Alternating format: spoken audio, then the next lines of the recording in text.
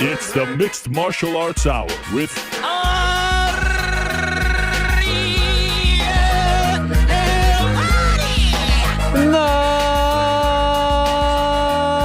Mixed Martial Arts Hour is back in your life on this Monday, November 13th, 2023. Hello again, everyone.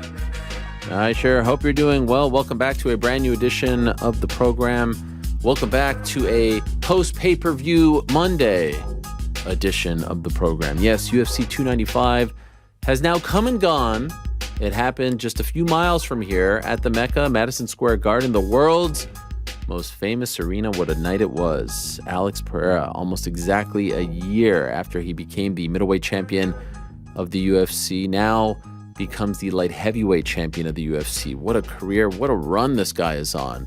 A future UFC Hall of Famer, a current Glory Kickboxing Hall of Famer, two-weight world champion in kickboxing, two-weight world champion now in mixed martial arts with just 11 fights, pro fights on his resume, less than 10 in the UFC. It's absurd. Just the 9th fighter in UFC history to win a belt in 2 different weight classes. Unbelievable. He beat Yuri Prochazka in the second round via TKO. Was it a bit of an early stoppage? Was it deja vu all over again? Perhaps.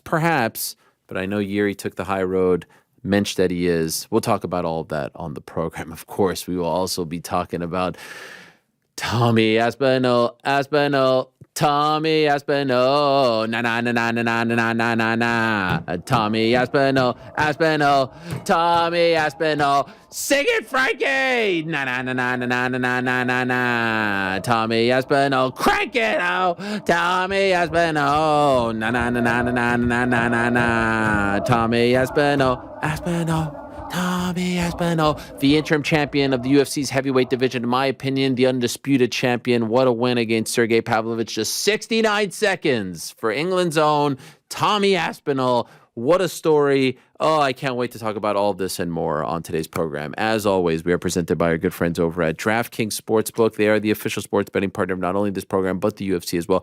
Please download the DraftKings Sportsbook app today. Use the code TheMMAR for a special offer when you sign up. Get this code, the MMA Hour, only at DraftKings Sportsbook. Also want to give a shout out to our good friends over at BetterHelp. Support for the MMA Hour comes from BetterHelp. The holidays can be a difficult time of the year for all of us, between the parties and the wonderful time spent reconnecting with family and friends.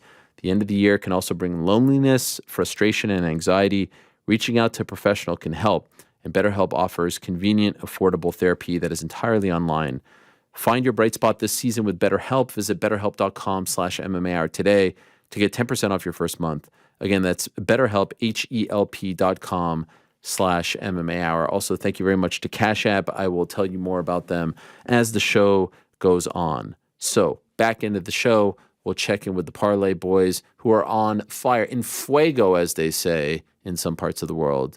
Check in with them, get the recap of all things 295.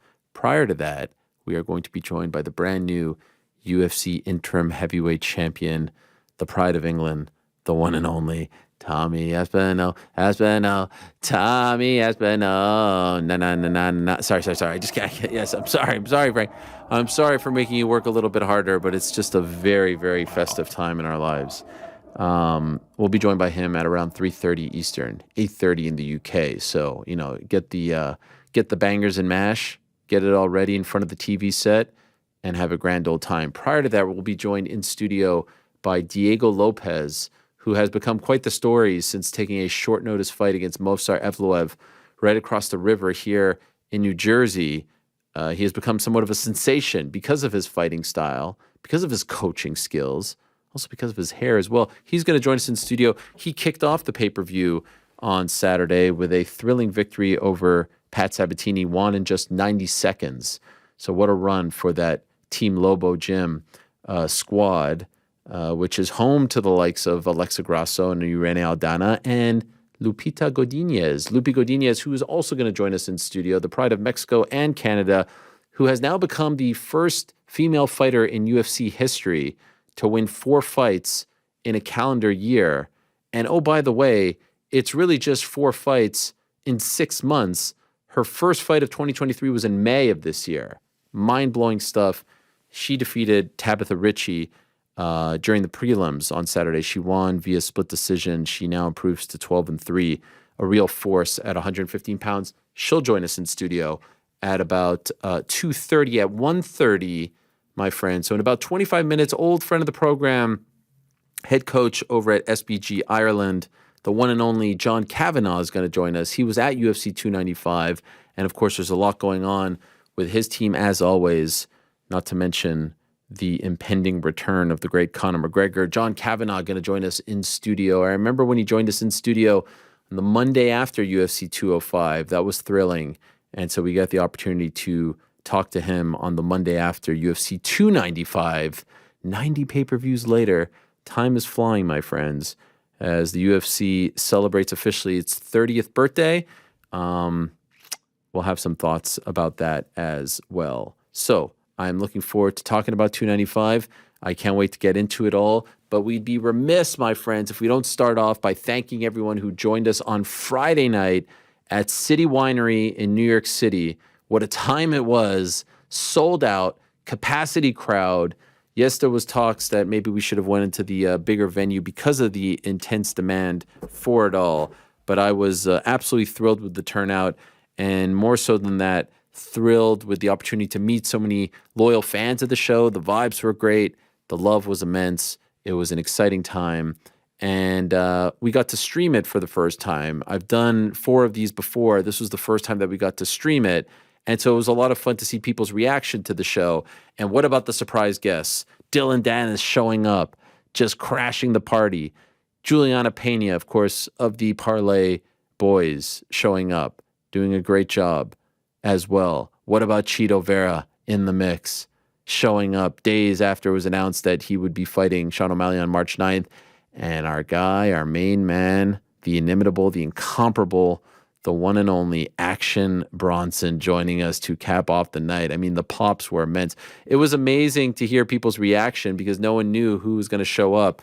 And so that was a lot of fun as well. It turned into a bit of like a variety show / comedy hour, taking questions from the people with the cool head tattoos. My family was there.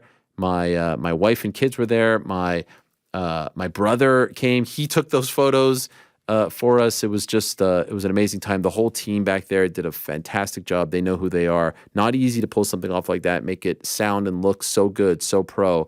Well done. We're going to do more of those, and I hope that everyone had a great time. We really, I mean, I had a blast. You get a little nervous about, are people going to show up on time? Are the guests going to show up? Is it going to be fun? Is it going to be entertaining? Is it going to be interesting to listen to?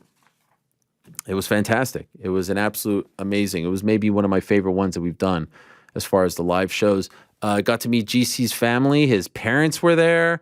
His siblings were there. Did they have a good time, GC, your parents? Oh, I had an absolute blast. So I spent the rest of the weekend with them as well. They stayed in New York for the weekend. I mean, they couldn't stop talking about it. Just Loved that. Cheeto. Loved Cheeto was their favorite. Yeah, Cheeto and Pena and Bronson. There's a lot of swearing. They like Dylan too. Yeah, a lot of swearing. A lot of cuss words. Mother, yeah. God bless her soul. 66-year-old, Southern woman. Never heard a cuss word in her life, so that was a lot for her to take in. But they loved it. They loved it. They kept quoting Cheeto's quote from the show that he texted you when he called in last week. That he texted you and he was like, "Pick up, bitch." Oh yeah. They kept quoting that all week. Wow. Are they saying the full quote? Or are they saying the B? Yeah, that's why they thought it was so funny. Oh wow. Okay. Yeah, I mean, between your parents being subjected to those naughty words, my kids, my daughter being subjected as well. I mean, everyone was just having a grand old time. So I loved it, and you can watch or listen to the whole show either on our podcast feed or the YouTube channel. There's the breakout clips, but there's also the full show. If you go into the live tab, I hate that they've done this live tab nonsense, but I need to get into all that. It's just so hard to find everything. Anyway, thank you to everyone for making that happen. A ton of fun, and we will do more of it in the future.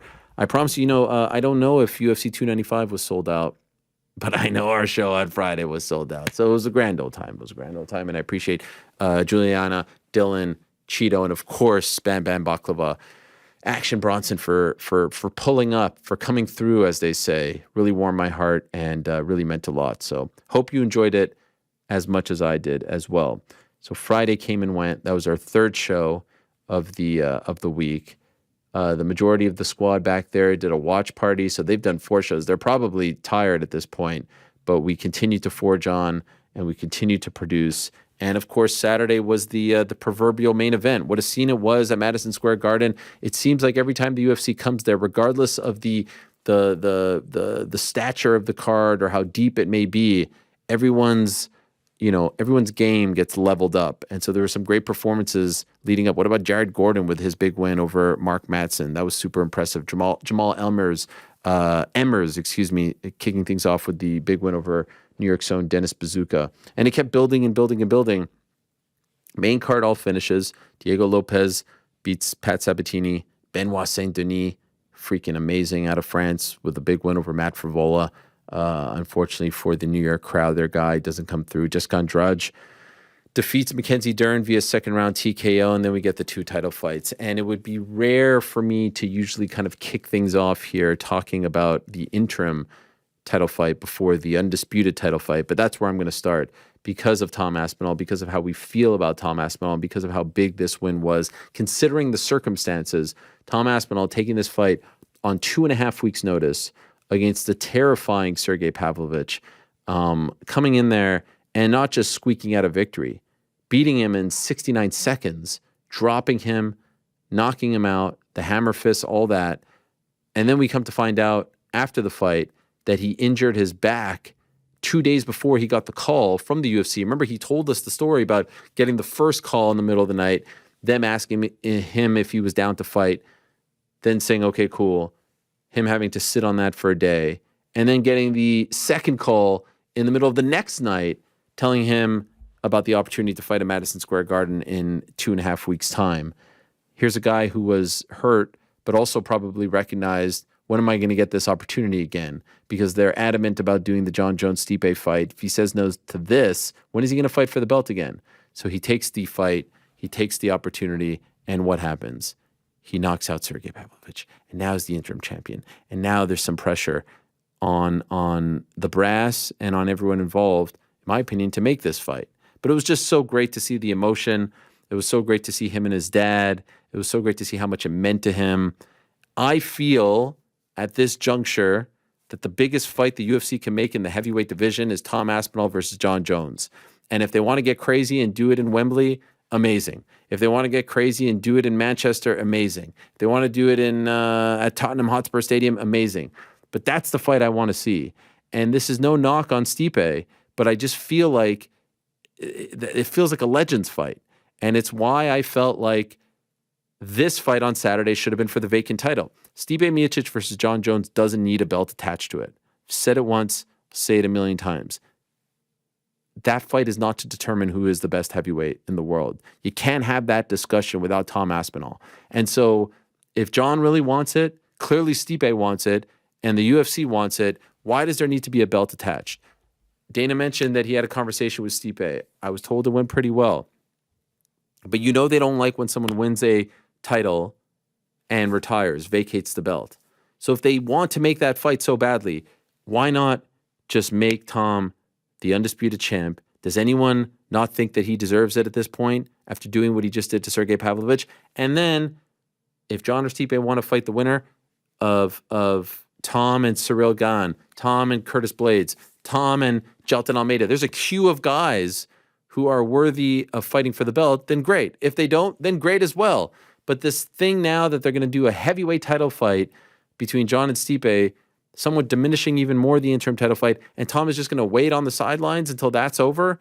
The winner of that fight is going to be ready in December or January. They don't turn around quickly. It's a mess of a situation. And so in my world, in my life, in my eyes, the champion is Tom Aspinall. There have been times where someone has won the interim belt and, you know, they don't want to celebrate. They take it off their waist. They say, I'm only going to celebrate when I get the real one. I'm not even going to touch this. I'm not even going to care about this. Dustin Poirier did a similar thing. He wanted the real one. Justin Gaethje did this. This has been done before. And there are other times, like when Conor McGregor beat Chad Mendes, he celebrated like it was the real deal. And I was hoping that Tom would do that because he deserves to do that. And he did do that. And I feel like he is going to be the active champion. He is going to be the guy. It's unfortunate that John Jones has put in his time. It's unfortunate that he's going to be out until the summertime. But to me, I want to see this guy defend. I want to see him fight. Obviously, he's going to need some time off, and he needs to get better, and his back needs to heal and all that stuff. But there's enough interesting fights at heavyweight right now, and he is so damn good, and he is so damn talented, and he has such a great story. And he has been shortest time in the UFC, undefeated in the UFC. Like the guy, all he does is finish his fights. The hybrid of Frank Mir and Cain Velasquez. I can't say enough good things about him. I feel like he should be the undisputed champion. I really, really do. And maybe this doesn't mean anything to anyone. And certainly he didn't lament the fact that he was reacting and celebrating like it was the real deal belt. But I just feel like we are moving towards a weird situation where either he's not going to fight for a long time or is going to have to defend the interim belt while this other belt is being defended, this Legends title. It's all very weird. I would love to see Jones versus Aspinall. I would love to see Stipe versus Aspinall. I'd love to see those guys compete. In my mind, Tom Aspinall is the heavyweight champion of the UFC. What a great scene. And then what about Alex Pereira? What about what he has done? 2 MSG shows back-to-back, 3-0 at MSG. Remember, he made his debut there, has beaten the likes of Sean Strickland, who's the middleweight champion of the UFC. I mean, look at this run just from when he came into the UFC.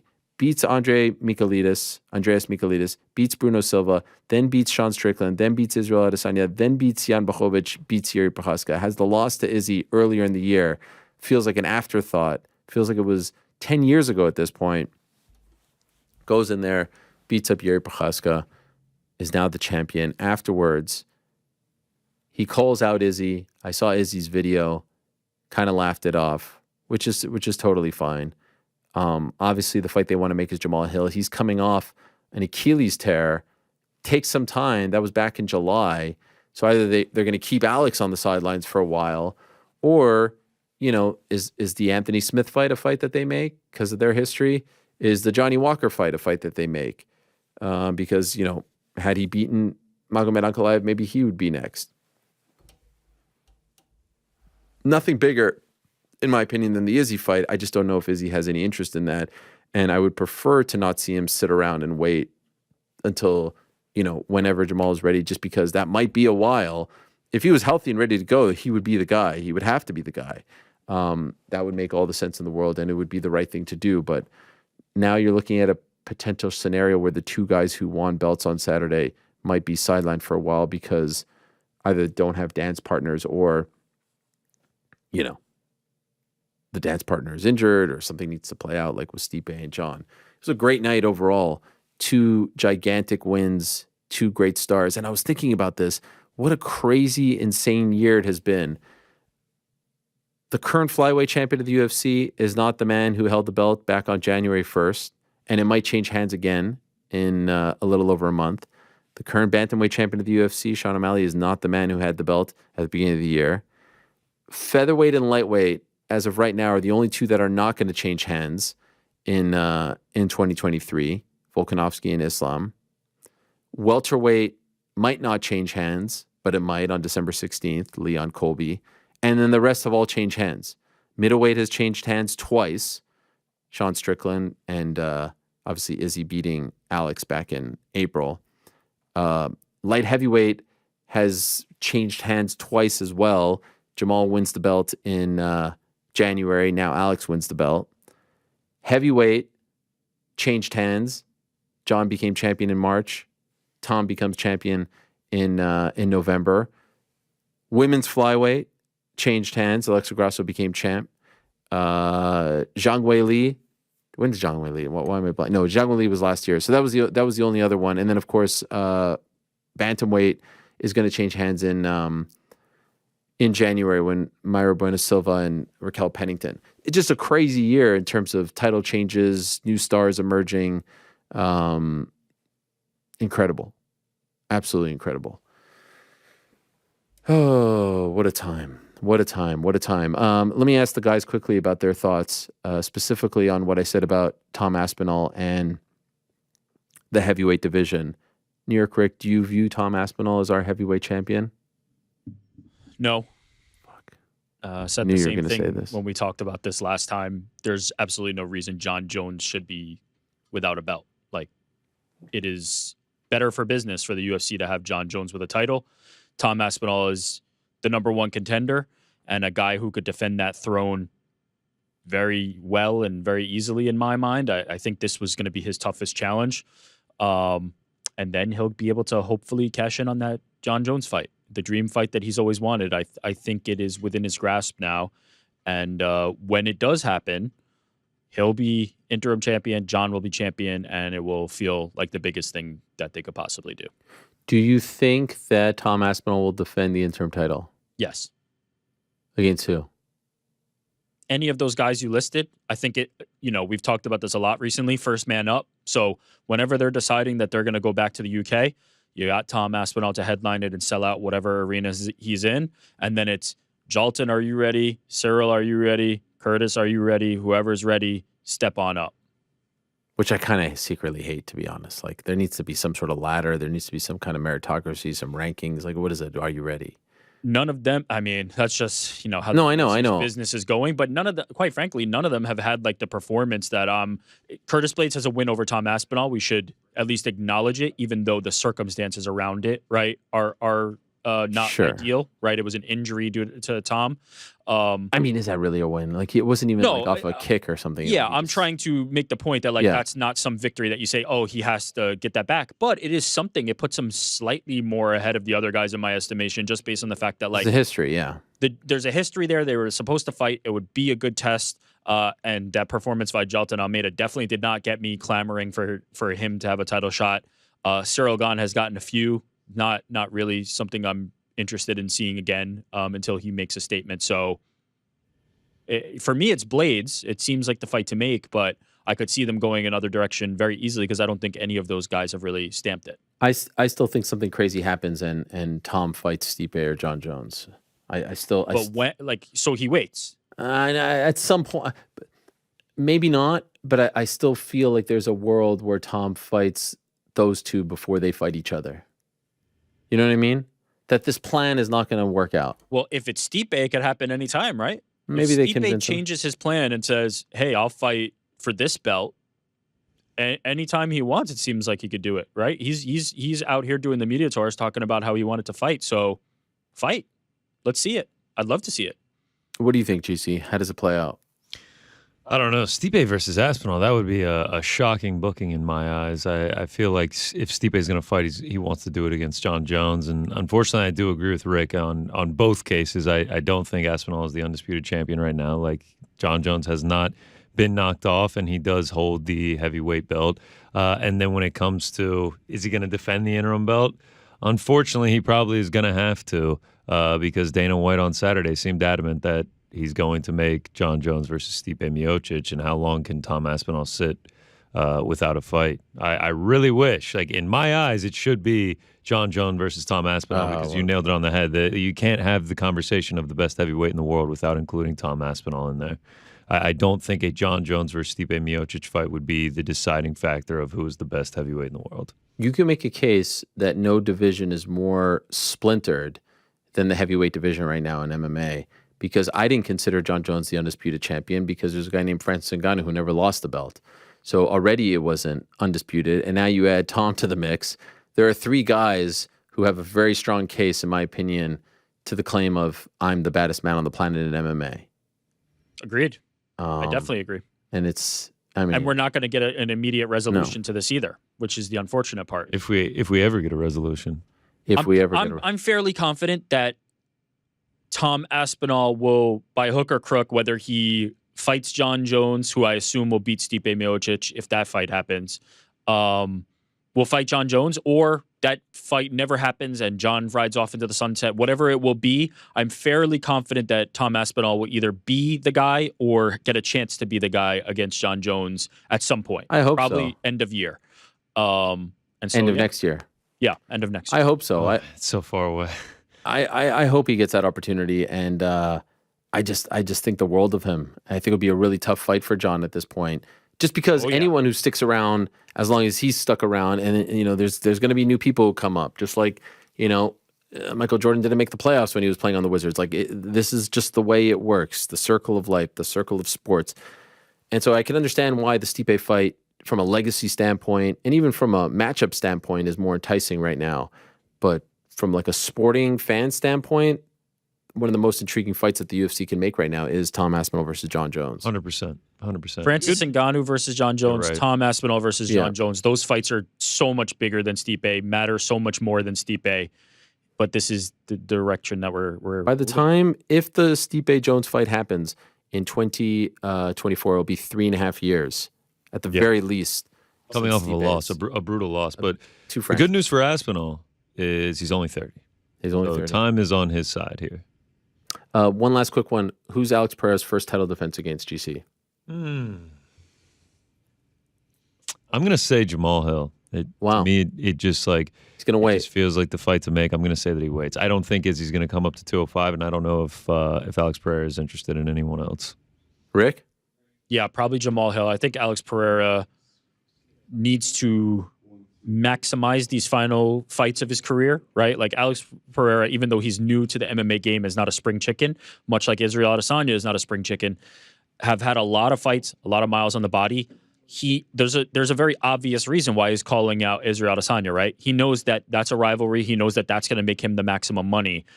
I don't think he can take fights just for the sake of taking fights at this point in his career.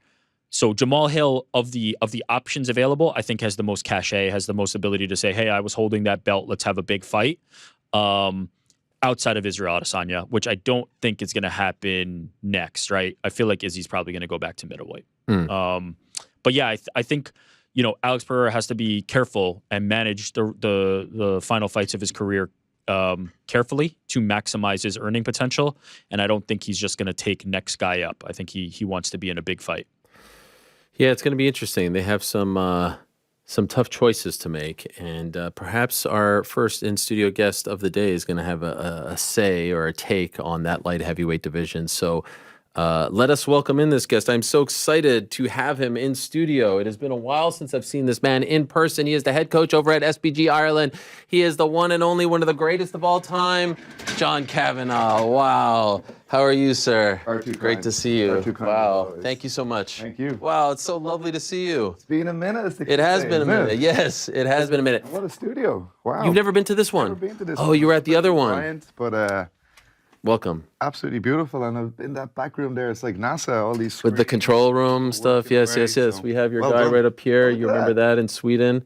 That was a big one 11 years ago. All kinds of tchotchkes here. How long have you been in this? So 2017 we moved here, but then I left to go work at ESPN, as you may recall. Right. And then when I wanted to come back in 2021, I asked them, do you still have my great set? And they were just about to throw it out. No way. But here it is. This Meant is to it. be. We actually moved in right before Mayweather McGregor. So to give you some, there you go. It's been a long time. Context, yeah. Thank you so much. I know you're headed home. Literally on the way to the airport. Your wife's birthday yesterday. Yes. Oh my gosh. The beautiful Orla. Orla, she's very kind to let you go away on her birthday. We realized since we got married in December. Then it was my birthday in January, and I was away with in Brazil with Walker. Now it's her birthday in November. I'm away in New York, so we haven't spent that together. And now this January, for my birthday, I'll be away in Toronto. Oh, right. With Brad. Okay. And the week before that in Vegas with Walker. Does it ever get tiring, all this traveling? Very. Okay. Have you reached a point? This year's been particularly heavy. Okay. And why this year? I don't know. It just seemed to be just one fight after another, and then there's other things going on with Train Alta and stuff like that. So it just felt, you just get home, you repack the bag, and then my son is at the turning 3, and he's starting to recognize it a lot more now.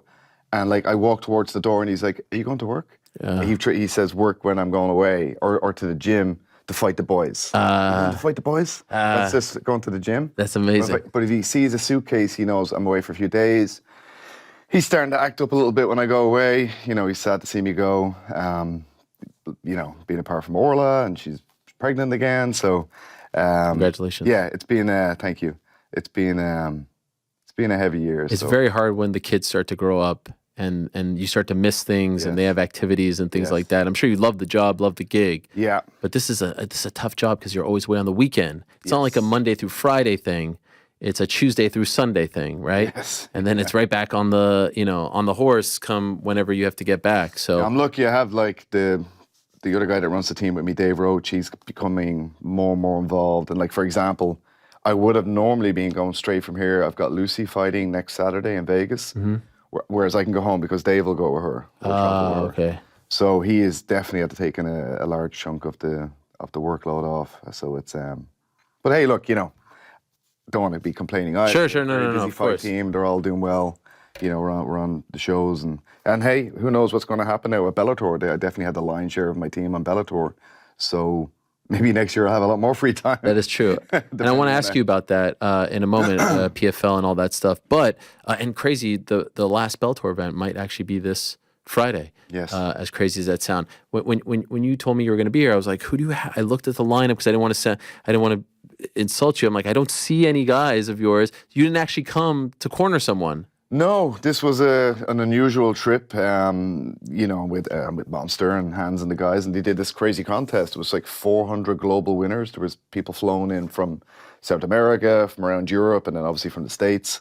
And I was teaching on Thursday with Hendo, TJ Dillashaw, and then for me, Royce Gracie. I just was thinking about it. I was doing I was teaching an arm lock sequence with his son, Conry, great guy. Of Royce watching me and him somewhat assisting teaching the arm lock I'm showing on the birthday of UFC, where this is the man that 30 years ago took that, incredible risk, obviously paid off. And it was just one of those pinch me moments that I'm just like, wow, what an amazing journey this has been. That for me, I guess I saw UFC 1 probably in 98. And of course, someone's saying there, oh, that guy there, you'll teach alongside him on the 30th, but you mean, whatever. It was an unusual one. I think that's my second UFC I've been at just to watch. I've only ever gone when I'm cornering. Right. What was the first? I just think I went to some random one. Okay. It might have been like UFC 38, actually, Ian the Machine Freeman. Wow. I don't think I've been to one since, unless I've been with a fighter. Sure. But actually, it did give me goosebumps. I got the feel, because I certainly had the feel of a really big fight night. And you've got Trump and those guys walking in and obviously Stars, and it actually gave me a little bit of a feeling of what it must be like to be in the crowd for a McGregor fight, because it was always his fights that seemed to draw that crazy attention. And normally I'm just you just focus on the job in hand, but for there I could actually embrace it and feel the energy of the crowd, and I had a great night. Because you associate being in these venues and arenas and the atmosphere with like tense fighting. Yes. Is it hard to just be a fan sitting there? Yes. I would imagine. Yes, it definitely is. And for the first one or two fights, you're like, almost, semi-cornering. But then I got into it and just had a good night. I've sat there next to Royce Gracie. You watched the whole card with Royce? Yeah. 30th anniversary show at MSG. How wild is that? That must be wild. Are you asking his opinion on things? Yeah, of course. Oh my gosh. Getting advice and what was your thoughts when you walked? Yeah. Oh my God. That must be amazing. It's just, I have no words. Can I tell you something that bummed me out? Just because I love the history of the sport, and I like how other sports, in particular the NBA and Major League Baseball here in America, celebrate the history. I thought Royce being there, I might have missed it. I didn't even see him mentioned on the broadcast, but again, I might have missed it. Yeah. So maybe it was at one point when I was in the bathroom or something, but like my initial idea was like, bring out the 30 best fighters in UFC history, do a thing, because that's what the NBA did for their 75th birthday.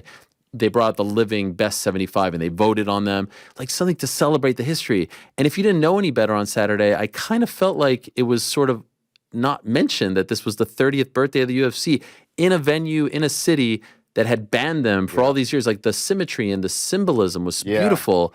And I just kind of felt like it came and went. Yeah. Do you know what I'm saying? I agree 100%. I ended up watching the Tyson Fury fight.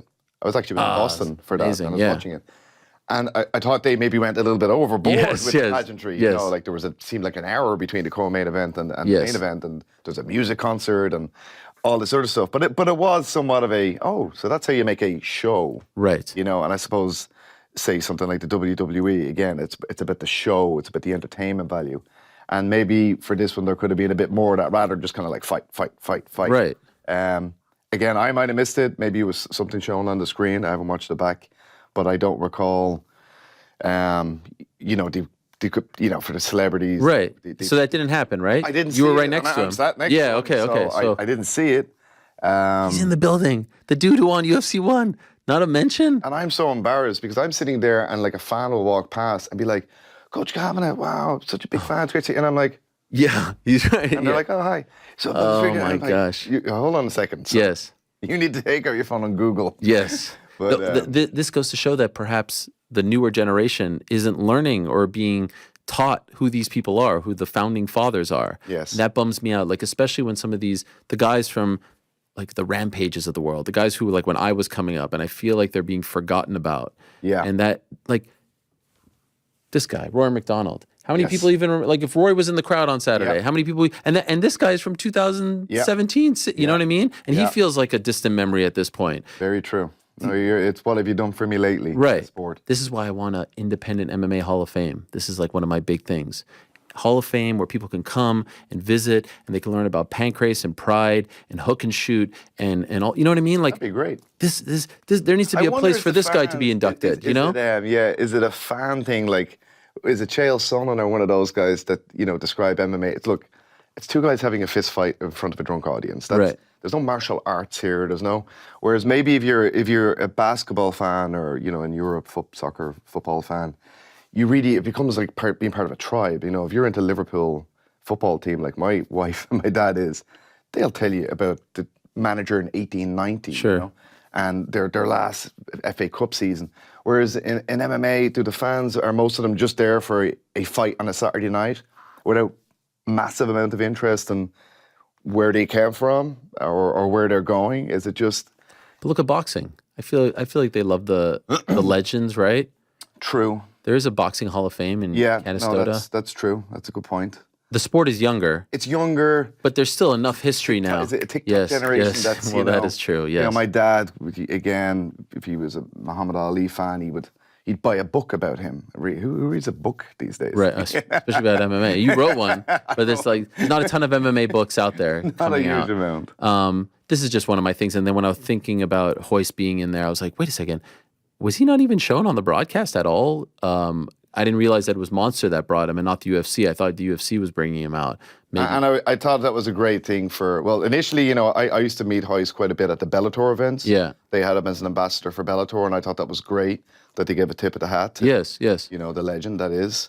And then when Hans was on to me about coming out and do this event, it was great to meet Henderson and TJ. But when he said that they're bringing Hoist Grace, I was like, one, that's just great to hear. Yes. That he's getting that recognition that's thoroughly deserved. But of course, too, to be teaching alongside him, all of that was fantastic. But yeah, I was really happy that he came along, and man, he was into it. Like he's sitting there, he's watching the fights. There were some nice fights. Like obviously there was the Mackenzie Dern fight. Didn't go our way, but there was, I suppose, interest for him in a Brazilian aspect or. I believe he's here today, isn't he? Diego, yes. incredible submission artist. So it was just kind of cool to be alongside him and for him to be, I don't think he would probably follow it all that closely these days. He's not going to maybe not know all of everybody that's here. He's so busy with his jiu-jitsu network. But yeah, great weekend. Can I ask you about the light heavyweights? Because we were just talking about them as you were getting mic'd up. So I feel like, Alex is the new champ, right? Alex Pereira. I feel like there could be a case to be made for like, hey, let's not keep this guy on the sidelines until Jamal Hill comes back because he's, nursing an Achilles injury, which could take a while, like at least a year, right? That's a pretty serious injury. And then you look at the rest of the division, and I don't think Izzy's coming back anytime soon, and maybe not even to 205. And then there's your boy, Johnny, right? Mm-hmm. Johnny, I would say it's Johnny and Anthony Smith, but you would have to give Johnny the leg up over Anthony, right? Anthony and Alex have a bit of a history. Do you think there's any chance Johnny could be fighting for a belt? I know what happened in Abu Dhabi, and I want to get your thoughts on that, somewhat unceremonious, but it should have been a DQ win. I think we all agree on this. That's what I would like to have explained to me. I'm like, let's say there's two instances. One was the referee thing, the doctor thing, and you could have a discussion about that. I wasn't that upset that the doctor called it, to be honest. I'm not a doctor. Maybe he saw something we didn't. That's one thing. And the other thing is it being called a no contest. I really don't understand that. How can that not be called? How can that be called an accidental foul? there is scrambles in MMA where you throw a kick and the hand goes down. Fair enough. This was very measured because the fighters know that position so well. They know what's happening when you take someone down. Johnny had to block him taking his back. He slowly works, breaks the grip, gets to one knee in the head. Like that's not a scramble situation where it's accidental. That's very purposeful. So I'd love to hear the argument. I don't know if that's purely the referee's decision or did he confer with the judges or however it works. And, that referee, I consider him a friend. I know him 10 odd years on the scene. Wow. I haven't seen him since then, but I am looking forward to seeing him and getting his thoughts on it. That being said, it went the way it went. It was a no contest rather than a DQ. But is it announced that the rematch is on? No. I might. Oh, okay. Well, there's the answer to my question. Maybe that's a number one contender fight. I would imagine so. What's this rematch? January 13th. Is that true? Yes. Oh, wow. Where's that? But I'm not sure. No one's watching. No one's watching. Okay. Vegas. That's a quick turnaround. Yes. And we actually wanted to do it even earlier. There was talk of the card in China. Obviously, the December 16 card is very stacked. So, yeah, they wanted to do a quick... Are you okay with that quick turnaround? Yeah, I felt this was just the right amount of time because we did have to take a couple of weeks off from, getting a bit rattled. Got blasted, yeah. Full on to the head at the end of the day. But I also liked it that we didn't have to... Not that Johnny does go out of shape. He kind of trains 12 months of the year. But we had peaked so well. So to take a couple of weeks off and then only have a couple of weeks to peak again, I like the timing of it. So yeah, January 13th, we'll do that rematch. And then I think that sets us up, if we get the win, whoever gets the win, I think it sets them up for maybe a title shot, Yes. So we'll see what happens. I guess it's a bit messy with, you have Jamal there, obviously. So yeah, it's going to be no more messy than the heavyweight division with John Jones and interim and Stipe and all that stuff. Okay, so that is good to hear. I'm curious about Johnny because I know he was a bit of a nomad, and then he finds love in Ireland and he finds a home in Ireland. Yes. Initially, were you kind of like, I don't know if this guy's going to mesh on the team? His character, his personality is a bit colorful, right, to say the least. Like that doesn't. He's a lot less boisterous in the gym that maybe you would think. Okay. He just kind of comes in, trains, and goes home. Like there wasn't like a transition period. Bigger personalities in the gym that you hear them coming in. Johnny doesn't really do that. He's a funny character online. He's very good at his little videos and whatnot. I suppose I've had that where I'm located in Dublin, and then obviously because of the other fella, having being quite well known, we get a lot of passing traffic. Okay. So I'm sort of used to guys coming in and they do a week or two or a month or two. So it's for that period of time. Like I'm always very pleasant to them, but I don't take them all that serious. I just feel they're on their way to somewhere else. But it turned into a few months, then it turned into years, and then he got married, and I was his best man. So now we're as thick as thieves. So yeah, I treated him the same way as I do everybody for that first week or two. That you're not going to be giving them the deep secrets. Right. Okay. But it was a pleasure. He was always pleasant to have on the mats. He's not, not a diva. He's not. I've kind of worked him into turning up on time. He's still not the best at that. But that's a Brazilian thing. And that's what I say. Brazilian time again. Yes. But he is actually getting better at it. He's getting better at it, in fairness. How do you feel about the current state of the team? Very good, very strong. Because I know there were ups and downs. Irish MMA, it's here, and then it was Irish MMA is down, and then it's up, down, up, down. Feels like it's up right now. Yeah. I think we've had a good year. I think we're at nearly 70% win rate this year, and that's across a lot of big shows. We've got finishing off the year very strong with PFL in Dublin. On the 8th, I've got the main event, and I've got a bunch of guys on the undercard. I've got the female and the male tournament finalists. And, the year just ends, and then I've got a main event January 13th, and then I've got a main card January 20th. So, for me anyway, it's just snowballing. The momentum has not gone anywhere. So yeah, very positive. Packed mats. The other fella now looks like he's back next year. I'm sure we'll drift onto that topic. Yes. Just chatting to him this morning. He said to say hi.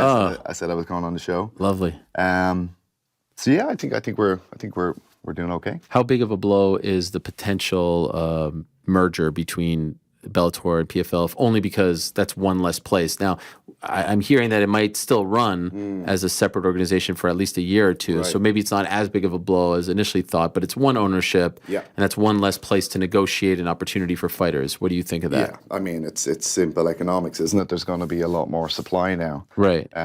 One way or another. Like I hear the same rumors as you. You just don't know what's going to happen. Yeah. I'd love to hear something definitive, but I suppose that's in MMA you've got to be comfortable with change. It seems to be a constant. But yeah, so look, let's see how it plays out.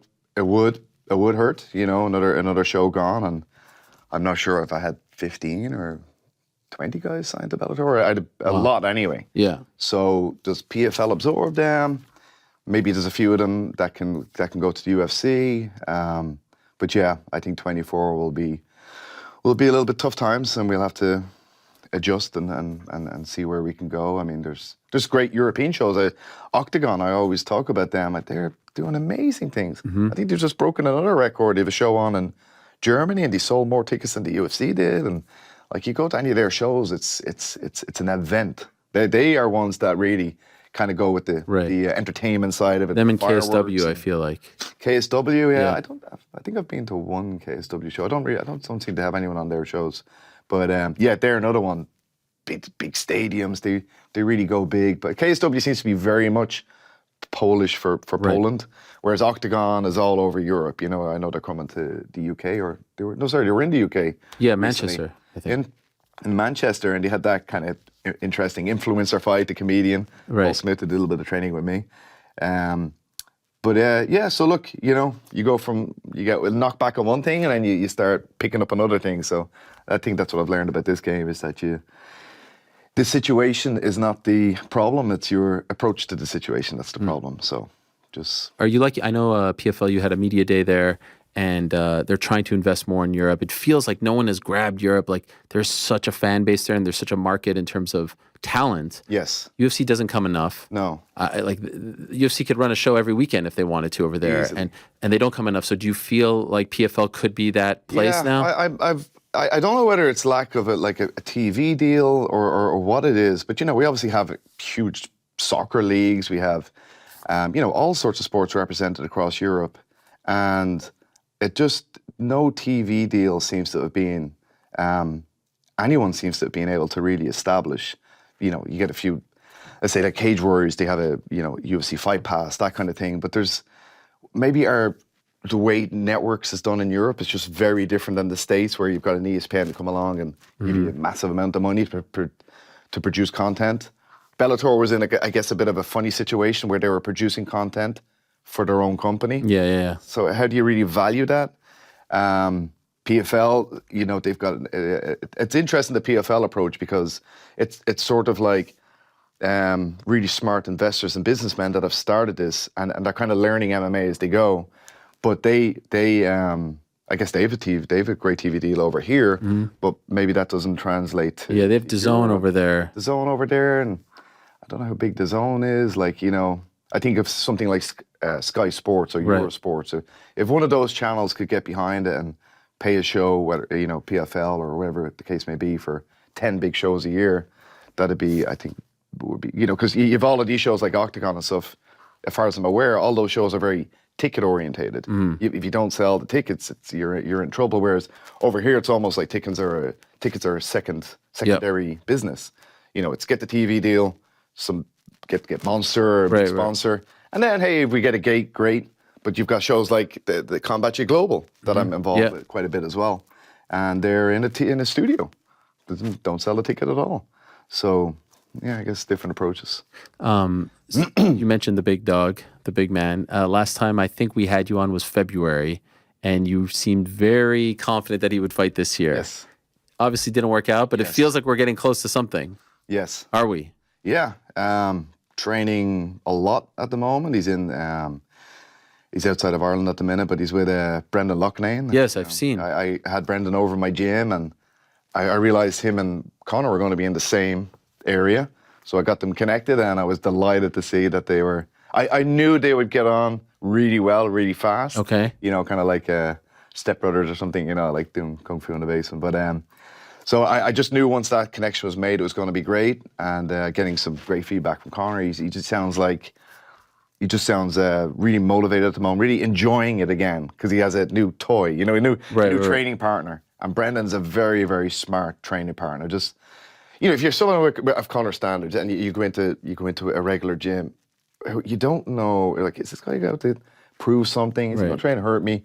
And MMA is a weird sport where I think the techniques and strategies of MMA are quite straightforward. They're quite simple. Not easy, but they're simple. What's really hard is to create an environment of training, hard but safe. And that's the most difficult thing I find, is to get people sparring in a productive, somewhat competitive, but safe manner.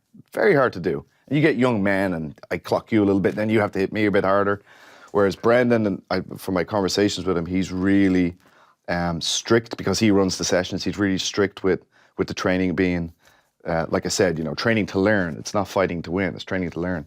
So Conor was able to just slot into that right away. He's got great training partners. I've sent over a few guys from my gym. And then, look, back in the new year and we'll get down to it. And we were hoping for April. That was the hope. That was what we were told. And then now it seems to be the summertime. Meaning this coming April, not this past April. Yeah, sorry. This coming April. Now it seems to be the summertime. Yeah, Why so long? You probably saw the same soundbite as I did. And why do you think so long? I don't know. That's literally what we were having a bit of a back and forward with today. Is it? And I think he said you suggested that maybe 300 is already big enough. I was just wondering. I feel like now it should be 3. I hope I'm not getting blamed for this. No, not said in that way. They're not listening to me. At least your reasoning had some logic to it. Okay, well, do we really need him for UFC 300? That's going to be such a massive event. So are they holding him back for Fight Week, International Fight Week? I don't really know. My concern is I saw one interview with him in Saudi Arabia. I forget who he was talking to when he was at the Francis fight, and he was like, "You can hear it in his voice. I just want to fight. Very frustrated. Like it feels like he's a caged animal." Yes, and it is reminiscent somewhat of the beginning of the pandemic, where I remember speaking to him, and he's like, "I just want to fight. I just want to fight." And then he got so frustrated that he said, "I'm done with fighting," and then finally came back. And my theory was, although it was never said, they were waiting for fans to come back so they could sell tickets, and finally they had him at the first show where they could sell tickets in Abu Dhabi in January of 21 against Dustin. And it feels like they always try with him to wait for the perfect scenario with all the stars aligned. But meanwhile, it seems like he's like this artist going crazy, like Van Gogh, like he's just losing his mind. Have him fight in April. Have him fight anywhere. Create a show for him. Why not? Well, I'm worried about the mental health. Yeah. Right? Well, I was too. I'm not going to lie, but hearing him today, and he's at finding this great group of training partners, and at least he's doing that. Hey, it's not quite the same as getting to compete in front of a large crowd, but at least he's getting training in, and that's so important. We heard Volk talk about that, keep me busy. I don't like it. So I love to hear that he's training harder with these guys. But look, and this is what I was saying to him as well. Yeah, okay, it's a knockback if we're hearing it was April, but now it's July, but it's not the end of the world. It is an extra couple of months. It's not great, but hey, you're enjoying your training at the moment. Let's just keep that going. But it is like the sport. You are around for such a short time, as compared to. Well, I'm not going to try and make a comparison to other sports or whatever, but like a career, our careers, we can do this for decades. Right. For fighters, it is a short time, and I heard like someone casually throwing out that maybe Aspinall should wait 1.5 years for John Jones. Like insanity. 1.5 years? Like, what percentage of that, of his overall earning capacity, are you asking him to sit and play video games or something? I mean, the guy should be getting 3-4 offers a year. No, it's up to them whether they want to accept it or not. But yeah, I hope it changes. I hope there is an April date, and if you get a quick win, maybe back in again in September or the end of the summer. It's not the leg, right? He's fully healed. Oh, he's 100%. Has been for a while. There's that USADA 6-month exclusion, and fair enough. That's the rule. That's the rule. So that's up in April. Let's go. UFC was very upset. They felt like USADA took some shots at him. How did you feel about that? I didn't understand that at all. That was a very strange one. I would have understood if let's say UFC was dropping USADA at the end of the year, And then there was a rumor, or not even a rumor, like an announcement.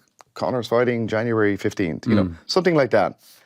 You could understand USADA being upset then, say, oh, so that's why you let us. Right. But there was never talk. There was only ever talk of, okay, first sample was given in a couple of weeks ago, whenever it was. And fast forward 6 months, that's April.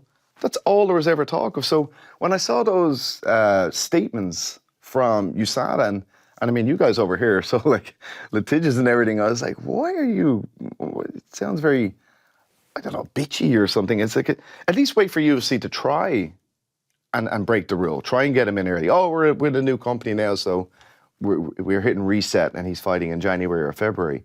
But they never did. So why would you throw it out there that they're trying to do something when they weren't? Mm-hmm. I don't know. So you agreed with the UFC because they felt like they were trying to make an example out of Conor or hitting him below the belt or using him as the reason why. Yeah, I suppose I'm coming out more from Conor's of course. corner. But I agree with him. Him being upset, saying, the fucking jacket, I'm hoping and looking forward to fighting in April. Like, there was never any talk of trying to circumvent that rule. So, very odd. Have you ever had a conversation with him at this point? Like, what's the point? Why are we doing this? Yes. Yes, I have. And it's kind of like what Volk said. It's like there's certain people on this planet that are built to be in that environment. I don't know if you remember, there was a great, I think BT Sports did it. And it's sort of like, it's an animated, it's Conor talking and it's an animated him walking towards the cage, taking off chains. You remember that? Yes, I do remember that. Yes. I thought that was brilliant.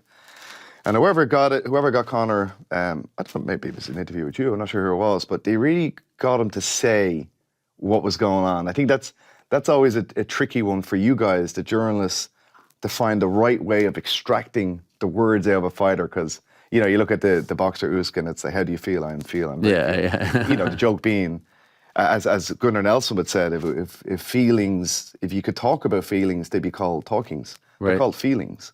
So it's very hard to get your feelings out. And I just thought on that little monologue, Conor nailed it.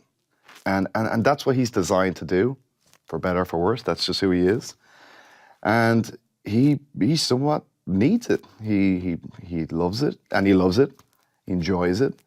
And he's, you know, it's not forever. He's whatever he is now, mid-30s. It's not going to be for the next 20 years, but maybe there's a couple of years and a couple of things he still wants to achieve and do. And, you know, he'll blink, he'll be my age, and he'll be looking back, maybe I could have fought a couple of more times, you know. What, if you enjoy playing golf, you want to play golf. You enjoy doing MMA, you want to do MMA. You in favor of it being Chandler? Yes. Yeah. I it kind of has to be, right? Just I think so. You know, it's gone on for a while. And, right. El Mihal has been sitting on the sideline, waiting, patiently waiting. Yeah, and I like the matchup. I like the stylistic matchup. I said it before. It's somewhat reminiscent of his first UFC title fight against Chad. So, yeah. Any chance at 55? Or do you think those days are done? I think it's not impossible, but then you'd have to be getting into the why. Like, what's the big why there? Okay.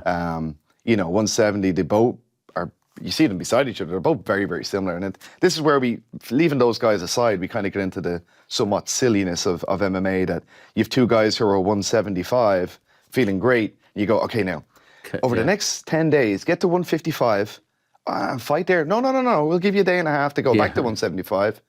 So what's the fucking point of the 155 part?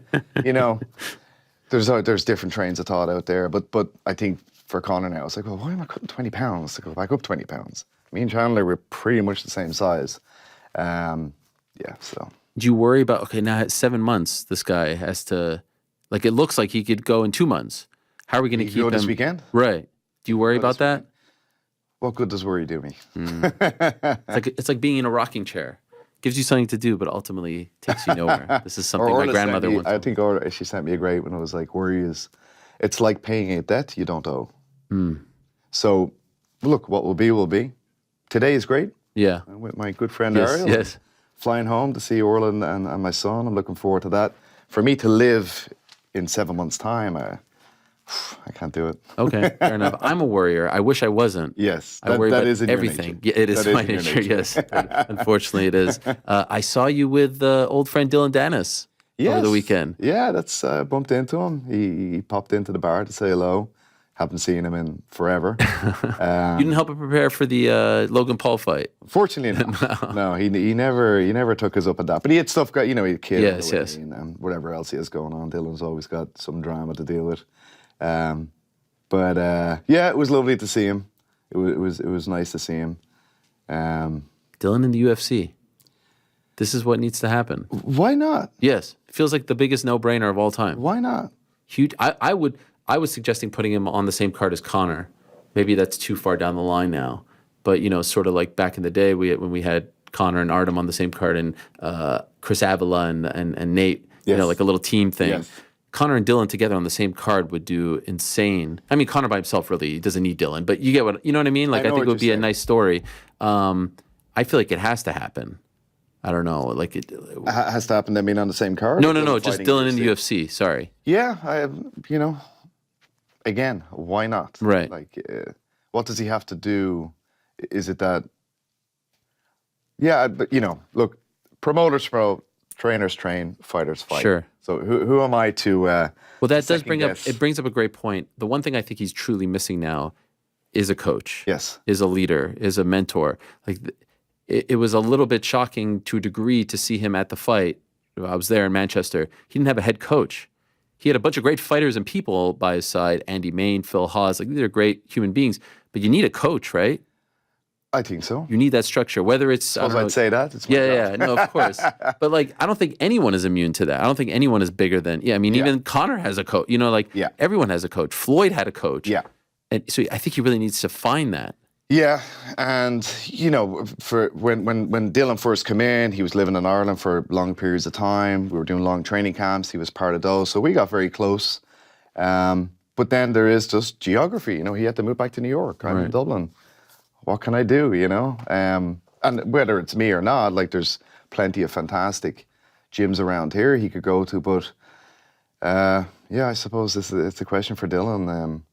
Last night, hanging out with him, I said, you have your room. We have a room in my house that he can take anytime he wants. Still have some of his expensive trainers there, so I stick them on eBay, Dylan, if you don't hurry up. Keeps his shoes there at your house? He just left it for a couple of... Because I didn't see them for months after he left. Found these big-ass, expensive... I don't really know the shoe game, but they're expensive. I was like, oh, they're Dylan's. And a load of pizza boxes that he'd hidden under the bed, but that's another conversation. That is a weird thing to do. Eating pizza and He was getting late night, he would call pizza places to deliver to my house during the night. I get, jet lag or whatever. Yeah. And then I don't know whether he didn't want me to see it or something, so it built up. And eventually when he went home, I went in to clear out the room, there was a load of pizza boxes stuffed underneath the bed. But oh my gosh. We'll forgive him for that. What a character he's become, right, in the sport? I know. He's something. Yes. Do you feel like you have the kind of relationship with him where you can tell him, hey, maybe go to this person could be your coach? I have done. Okay. Made suggestions, and I thought Conor had set up a great thing. If he'd come over to Dublin, he had, Phil and Sutcliffe and the Crumlin boxing team. They were all ready to go, and let's do a couple of months proper training, but didn't come about. If he was to get a UFC fight, I'd be strongly suggesting he go into a team. And, right. I suppose his personality is probably beefing with half the team already. Yes. But he still needs it. And it was great to see him. He was somewhat in with Alex Pereira, so maybe go over to there. Right. Wherever those guys are based. So train with them. Or, of course, he'd be more than welcome to come over to Dublin for a couple of months. But, yeah, I do agree with you. You do need some level of structure and foundation. Every other sport has it. So it's somewhat necessary. Were you there when Ian Gary and Conor sparred? No, I wasn't. They did that that day. That evening, he dropped in again for my jiu-jitsu session, and he jumped on the mats. He roll with Conor, roll with all the guys. Ian, great guy, yeah, Ian. What do you make of his potential? And what do you think? I think he's phenomenal. He's really, really good. And I say to people, if you want to say haters or detractors, keeps winning. Yeah. Keeps winning. Whoever they put in front of him, he wins. And he's got that other little bit of charisma, a little bit of generating interest. As Ali said, half tune in to watch me get whooped, half tune in to watch me whoop. They all pay. Right. So he seems to, he's good at working that side of things as well. He's got a tough test in December. I don't quite understand his situation at the moment. He's somewhat of a nomad as well, yes. A nomad. So I don't know how that's going to work out. He was in with such a strong and excellent team with Henry and the guys. Killcliff, thank you. So to go from that to just like randomly dropping into different places, he seems to be taking the positives out of it and learning what he can, but it's going to be difficult, you know, to sort of get a proper training camp in. I feel if you're kind of just bouncing from one place to the next. I hear at the moment he's in Brazil, so maybe he's a bit more settled in with the team now. I'm not too sure, but yeah. Can that work for anyone? That like obviously I know I'm asking you about something that would kind of go against what you believe in, right? Yes. But do you know of any fighter that it could be successful where you're bouncing around from gym to gym before every fight? Like you need some stability, right? Yeah, I suppose that one of the main things, which I suppose is coming out a little bit with the Leon situation and everything, is that it takes a while for you to come in and build a little bit that trust. Right. You know, because that's what I said to you. The techniques of MMA are quite simple. Not easy, but they're simple. Right. What's actually hard is to have an environment where it's safe to fail. It's safe for me to try a technique on you without you trying to hurt me. You know, if you catch me in an arm lock, you're sensible with it, or if you catch me with a clean punch, you're sensible with it. That takes a while to build up, and it takes a while to build rapport. So if you're a week or two somewhere, I think you're only starting to get that, and then boom, you're gone again. So I think that'd be one of the more difficult sides of it. It would be trying to get that group of training partners that you trust and that you can learn from and that you get on with. You know, the training is short enough, whether it's 2 or 3 hours a day. And then outside of that, you want that support now. Okay, Earl, I'm having a bad day. Do you have 20 minutes? Could we go grab a coffee, you know? And that seems to be always like a few weeks before a fight, something happens. Something emotional happens with a family it's good to have those people you can lean on. I'm actually quite anxious about this one. Like, have you seen the video of him? What do you think about this? You know, you need those people. So, hey, you know, wish him all the best and let's see how he does. But it's a challenge. I was listening to Tom Aspinall on Saturday. He's very open about how nervous he gets. Yes. Super nervous, super emotional. He reminds me a lot of GSP in that he's very comfortable with talking about those feelings. Other people won't admit to that. Do you get nervous? Like, do you remember a fight where you were just super nervous? Ultimately, it worked out. It was all good. You felt good. But, like, do you feel that same anxiety as well? So what I usually say is for that, if we've done everything that we could, and it's sort of something I do when I finally get to the corner, I try to get good posture, deep breath in, and then I breathe out slowly, saying we did all that we could. Because now it's Vegas. Right. Now we're rolling the dice. Yeah. You know, did Aldo not train correctly for his big contest with Conor? Of course he did. 11, 12 seconds later, he's staring at the lights. Aspinall, it went his way that time, but he was clipped himself. Right. So the sport is so intense and so many things can happen. I don't stress too hard about the result, as weird as that might sound. I feel it's somewhat out of our control. I do stress about the training and the lead up to it. Do we turn over every box? Do we do we do all that we could? Do we eat the right way? Do we do this? And if we've done that, I'm actually there almost enjoying it. Wow, really? As long as we did everything that we could. If we didn't, or we know about a niggling injury or something, then that's going to start eating at me. But yeah, you know, and obviously I'm doing it a while. Sure. So of course the first few fights were a lot different, where you're just a bag of nerves. But again, I'm quite pragmatic about these things. I'm asking myself, well, is it helpful for me to be in the same emotional state as them? And you see the cornermen and that's a style, and some people respond to that, screaming in their face and stuff. That's just not me. Yeah, so I suppose short answer is not really, no. What do you do if you've ever been faced with this, when the fighter in the locker room is supremely anxious? Or is it just everyone's different and you have to know how to speak to them?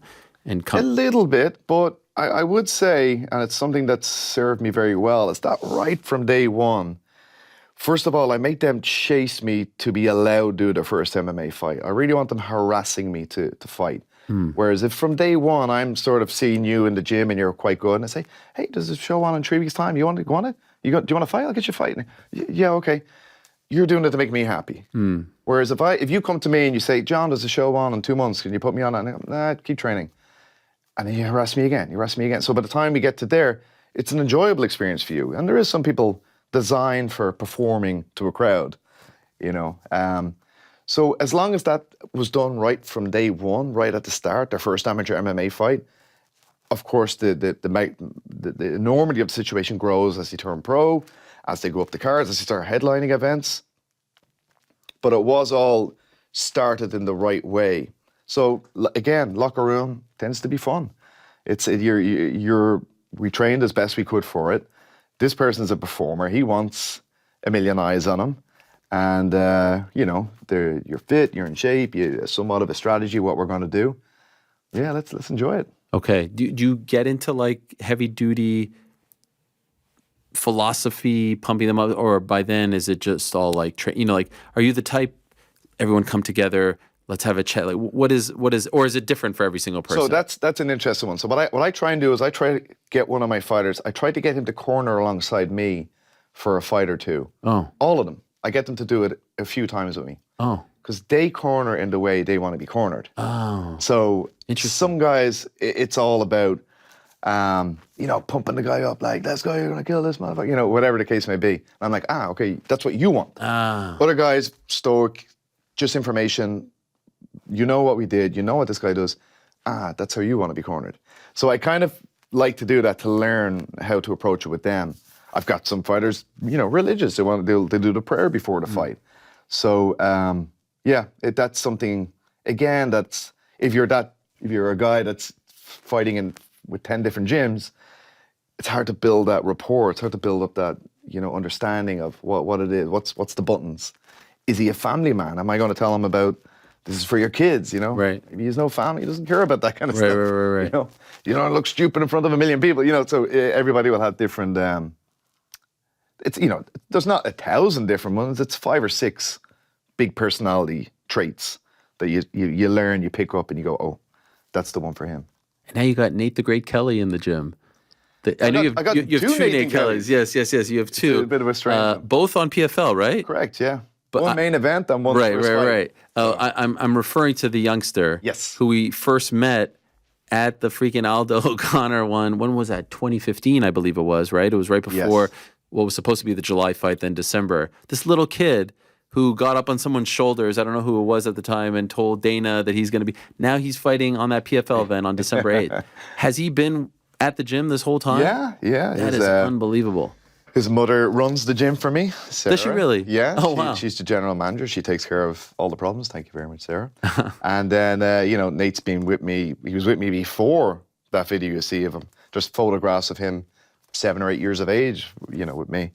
And now he, you know, my Train Alta program, formerly Wim to Warrior, now Train Alta. Nate runs that. So he's in the gym at 6 in the morning every day, teaching. How old is he? 19. Wow, and he's teaching all these kids. Yes. And he's grown men, right? Grown men and women. Yeah, and he's, you know, when I first had him do it, I was a little bit, you know, slow to do it because he looks very boyish as well, but he has a commanding presence. I mean, you see him how bold he was to give a shout out to Dana at that age. And he's been performing on the world stage for the amateur kickboxing side of things. He's fought all over the world, won all these different titles. So very calm in stressful situations. Very calm in teaching situations, and he's got a great humor on him, which is an important side of the profession. And he's doing a great job with the Train Alta program. We've kind of pulled him back a little bit now as he's fighting in a couple of weeks. But yeah, he pretty much works full time in the gym, and his mom runs the gym. Wow! And so this is an amateur fight. Yes. But eventually he's going to turn pro. Yes, maybe. Yeah. Oh, maybe not. I don't know. You don't know. Up to him. That's up to him. Yeah. He's gonna.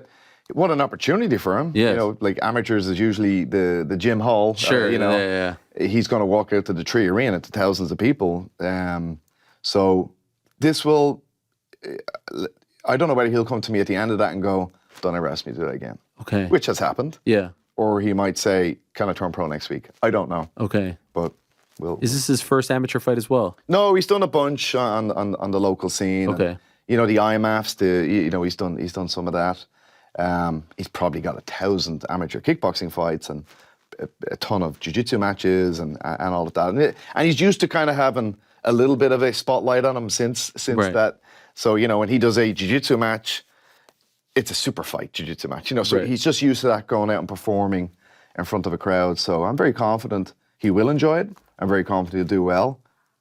I think he will be the type to chase me to go pro, but I've been wrong plenty of times before. If you have someone who is with you, bottom floor, do you want them to have X amount of amateur fights before they turn pro? And if so, what is that number? Yeah, so at least amateur competition. So you might get, Nate's an example, with hundreds of kickboxing fights in his back pocket. He won't need as many as, let's use, say, Kieran Clark, who had 25, 30 amateur MMA fights, then went pro. Now he's 8-0 or something with Bellator. So he's a good example of someone that just did MMA from day one. Whereas Nate's an example of someone doing, the core sports since he's 4 or 5 years of age. So although he's only 19, he's about 15 years of international competition experience almost. So, I don't think he would need as many. But that is a bit of a art in trying to see, are they ready at this stage? And as I've gotten more involved in the sport, I'm actually trying to discourage people from going to pro. I actually would rather more just stayed amateur. And IMAFs have given them a great vehicle to represent your country. It's almost an Olympic feel when you go to the World Championships and you see all the different countries in their tracksuits. And I'm finding myself more drawn to that as time goes on. I say it that I think I will. I don't know how long I'll be around the pro game. Maybe not too much longer. We'll see. But I'll do the amateur side of it forever. And I really like the IMAFs. I really like that feel to it. And, in boxing in Ireland, boxing is such a big sport, the amateur side of it. It's not really spoken about like, oh, you're 5-0 as an amateur now, you're going pro. No, pro is a different sport. I want to represent my country, win a European medal, and then get a job, carry on with your life. Wow. The pro game, there's so, in all I've been in it, I've had one guy that got retirement money. A few other guys got, money to buy a house or something, but it's not like it's a job. It's something, that a lot of them will be able to do forever. It's a couple of years. Well, the economics of the sport, and you've guys still in the UFC that have a job besides that. Right. So, but it's quite damaging to fight professional MMA, the elbows and everything, whereas the amateur side, more padding, bigger gloves, you get the feel of MMA and you get to represent your country. But it's not, you have to go from there to pro. So you can go from there and maybe you're going to be a school teacher or a carpenter, or I don't know. Are you thinking about the end? You just said, I don't know how much longer. Yeah. I felt like you were having a little internal on how much to say there, but are you thinking about the end? Yeah, there's definitely a timeline to this. There is, okay. You know the age in your mind? It's probably actually more, I have certain guys on my team that I want to see them out. So I wouldn't go until there. How many left who fall in that category? A small number. Okay. A small number. The team is growing all the time, but with Dave Roach coming in now, he's doing such an amazing job at them. I can back up a little bit. And you'd like that. This is by design. Yes. Do you think there'll be a point where you're not going on the road? Oh, that's it. 100%. Yeah. Like I admire. I'm at shows with. I see the MMA coaches. I don't have to say names, and they're in their 60s, and they're still like, that won't be me. Definitely not. I'm 47 in January. Do you go past 50? I don't know. Wow. Again, it's that. So we're getting close. In and around there. Yeah. It'll definitely be in and around there. It'll be more. And I know my guys are watching this. It'll be more. The guys that were really with me from the start and that I took from amateur to pro, and they're at that 5-0, 6-0 stage, and let's see, do we get to the next level? I wouldn't abandon any of them. Right. But it does start wearing on you, this game. Emotionally, being away from the family so much, seeing fighters, getting hurt and going to the big shows on Saturday, and then the politics behind it and arguing about small sums of money and all of those type of things. But the amateur side is so clean. There's no money involved. You just get in. If you win your spot on the national trials, you're on the team. It's not because you were high-fiving someone or friends with someone. You won your spot, you're on the national team. And you're on the national team, you go compete in the Europeans, or you go to the Worlds. You win some medals, and then you carry on with your life. And I like that. I can imagine, because like I feel like we don't think about this component. I was thinking of a guy like Yuri. He's so intense. He puts so much into it. Pay-per-view ends 1 a.m. We all go to bed, this and that. You've been there in the locker room or the trip to the hospital. That is draining. You're not going to bed probably till, who knows, 7. Maybe you're going straight to the airport right after. Heartbroken.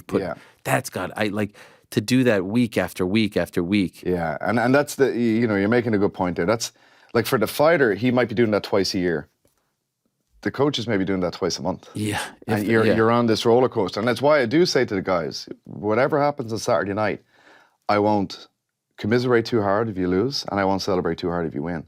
Because the next day, it's just carry on. Like, back in the day with the big Conor fights, it was like, to be a week in Vegas after a fight. I can't do that anymore, I wake up Sunday, you're traveling back home, you're back in the gym Monday, and then I have another guy looking at me going, hey, so you're ready for this weekend? What do you think about this guy? Should I do this and should I do that?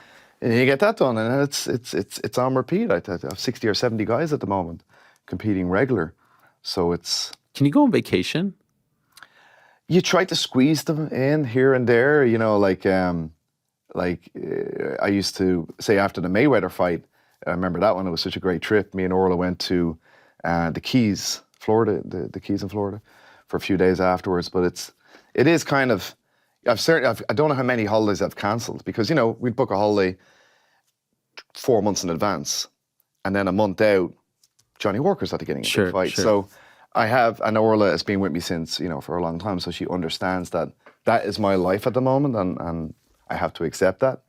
Danny McCormick there, she fought in Boston, and defending her Invicta world title. And a couple of weeks out from that, I'd gotten all expenses, 2 tickets to the Rugby World Cup final in Paris. Me and Orla love the city.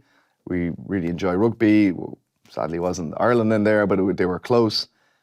But then that fight got confirmed that weekend, so that's burn those tickets, throw them away. Oh man! You just and that seems to just happen all the time. So yeah, me and Orla, we have little 3 nights away over Christmas booked in. It's just in Dublin, but a nice hotel. Me, her, and Connell. So I'm looking forward to those 3 nights. But then, you'd have Brad Katona kind of elbowing you and say, "You're not going too far now, are you?" I'm up January 20th, and then Walker's just at the being confirmed January 13th. So, golly, it's what happens when your son says he wants to do this as well? God, I don't know. It's almost gonna. He probably is at the gym a bunch, right? Oh, and he is hyper. Like again, that's his thing. He's going to fight the boys. I'm going to fight the boys. So he seems to somewhat be drawn towards it. And I see Connor Jr. He's a little animal. He's so skillful. It's going to be young John versus young Connor going through this in 20 years. Oh God, yeah. I could just see it. Maybe I'll be sitting here. Do you think there's a better chance? Could you imagine? I feel like there's a better chance of him being your son being a coach than a fighter, like wanting to follow in your footsteps. Do you think there's a possibility of that? Have you thought of this? And will you try to deter him not to do it? I won't deter him. Like, Orla's all for it. She's actually probably more for it than I am. Wow. I say this, like, he'll certainly know how to defend himself. I want him at a level where he's confident bringing his girlfriend out for a meal, and he, situational awareness and some self-defense techniques. If he starts falling in love with it in training, I'd probably make it a much tougher path for him, because if I know he's going in there, not that I don't send anybody in who's not ready already, but it probably will have to be a few more hoops for him to jump through, because it's a serious sport what we do. So, being a coach though, would you be okay with that? Oh, of course, coaching is great. I can do this forever. And he might, like, right from when he was 6 months old, 7 months old, we'd have him down and there'd be stuff going on in the gym, but he always wanted to sit beside the cage because that's where the sparring goes down. Oh. And he loves watching sparring.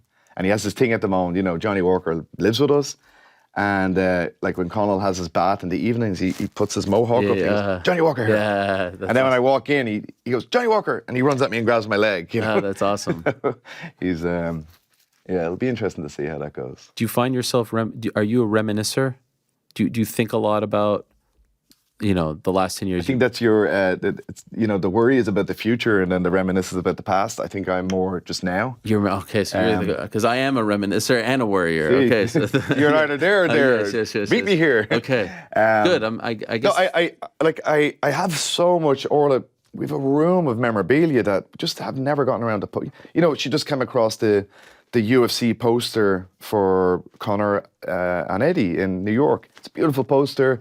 Everybody has it signed, and it's sitting in my attic. Wow. So I'm looking forward. Maybe it's when, I take that step back, going into that room and taking out all these posters, putting them up, and then I'll allow myself maybe that reminiscing. And I'm sure at some stage, in a couple of years' time, Conor will be looking at some YouTube video and say, is that you? So I am looking forward. I definitely am looking forward to that.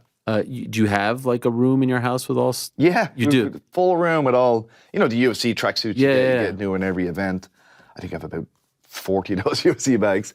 But old lanyards, posters, little memorabilia you pick up as you go along, like your little collection here. Yes. And each one has a story, and each one, I'm sure I picture, some Christmas time. My son, what was the Mayweather fight like? And my God! Here I have a story for you. That kind of thing. So I feel I've had a very blessed and very busy last decade or two, and so for sure it will be fun at some stage. But at the moment, there's too much happening now for me to either worry about the future or regret or reminisce about the past. What do you think would be the first memory that comes to mind?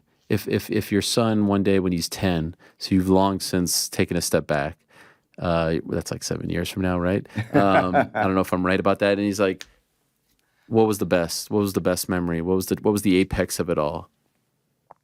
Well, I suppose there's a very unusual. Well, okay, so fighting wise, it's always going to be Conor and Eddie in New York. There's so many really? little that one. Yeah, and there's so many little stories that went around that week, and the press conference that you'll find it's hard to believe, but we were running late for that, and somehow or another we were up at Central Park, and you've got to come all the way down to Madison Square Garden. The police got involved and gave us a full police escort down. So, I sit beside Orla, going down Fifth Avenue, I suppose it would have been. Yeah. In New York, we hadn't been here all that many times with a full police escort. Where am I going to do that again? Yeah. How is that ever going to happen again? And then something to throw a curveball at you from a totally different angle. In a couple of weeks' time, I'll be back here for the listing of Train Alta on the New York Stock Exchange, ringing the bell with hopefully Orla and Connell will be alongside me. So, him at 3, he's not going to understand it now, but maybe 10 or 12, and he sees the photo of him in the New York Stock Exchange. Yes. With his old man listing a company. So that's a very exciting thing from a business point of view, and then from a sporting point of view, it can't get much. The first MMA event in New York, the champ, and then the little stories that are always there, fight week, things going right, things going wrong, dealing with them. There'd be I thought maybe you'd say Aldo just because that was, but I mean, this is like picking your favorite child, right? Like there's no wrong answer. These are all. Yeah. The Aldo one was great as well. And, we've been to Vegas so many times. I always enjoy going there. But for me, nowhere is like New York. Right. New York is, of everywhere I've gone in the world, New York's my favorite city to visit. I do like leaving it. I think I can do 3 or 4 days at a time. It's a draining city. There's so much to do, so much going on. Vegas, as weird as it would be to say, is a lot calmer for me than New York, because we usually stay off the strip. It's not like you're every night going down to the casino. But yeah, like you said, your favorite kids. Who are you gonna pick? Will you be at the 3 Arena next weekend for? Oh yeah, you'll be there. I'm so sad about this. Oh, sorry. You're talking about the boxing. I'm talking about Katie Taylor. Yeah, the boxing. No, of course I know you'll be at PFL Europe. You're working. Yeah. Because you weren't at the first fight. I wasn't, and now you're just reminding me that I actually am in Dublin for that weekend, and we have a guy I will give a massive amount of credit for Johnny Walker's development over the last few years is coach. Oh, Thomas Carty. Thomas Carty. Yes, because Johnny walked him out. Yes. Yes, that's right. So I'm sure Johnny's going to walk him out again. I'll see if Orla's up for going along to watch Katie, and then I'm nervous about this. It's very hard. I love Katie. I just running it back. I was lucky enough to be there. I won't be there this time. The opponent, Chantel Cameron, is very good. Brilliant. And so to run it back, my heart breaks for her because she waited to fight in Ireland for so long. She had to wait so freaking long, and then speaks to just what kind of a special human being she is. Yeah, sure. Give me the 140 champion. She could have fought a broomstick. Yes. And sold that place out. Absolutely. And now she's like, yeah, sure, no problem. Let's freaking do this again. Yeah. I wanted to have that win, that moment in Ireland, you know? I would like to think as well that the fans, not everybody's going to be as clued in as you, but I'd like to think that they at least respect that. And, for sure. They're going along, maybe this is our last one, I don't know. And the result is almost incidental as opposed to the build-up and the journey and singing the songs in the audience and, whatever way it goes, I'm sure it's going to be a very exciting fight. And with boxing, it's a little bit more forgiving. If you have the Aspinall fight, the easiest bet in the world was sub 1 round. Right. Maybe sub 2 minutes was an easy enough bet. With boxing, it tends to, there's not too many of those type of fights. You'll get 6 rounds, 8 rounds, or 10 rounds, whatever the case may be. And then at the end, one hand goes up, one hand goes down. It still celebrate the whole achievement. Her whole career is, her pretending to be a boy back in the amateur days. Like, there's so many amazing stories around her. And then for whatever it went down with the pro side of boxing going into the dark ages for a while, and her to be there. What if she'd have retired and missed it altogether? Right. At least she did do it. True. And her walkout, I know you're at it. I was just watching it, and I thought he did a great job at the walkout. That was amazing. But the hair sticking up. Amazing. The UFC tends to be just 3, 2, 1, go, and then you have to run to the cage, and it's all over before you even know it. I love the walkout. I'm sure they're going to give her a special one for this one, and it'll be right up. We'll enjoy and embrace all of that, and then whatever way the result goes. Well, I'm hoping it works out for her. This has been lovely. This really has. You have a flight to catch. What are we at now? We're at 2:30. 2:30. So I told you you'd be out of here. Thank you so much for coming. Congrats on all the success, as always. Good luck with the upcoming fights. What a schedule that is. Jeez. A little break for Christmas. 3 days. 3 days, yes. Brad, give me 3 days off. Very nice of him. And good luck with everything going on with Train Alta.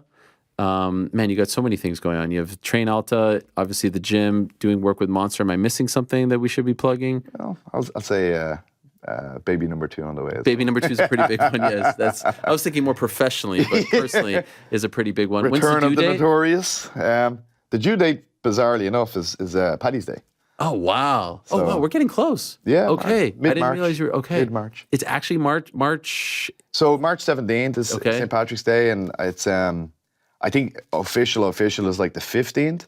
But if you get that far, I'm just going to bind our legs together and say, you just got to hold on for 2 more days. Hold on, yeah. Because I already had the image of him being like 6 or 7 and bringing him to New York for his birthday and saying, look what they put on for you. Yes. Look at this Patrick's Day. Can you believe that? This is amazing. Well, good luck. Good luck to her. And it's a boy. Oh, I don't know. You don't know, okay. I keep saying he. Yes. But we for this one, we didn't surprise. We're gonna wait for it. I did surprise for all 3. Oh, good. The best. I didn't on number 1, but on number 2, I'll try. We actually have the result. We know it's in our home safe, and there's been a few Saturdays where I'm close to opening it, but there's only so many surprises in there. life. You go. And that moment when they come out and they actually say it's a boy or girl. I had 2 boys, and then we had the girl, and I would have bet my life that the third would have been a boy. Right. So the feeling that I had when they said it's a girl, amazing. I will live with that feeling and hold on to that forever. You sold it to me. I'm definitely not looking. Okay, good. Thank you so much for coming in. I appreciate safe travels home. The great John Kavanagh, what an honor it is to have him back in studio after all these years. Golly, I think 8 years since your last time in here. My God. So it's been quite a while. Speaking of Dylan Dennis, he was at our live show on Friday. Here's that interview, a portion of it, and we'll be back with the great Loopy Godinez, who made history on Saturday at Madison Square Garden. Don't go anywhere. Here he is, the freaking bad boy. The bad boy of influencer boxing. The bad boy of jiu-jitsu, leaving me hanging. I was coming to give you. the future UFC fighter, the one and only Double D, Dylan UFC Dennis. champion, bro. UFC champion.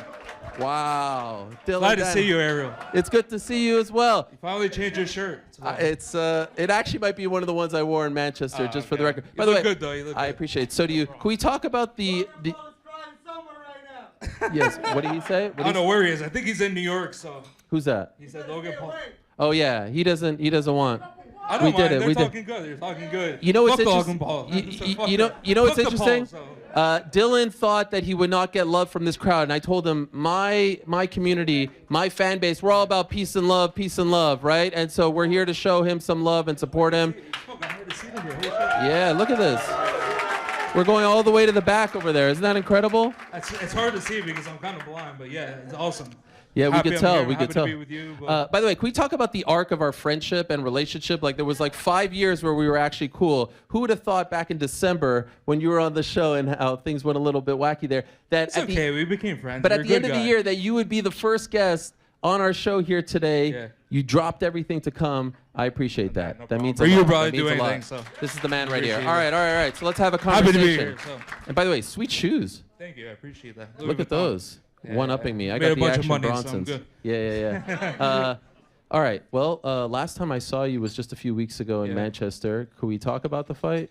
I kind of want to talk about the fight. I want to talk about Alex. I want to talk about being in the UFC. Okay. So fuck Logan Paul. Let's talk about some real shit. You know? All right. You don't want to talk about the fight? All right. Yeah, we no, won't I don't talk. want to. We won't talk about that. We don't need to talk about the fight I got here. one of my good friends fighting tomorrow for the World Championship, so I'd rather talk about that, you know? And who is that? Alex Pereira. How did you meet Alex and Plinio? We're just training. You know, he's a savage. You know, I give Alex a lot of credit because he came all the way from Connecticut to help me for my fight because I helped him for his fight. So he's a fucking gem. So I'm gonna be there front row to watch him win. I saw just a couple days ago. Someone asked him about you fighting in the UFC, and he gave you mad love. Yeah, I appreciate that because you know what? Everybody wants to see me in the UFC. I think. I don't care who I fight. I said this to Dana White. I don't care who I fight. I'll fight anybody, and I'll beat anybody. So I'm ready to go. You know, people think just because I did a boxing match that my jiu-jitsu is not on a different level. I'll fight Islam first fight. I'll fight any of them first fight. I swear. I swear. Yo, and listen. At the end of the day, if I lose, I lose. But I'm ready to go show that I can do it. So have you actually talked to Dana? Not yet, but we've been talking, you know, through like text and stuff like that. I haven't talked to him personally, but Okay. listen, I'm ready to go. So Can you do me a favor when you text? Can you put in a good word for me too? yeah, I got you. That's why I said I don't know about doing the show, and now you're not nice time me anymore. Nah. Imagine me and you I can't walking go at out. you anymore. Now we're The friends. bad and now I wanna guys, do me the and whole you thing. walking out. If I walk you yeah. out, what a scene that would be. I want to fight anybody. So at the end of the day, I want to know if I can do it or not. So give me anybody. I'm down. Why did Bellator part ways with you? It was gonna happen anyway. I don't want to be a belter. There's a bunch of bums in there anyway. I want to go fight. All right, so that was my conversation with Dylan Dennis from Friday's live show. If you want to continue to watch that, it's on our YouTube channel right now. It was a great time. Thank you very much to John Kavanagh for stopping by, and safe travels to him. For now, though, let us talk to one of the big winners from Saturday. She made history at Madison Square Garden. We'll talk about that. She defeated Tabatha Ricci. What an absolute superstar she is. She is the pride of Mexico and Canada. She is the one and only Loopy Godinez. Yes, here she is. Hello. Hello. Thank you for coming. I Thank you appreciate very it. much. Please Thanks have a for seat. having me. I understand. I just got a text message. Did the car not come to pick you up? What happened here? Did we screw up? Yeah, something like that happened. I don't know. I'm It's so okay. sorry, We got a Loopy. taxi. We made it. Okay. Well, we'll figure that out on the way home. I'm Oh, sorry good. about that. Oh, good. How are you doing? I'm really good. I'm really happy. How are you doing? A little shiner here, but that's good after a win, right? Yes. No problem. Yeah, I actually I love it. I You love like to it? have the marks on my face. Yes. Do you find people look at you a little bit funny when you have Yeah, marks on they kind of like look at me too much, but then I'm like. You're proud of it. Yes. And actually, Diego is going to join us as well, and I'm told you're going to translate for him. Is that true? Yes. Do you feel comfortable translating? Yeah. You've done why this not? before? No. No, you've never done this ever? I mean, I help here and there, like interviews or just like in the gym or stuff like that, but never like live or anything. On a show or something like that. Show. And he's Brazilian. Do you speak Portuguese or does he speak Spanish? No, he speaks perfect Spanish. He does. Okay. Yes. Okay. Is that how he speaks to you guys Yeah. in the gym and things like that? Okay. Well, so we'll do that in a bit. I appreciate you doing that for us. Thank if you need us to pay you for your services as far as working, translating, we'll be happy to do that. Congratulations on Saturday. Thank you. So much was made. I feel like so much was made after the fact that you made history. First woman to win 4 fights in a calendar year in UFC history. I don't feel like much was made of this going into the fight. Were you aware that you could make history on Saturday going into the fight? Yeah, to be honest, I had no idea until after. Really? You know, yeah, like people were like, "Oh, do you know you win? You know, you won this for the first woman doing history for fighting and winning 2 fights, in a row in the UFC." But I didn't know until after. But I guess I'm setting records by accident because I'm not meaning to make any records. I just love the sport. I love what I do. So I just show up and fight, and these great things happen. That is amazing that you had no idea. And it's not even a year. Like we say a year, it's really since May. Yes. Right? It's 6 months. Yeah. So what is the secret to being able to fight so often? Why are you able to do this successfully? I love what I do. I think that if you do whatever you're doing with love and with passion and you put everything into it, like good things come out of it, And I don't do this. I'll do this for nothing, It's just what I love. I enjoy. This is my love. This is my hobby. This is my job. This is everything to me. You don't take breaks though? Like after a fight, do you go on vacation? Do you try to, or are you the type that goes right back in the gym? Yeah, well, I had tried to go on vacation before, and they called me meet my vacation, and then I'm like, okay, I'm coming back. So I just go back to fight. Where were you? Week. This time, I was at home, but I was planning to, I'm going to do this and this, blah, blah, blah, and then go the call. I was home. I was at my house for a day or 2. Then I went to see my mom, and then on the way there, that's when I got the call. So I said to my mom, hi, and bye, because I got to go back. So I left 2 days later. Wow. To go back to camp. So, this the phase like this is a little bit of 8 weeks full camp, my last camp, and this is 5 weeks for this camp. So it's been a lot of sparring, a lot of training, and we train really hard. So, of course, bumps like that are going to happen. Do you prefer having a long camp, or I know some people like a shorter camp, you don't have to overthink it, less chance to get injured. Where do you lie? Yeah, as long as my body is healthy and of course we're training, I can fight in 2 weeks' notice, a week notice. I don't care because I'm always training. Right. As I say. You don't get out of shape? You don't eat a lot of ice cream or things like that? No, I can't. I don't like to look, Sure. Who does? Yeah. But some people have discipline, some people don't. Right. I don't have discipline. You are a high-level athlete, so you can... I have to. Yes. I have to. The goal is to get the belt, and I cannot be going in one of these anymore. I used to before. I learned from that, and I'm like, no anymore.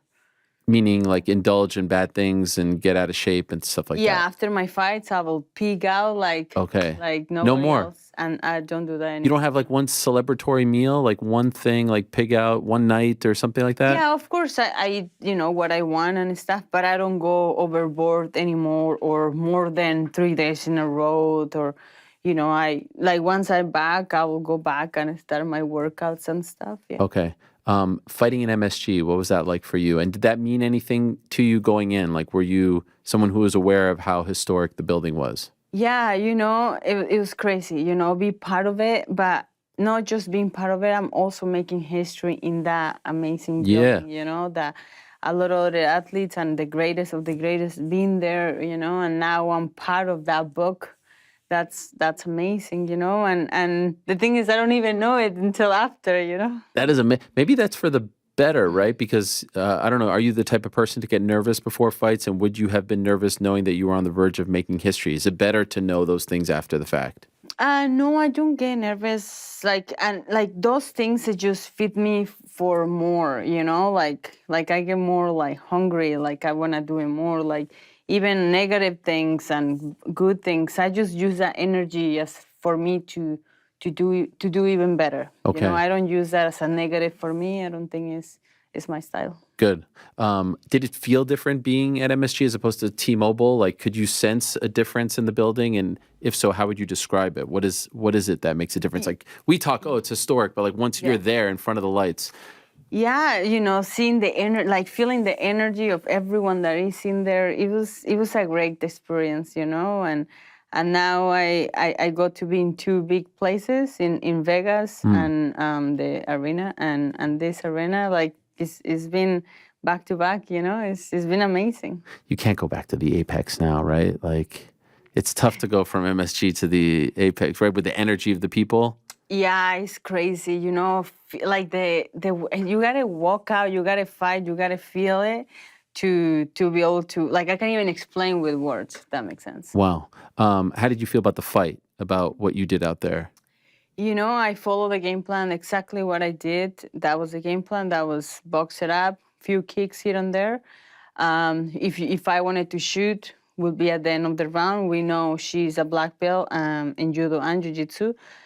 And she also did some kickboxing in the past. So, she had some history.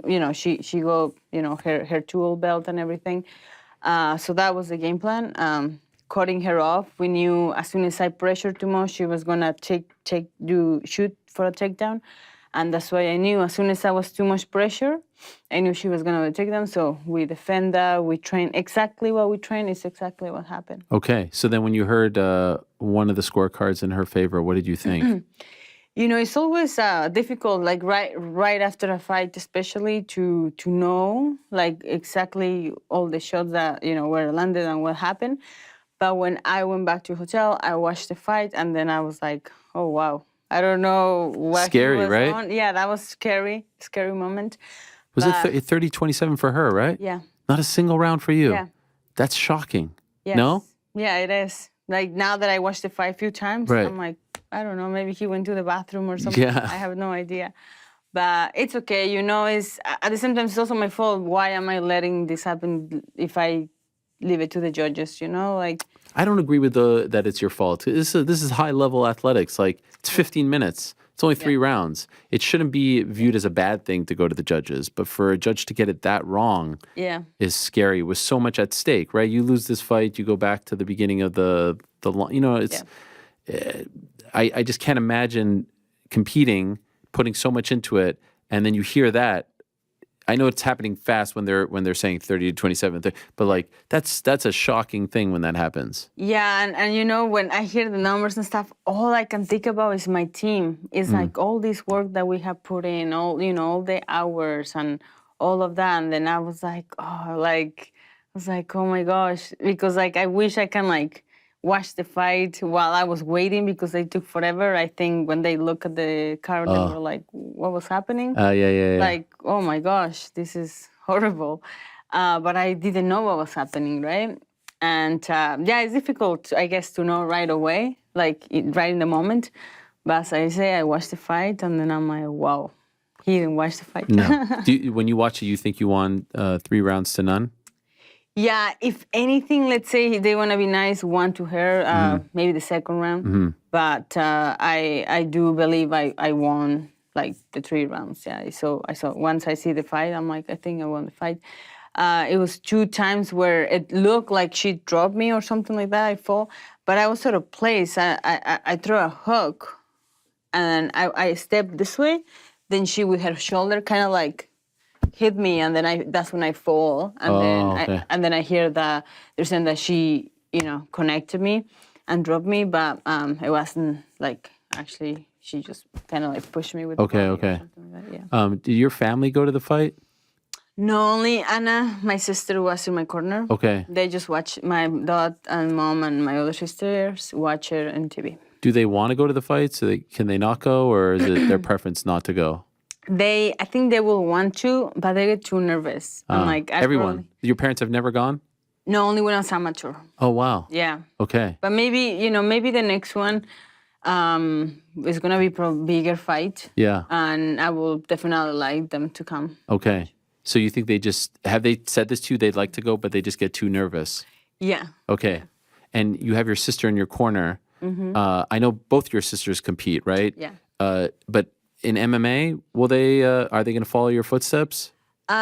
We don't know. We're gonna see after the Olympics. Okay. Once, that's their goal, and see what They're they trying wanna out do. for the Olympic team. Yes. Both of them in wrestling, right? Both of them, yeah. For Canada or Mexico? Canada. Yeah. I like it. Why Canada, not Mexico? Why? They Better train team, there. right? Okay. They've been training there, and their coaches from there, and I'm not sure about all the traveling stuff.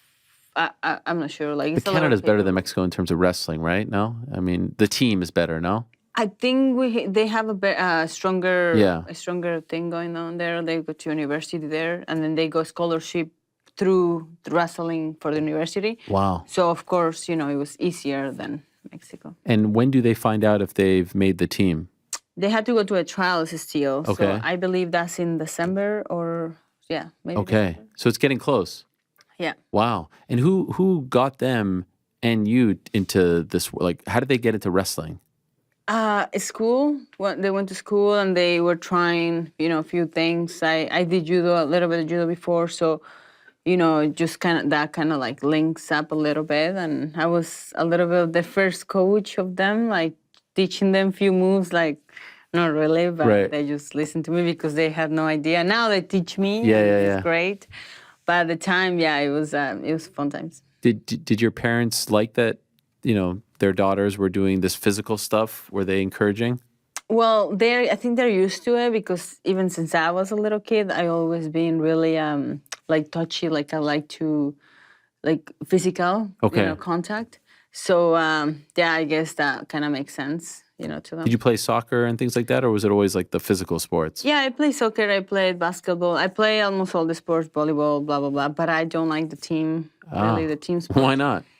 I don't know. I get so frustrated. I just want to have the ball myself. And then, of course, I'm not very, Yeah. kind of like fighting or judo, stuff like that. It's more like, you need a team. You train, but once you step into the cage, it's like you and your opponent and you get to play the cards. It's interesting because I was just going to say, like, it seems like your team, the Lobo team, you guys are so close. Yeah. So you like that camaraderie, but ultimately you want to be the one to determine what happens. Yeah, exactly. Okay. And would you like for them to become fighters as well? Would you encourage your sisters to follow in your footsteps, or are you going to try to tell them not to do that? No, if they want to do it, I'm more than happy to, help them. And like now that I've been through it, it's going to be easier for them. Like I had to discover by myself a lot of the stuff, asking and seeing things and trying to copy other fighters and trying to learn myself, right? But now that I have the knowledge, I can kind of, walk them through it. And like now they have options. Well, this gym or that or this and that, And now, I'm in Lobo, so of course I want them to come this way and have a great coaches there and just work from there. Do you remember the first time you saw a UFC event? Yeah, it was in TV. That was with Ronda Rousey and Carmouche. I Okay, believe. Liz Carmouche. Yeah. I think that was UFC 159 or something like that. That was the first women's fight in UFC Yes. history in Anaheim. Yes. And why were you watching? Did someone tell you? How old were you at the time? That was I was about 2013. 18. Okay. Yeah, 18, something like that. I was with friends and to watch the fights, but I had no idea what I was gonna. You knew nothing. I had not an idea. Okay. Did you even know what the UFC was? I knew about fighting, but I thought it was only men. Oh, okay, Right? Like yeah, in my yeah. head, it was not a thing for women. At the time I was doing a little bit of judo. And when I saw in TV Ronda Rousey, I was like, wow, I want to do that, Oh, wow. I fall in love right away. I say, she did judo, you Yeah. know?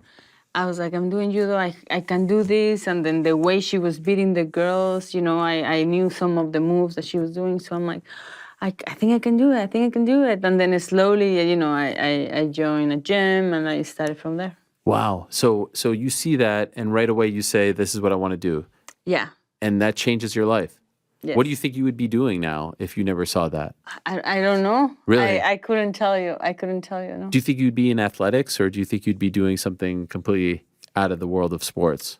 I always wanted to, since I was a little kid, I always knew I wasn't made to be in a normal job, to Right. do a normal thing. I always knew that I needed to do something else. Doesn't matter what it was, but just imagine this. When I was a little kid, I would imagine I was in front of so many people, like, the biggest stage, and they were watching me, and then I will sing. I don't know how to sing. I cannot sing to save my life, to be honest. But I will pretend I was singing. Well, actually, I was singing, but pretending that it was tons of people watching me, and then I will make my little concerts at home, and just pretend that it was people watching me, and I will go through this whole process. And I always knew I was made to do something like that. I just didn't know what it was. You wanted to be a star. You wanted people to watch you. Yes. And now here you are making history at Madison Square Garden, maybe the most famous arena in the world. Yeah. Is it hard to process all of this, that it's all happening to you now? Yeah, I try not to jam myself thinking too much about it, because just how you got it, that's how you can lose it, you know? Right. So I'm just the same girl that is trying to reach a goal, and I have to work hard, and I just know that the key to that is keep looking down, keep working hard, and keep going forward. Because once you start looking around and you start distractions, that's when things. So what is that goal? Of course, fight for the belt and be a dominant champion. And I'm working really hard towards that. I have changed everything for that. I'm doing my camps in Mexico, and slowly I'll probably be spending more time there. And we're doing big things. How far away do you think you are from that now? Now that you've had this amazing year, one of the best years in women's MMA, how far away do you think you are from that conversation, being that close to the goal? I want to say 2-3 fights max. Okay. Yeah, of course, every fight going well. Yeah. And they're going to get bigger now. Yes. But you don't like to call people out. No, I don't. You don't like to not even call them out, like say, oh, this one I think would make sense, or you have people, you just don't want to be disrespectful, is that it? Yeah, because like all the girls that are above me, they're so good, and they all have amazing careers, and they have so much experience, and they have so much to give me. So it's like taking a kid in a candy store and tell them, which one do you want? Well, I want all of them, right? Yeah. So it's kind of like that. But of course, now my manager is the one that is gonna move the things around and give me the best path possible, and also the UFC, sit down and talk and go from there. When you see Zhang Weili, do you feel like right now you can compete with her? That you're ready to compete with her? Yeah. I need a full camp. Yes, okay. But yes. You think so? Yeah. So you feel like you just have to go through the path now, but skills-wise, you think you're there? Yeah, I think so. And now, I have a great team behind me. I have Colin Danes, Francisco Grasso, Diego Lopes, have my sisters now, and the whole Lobo gym is just, you have to be in that gym to feel that energy, to see the hard work that we put in is amazing. And they just give me so much confidence that I can fight whoever they put me in front. Do you think if you didn't make the switch, you'd be in this spot? No. No, I really think the change, is a big thing in my career. I do believe. And I'm not disrespecting anybody. Right. It's just that, the level, the training partners, the intensity, I'm training right beside Alexa Grasso, which is a champion. Irene Aldana, she fought for the belt. Diego Lopes, we've seen the performances, that he's putting on. Alessandro Costa, like the great fights. And of course, I needed that to go to a next step. Mm-hmm. Yeah. Is it going to happen in 2024 Mexico event? What's going on? What's taking so long here? I hear yes. Okay. That would be great. Dana said they have the sphere for the Noche UFC. You heard about this? That would be insane. Yeah. I need to, You fighting for the belt on that card. That will be great. By then, you'll have like 5 more fights between next September, right? Yeah, maybe I'll be defending the belt. Yes, right? With all these fights. Yes, that makes total sense. Wow, that would be nuts to fight in that venue. And all about you guys, like all about the Mexican fighters. Yeah, I think it will be a great card. Like, just imagine, Diego Costa, Irene, Alexa, myself. That would be... And that's just your team, not to mention Brandon Moreno and Yair and all these guys. Jasmine. Yeah, we're growing, Mexican team is growing and it's Do you think there are kids now, before for the longest time, kids wanted to be the next great Mexican boxer, right? Do you feel like now there are kids who want to be the next great Mexican MMA fighter? I do believe, and now just alone, I'm just going to speak for that gym, right? Lobo Gym. I see a lot of kids that are training now and teammates that they're so young. They're like 15, 16, 17, and they are knocking people out, in the lower scene. So what is going to come out, like for the future, not just for that gym, but like all other gyms, is going to be insane. Okay. Yeah. Just like how Mexicans for the longest time have been dominating in boxing, it's happening now. Yeah. And now we are putting the boxing adapted for MMA. Yeah. And set us the jiu-jitsu and wrestling. So, we have, we're doing it. Have you ever been to one of the lucha events in Mexico? The lucha libre? Yeah. I haven't. Oh, you haven't been? I haven't been. Oh my gosh. But that's crazy because when I was a little kid, that's what I wanted to do. I was like, I want to do lucha libre. Oh, really? Yeah, that was my. It's the best. Yeah, that was my. Did you try? Like, did you go down the path? Did you go to school or something? No. No, I just watching TV and then I was okay with the mask. Yes. Friday nights, you would watch it. Isn't that the night for it? Friday. Well, I don't know if I was watching the repetition, but I was. My dad had ice cream store, and then I was working there on Sundays, so that's where I was watching them on Sundays. So did you have a favorite?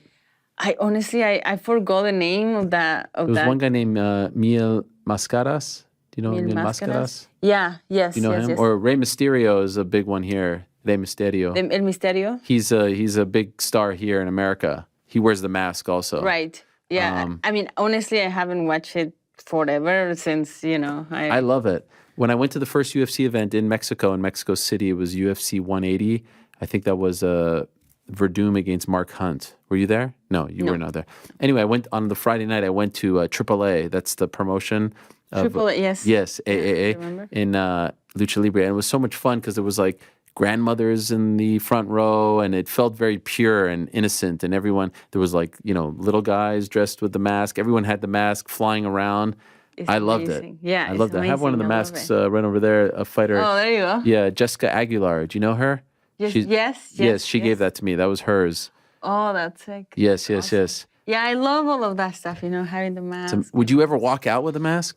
Yeah. You should do that. Yeah. I'm surprised no one does. There was a fighter named El Goyito, Eric Perez. Do you remember him? Perez, El Goyito. He was in the UFC and he used to walk out with a mask. This is before like the uniforms when the fighters got to wear whatever they wanted. Well, maybe I had to come out with my own mask. That would be sick. Yeah. Would it be? What would your name be? Do you have like a?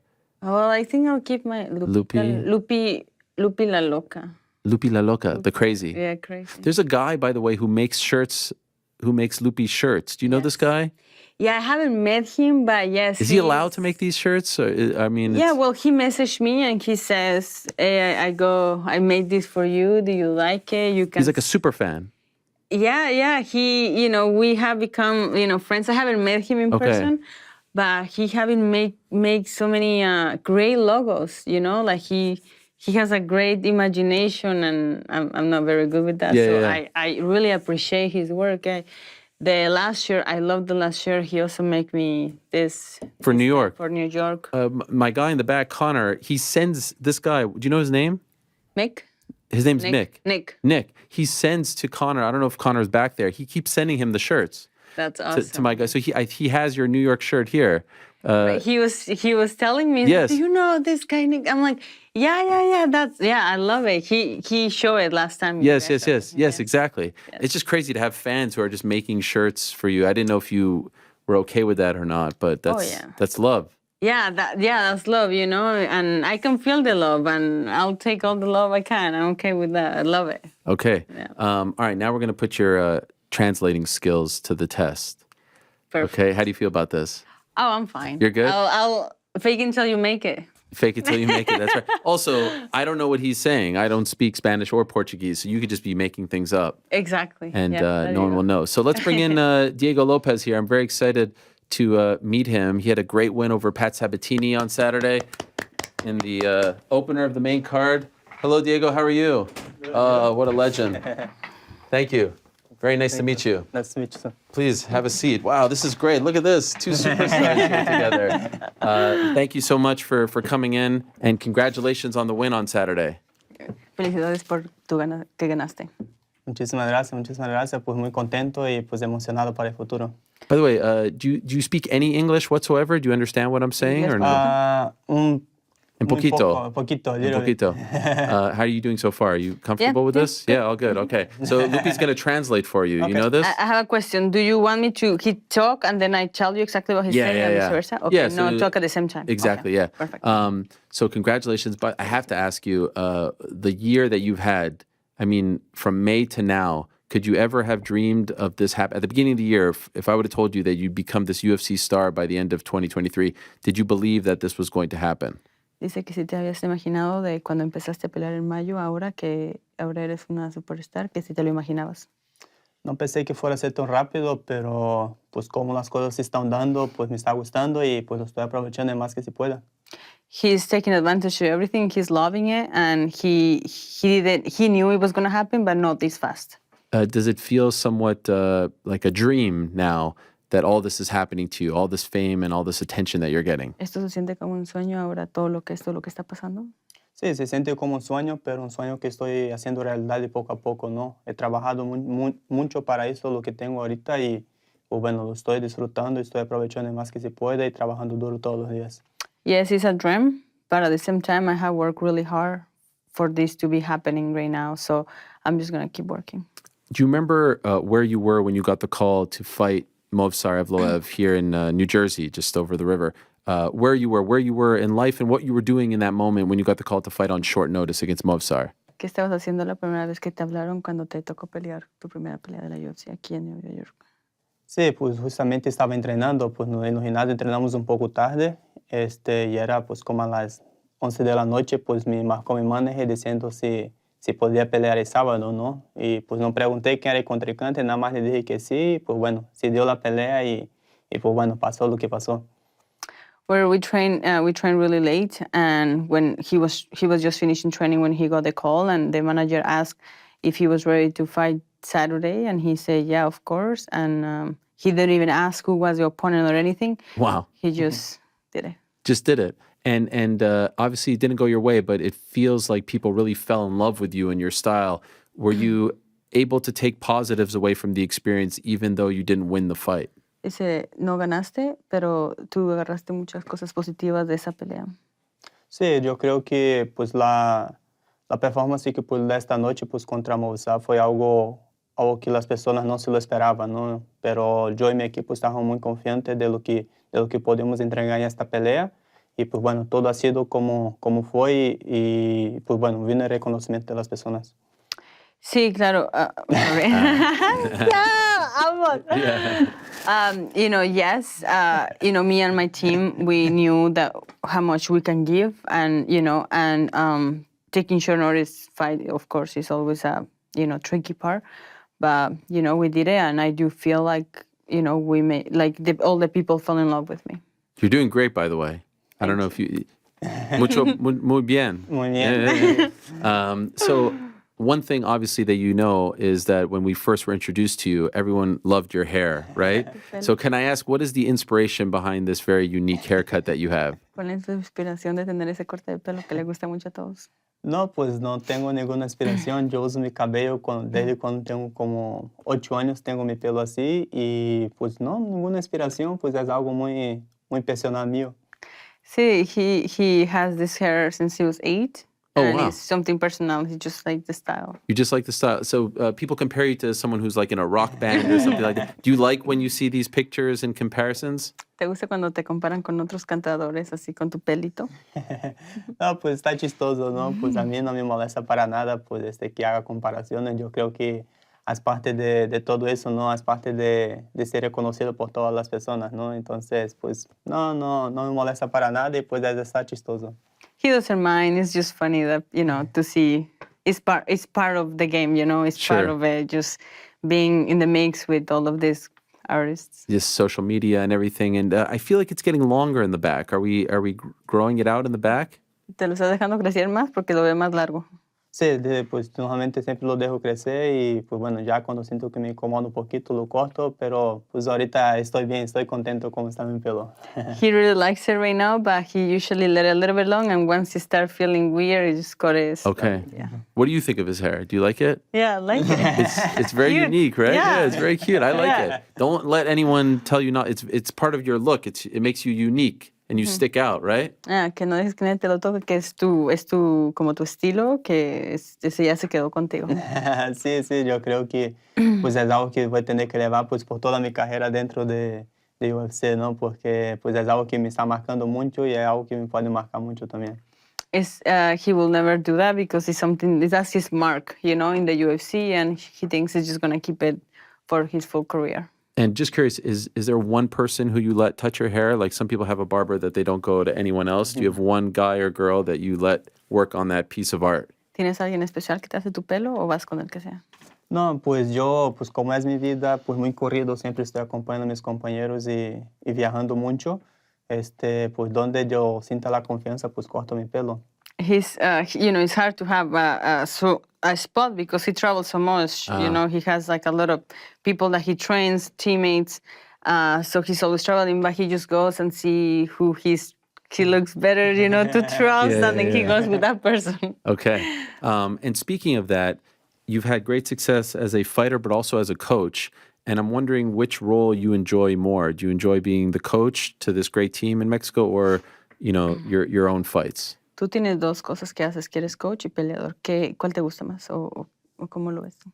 Pues me gusta más, la verdad, pues me gusta los dos, ¿no? Me gusta pelear y también me gusta, pues ser coach, ¿no? Pero también a mí me gusta mucho ayudar a mis compañeros, ayudar a todos los de gimnasio a lograr sus metas también, ¿no? Yo tengo mis metas personales, pero también me gusta ayudarlos y motivarlos pues, a lograr sus metas y entonces yo creo que me inclino un poquito más para el lado de ser coach. Yeah, he loves both, of course, but he loves to see his athletes get better and reach. Of course, he has his own goals that he needs to reach and is working towards them, but he loves helping other people reach their goals, and it's really fulfilling for him. We don't often see a lot of active UFC fighters also have a full schedule as a coach as well. Is it hard sometimes to balance the two? No hay muchos coaches que hagan eso que tú estás haciendo y que sí es difícil como tener una balanza. Yo creo que con el equipo que tengo conmigo no es tan difícil para mí porque somos un equipo que trabajamos pues, todos los días, ¿no? Nosotros nos gusta trabajar muy duro, nos ayudamos entre todos. Normalmente en los gimnasios pues todos nos ayudamos entre todos y somos como los coaches en los gimnasios, ¿no? Obvio pues tenemos nuestro coach Francisco Grasso que es la cabeza de todo, pero entre todos pues nos ayudamos, entonces yo creo que eso me facilita bastante. Of course, we are a team, so it's not that hard because everyone work really hard and we are always helping each other, and doesn't matter, when you have a fight or you don't have a fight, we're always making sure we're helping each other. So that makes easier job for him. And of course, that we have the main coach in Lobo gym, that is Francisco Grasso, and he, he's the one that, does all the movements. Right. I've talked to Loopy and Alexa about what makes the Lobo team so special, but from your perspective, why are you guys having so much success now? What is going on over there that's leading to all these great results? Ya habló con Alexa y conmigo y le dijimos por qué nosotros pensamos que Lobo es muy unido y cuál es la receta perfecta que tú piensas que para tener todos estos logros que hemos hecho. Yo creo que es eso, pues ser unido, ¿no? Yo creo que nuestro coach ha hecho un buen trabajo durante los años. Hemos tenido las personas necesarias de nuestro lado para lograr lo que tenemos, ¿no? Mantuvimos un círculo pues pequeño, pero al mismo tiempo muy amplio de personas a nuestro alrededor, pero trabajando de la manera que estamos trabajando, son muy pocas personas que lo hacen y yo creo que es lo suceso que estamos teniendo hoy. Yeah, so, the coach has to work really hard for that specific vibe to have in the gym. And we keep it pretty small. No, but those people, we make sure that everyone works super hard and everyone does their part on their job. That's why it's been the success that we have had. When and why did you come from Brazil to Mexico? How did you end up there? Cuando llegaste a México y y cómo fue que llegaste. Yo llegué a México en 2015, me contrataron pues para ser maestro de Jiu-jitsu en una academia y pues bueno, pues ahí he estado, me gustó bastante el país y yo sentía que podía crecer bastante mi carrera ahí y podía ayudar a otros peleadores también pues a tener buenos logros en su carrera. In 2015, they contacted him to offer him a job in Mexico, and he took it as a coach, jiu-jitsu coach. And once he arrived, he really enjoyed the country. He loved the culture and everything, and then he decided to stay. And you know, he can see that he can help other fighters reach their goals and just make them better.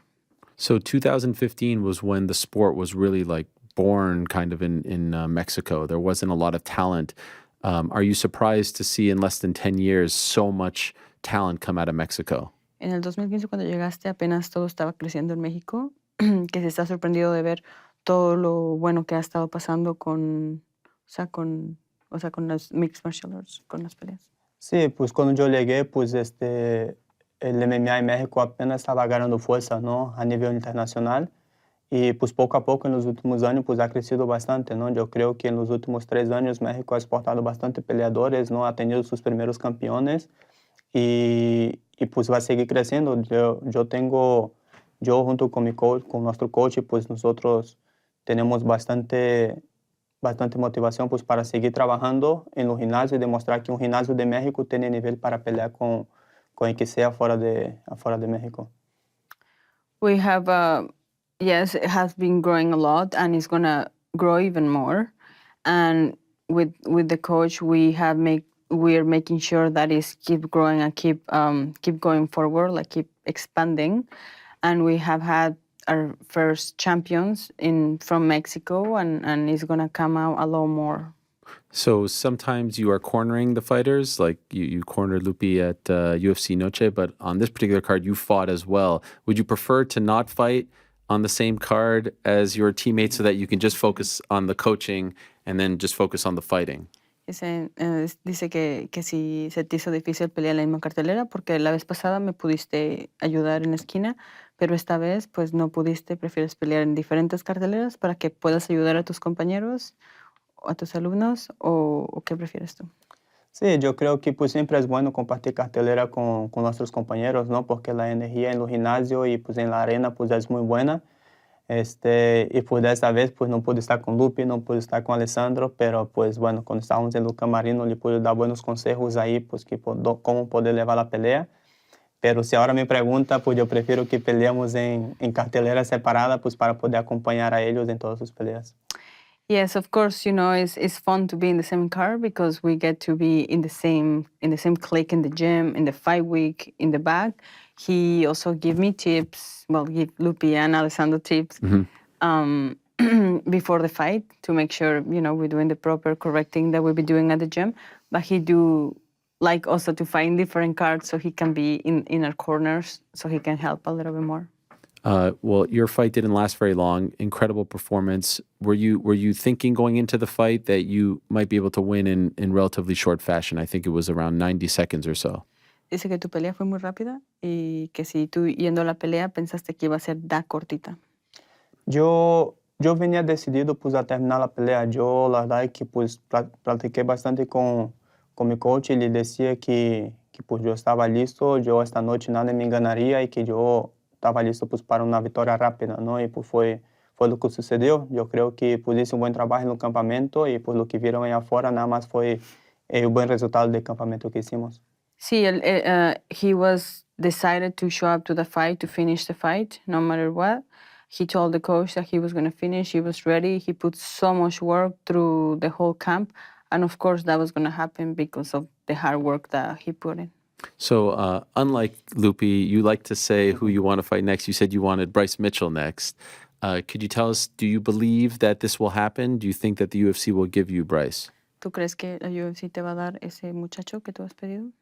Pues vamos a ver cómo actualiza el ranking, ¿no? Si yo llego a entrar en el ranking, yo creo que es una pelea que puede pasar.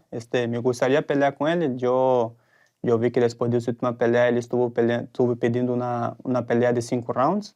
Y pues bueno, si él quiere una pelea de 5 rounds y nadie quiere pelear con él, yo puedo pelear, yo no tengo ningún problema. He would like to fight him. He has no problem of fighting him if nobody wants to fight the 5 rounds with him.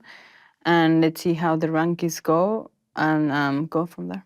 Okay. I noticed that on your social media, there's a young man that you are very close with from the Burn Factory podcast, and you had him walk up on the stage when you did the ceremonial weigh-in on Friday. Could you tell me about your relationship with this man? I think his name is Priest. His name. How did you meet him, and why did you invite him to walk up with you on the stage on Friday? ¿Cómo conociste a Priest y cuál es tu relación con él? Yo lo conocí en mi primera pelea acá en New Jersey. Ellos estaban en mi pelea y... This is you talking to him, right? On Friday, yes. Yeah, so cute. It's amazing. Sorry to interrupt. I was just showing you that we were showing it.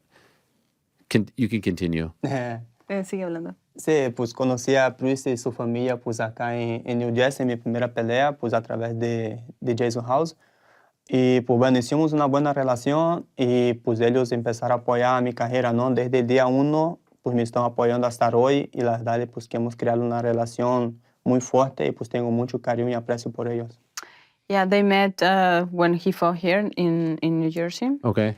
And ever since, well, they're friends with Jackson House, our manager, and they made a good connection, him and his family. And ever since, they've been, so close, and they're a great family. I actually met them; they're amazing. They're amazing. Okay, so I think he suffered an injury, right, Priest, and so that's why he started the podcast with that name. Dice que se lastimó, o sea, se quemó, y por eso empezó ese podcast que tiene. Sí, hasta donde yo sé la historia, pues pasó eso, ¿no? Y un experimento en la escuela, pues acabó que prendió fuego y pues bueno, se acabó perdiendo, pues quemando la mayor parte de su cuerpo. Pero bueno, Cristo es un chico muy especial y pues muy afortunado de siempre tenerlo conmigo cerca en mis peleas. Yeah, it was an accident that happened in school. It was an experiment and exploded on him. Oh. But, it's really special for him to have him, and he's an amazing guy, amazing boy that, has been following Diego, and, he's really lucky to have him beside him. Yeah, it's amazing. The fans really love you, and they're really supporting you, and now you're fighting at MSG and having a moment like that. I mean, it's kind of like a dream because sometimes fighters emerge, and I don't know what it is. Maybe it's your demeanor, your smile, the way you fight, and they fall in love with certain characters. And I feel like you're becoming one of those guys that the fans, especially online, really love you.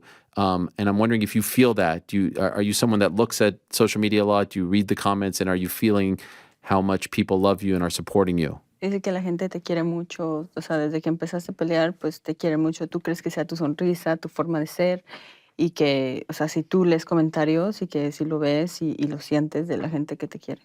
Sí, yo creo que pues ser yo mismo, ¿no? Ser espontáneo, yo creo que es lo que ha traído pues la atención de toda la gente, ¿no? Yo creo que soy una persona muy espontánea que no busca crear polémica con otras cosas y pues yo creo que eso ha sido pues por eso que la gente pues siempre me está comentando en las fotos de todo eso y sí veo los comentarios y pues se siente padre, ¿no? Pues interagir con ellos.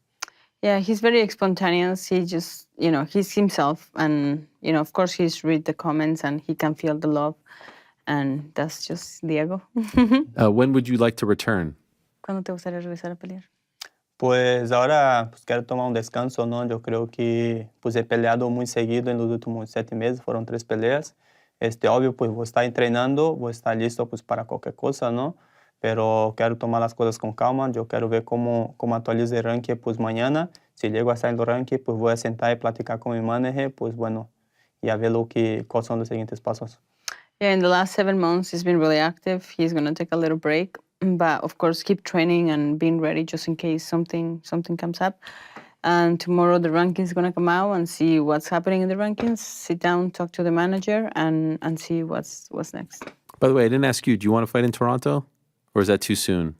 I think Mexico card will be more realistic. Okay, all right. Yeah. When is that? maybe February. Okay, all right. So I see you like Mexico better than Canada. No, this is what we've determined. I get it. No, don't say that. I'm kidding. I love Canada. Yes. I have a big heart for both countries. Of course. But you were born in Mexico, so I understand. I was born in Canada, so I like Canada better than the U.S. It all makes sense. So lovely to have you guys in the studio. Thank you. Gracias. Muchas gracias. Obrigado. Parabéns. How do you say congratulations in Spanish? Felicidades. Felicidades. Yes. And great job. Maybe you could be a translator when you're done. This is the thing. In 20 years, when you're finished fighting, you can be translator. Awesome. I really appreciate you guys coming in. Congrats to you both, and congrats to the whole team on all the success that you've had. Thank you It's very amazing much. to see how far the sport has come in Mexico. It's really an incredible thing. So keep it up. Thank you very much. Cool. All right, we're going to take a quick break. We're going to be joined by Tom Aspinall in about 5 minutes. For now, though, here's my conversation with Chito Vera from Friday night's live show. Do not go anywhere. But it is time for our next guest, my friends, and I am tingling with excitement here. I am so excited. We have 2 guests to go, and I am so excited about our next guest because I have said this before. This individual is one of my favorite human beings in mixed martial arts. Oh, you guys are going to be so excited to see this man. This individual is an absolute legend. He's the coolest guy. He had an incredible appearance when we came back 2 years ago when they were all coming for my head, and he had my back publicly. It was amazing to see, and what a treat it is to have him with us this week of all weeks in New York City. Why? Because on Monday, my friends, we found out that at UFC 299 in March, this man is finally going to fight for gold. And a few years ago, I predicted that this man will fight for gold. He is the pride of Ecuador. He is the #1 contender in the men's bantamweight division. He is the one and only Marlon Chito Vera. Show some love to Chito Vera. What a guy. What a freaking legend. Look at this guy. Marlon Vera in the house. The coolest guy in the UFC. Man of the people right here. Chito, Chito, Chito, Chito, Chito, Chito, Chito. Wow. This is amazing. Thank you, my friend. I love this guy. Isn't this cool? This is... Hello. Yes. This is fucking cool, dude. This is cool as hell. Gracias, hermano. This is pretty cool, dude. Yeah, thank you for doing this. My aspirations to comedy are about to start today. I appreciate that. Well, we'll see. Well, the people just want to hear from you. By the way, how are you so cool all the time? Like, where do you get these outfits? The one from the Face-Off 2 days ago. You're rocking up there with the shorts and the where do you get all this stuff? Who's your stylist? I myself Google, dude. Yeah? Monkey see, monkey do. If I see something cool out there, I ask for it. But I mean, shout out to my boy Teddy Santos from $8 Million. He's the one that set me up. Yeah, Queens, baby, Queens. That's right. Queens in the house, baby. Come on. And just cool people in the industry that I get to know, that I like, that I fuck with, and thank God they fuck with me back. I love it. Were you always this cool, or is this something you developed? Like, how do I get cooler like you? I just feel like you try. Okay. I try. And the thing about you is, I've never seen you look the same twice. Never. It's always like you're either have no facial hair, mustache, beard, long hair. It's unbelievable. You're like a chameleon. I mean, I go with the flow. I go by feeling. I treat life by feeling, so I don't know how to explain that. I love it. It's me, Okay, so Monday, they announce UFC 299. Yes, sir. You versus Sugar Sean. Yeah, this is big, man. Remember a couple of years I predicted. You say that. And so here we are. After my first main event, you say that. This man. This man, fuck that guy. I mean, it's crazy, man. It's just like dreams and things can become real if you just keep consistent. How many things you put aside to follow that path, and how many people in the middle of the road just turn back? For those that never turn back. All right, back on the MMA Hour. Thank you very much to Chito. That was amazing. Action Bronson joined us afterwards. If you want to watch that, it's on the YouTube channel. How about Loopy Godinez translating for us after doing the interview? I mean, I think we've what a mensch. Oh my God, we found a lot of stars who didn't know that they could translate, and now are, budding translators. Remember Luciana with the Portuguese, now Loopy. Very, very impressive. It's not easy to do that, Frank. Yeah, I've gathered. It looks pretty difficult. Great people, great vibes. Diego, what a smile. What a haircut. Puts your haircut to shame. Yeah, it really does. So does Lupe's, to be honest. Lupe's is fantastic as well. So that was a lot of fun. I enjoyed that immensely. And we are going to be joined in a matter of moments by Tommy A. It always sounds loud when I put the headphones back on after the... Yeah, it's called ratcheting. What does that mean? It's like you're used to hearing volumes at one setting and then... I feel like my breath I just turned is it a down lot... for you. Okay, I feel like the breath is a lot louder. Before we are joined by the great Tom Aspinall, and I look forward to that conversation very much. He's kind enough to join us. He's back home in England. Do want to let you know that today's program is brought to you by our good friends over at Cash App. Let's talk about savings, Frank. Let's do it. I do want to let you know that today's program is brought to you by our good friends over at Cash App. Yeah, let's talk about savings. I hear that sound, that nest egg you keep around waiting to spend on something good. Well, what about Cash App? They have the tools that make saving easier. That means you can start building towards your savings goal $1 at a time. What are you saving for? We've got some ideas. Is it a trip perhaps to Guadalajara? Is it a trip to Cancun? Is it a collection of new gym bags? Is it a collection of new shoes? Perhaps you want the latest Action Bronson New Balance shoes, or the latest Nike SBs, or perhaps it's that latest Venom fight gear that you so desire. Do you want to go whale watching? Do you want to travel the world? Do you want to get protein shakes? You want to join a gym? You want to do something? You want to go on a trip? You want to book a hotel, Frank? You want to go somewhere exotic like Tahiti? You know what? Cash App had just emailed me earlier saying I need to get on the pre-order for Drake and 21 Savage using Cash App. 21. Why'd you do something for me? That's funny. Frank, you nailed it. Reaching your goals, whatever they may be, is faster with Cash App's roundups and offers. You're paying yourself, Frank, even while you're paying someone else. And while your money in Cash App is building, you don't even need to think about it. You can be literally doing anything else, and that cash will continue to grow. Think of it like financial self-care. That's money, that's Cash App.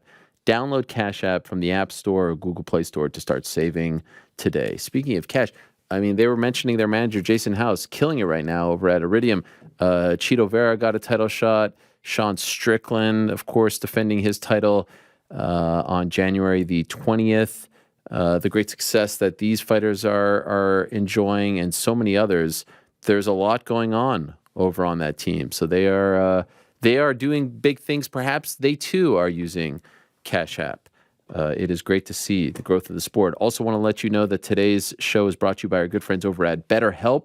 The end of the year brings shorter, colder days, extra travel, and a lot of time with family. So it shouldn't come as a surprise to learn that every holiday season, many people struggle with their mental health. If you're worried about feeling hopeless, dejected, or anxious this year, therapy might help you rediscover tools you can use to feel your best. BetterHelp offers convenient, affordable remote therapy from licensed professionals who can help you through a difficult time. BetterHelp is entirely online, and it was designed to be flexible and simple to fit in your schedule. Just fill out a brief questionnaire online, and BetterHelp will match you with a licensed therapist. Signing up is easy, and if you decide you'd like to switch to a new therapist, you can do so at no extra cost. Find your bright spot this season with BetterHelp.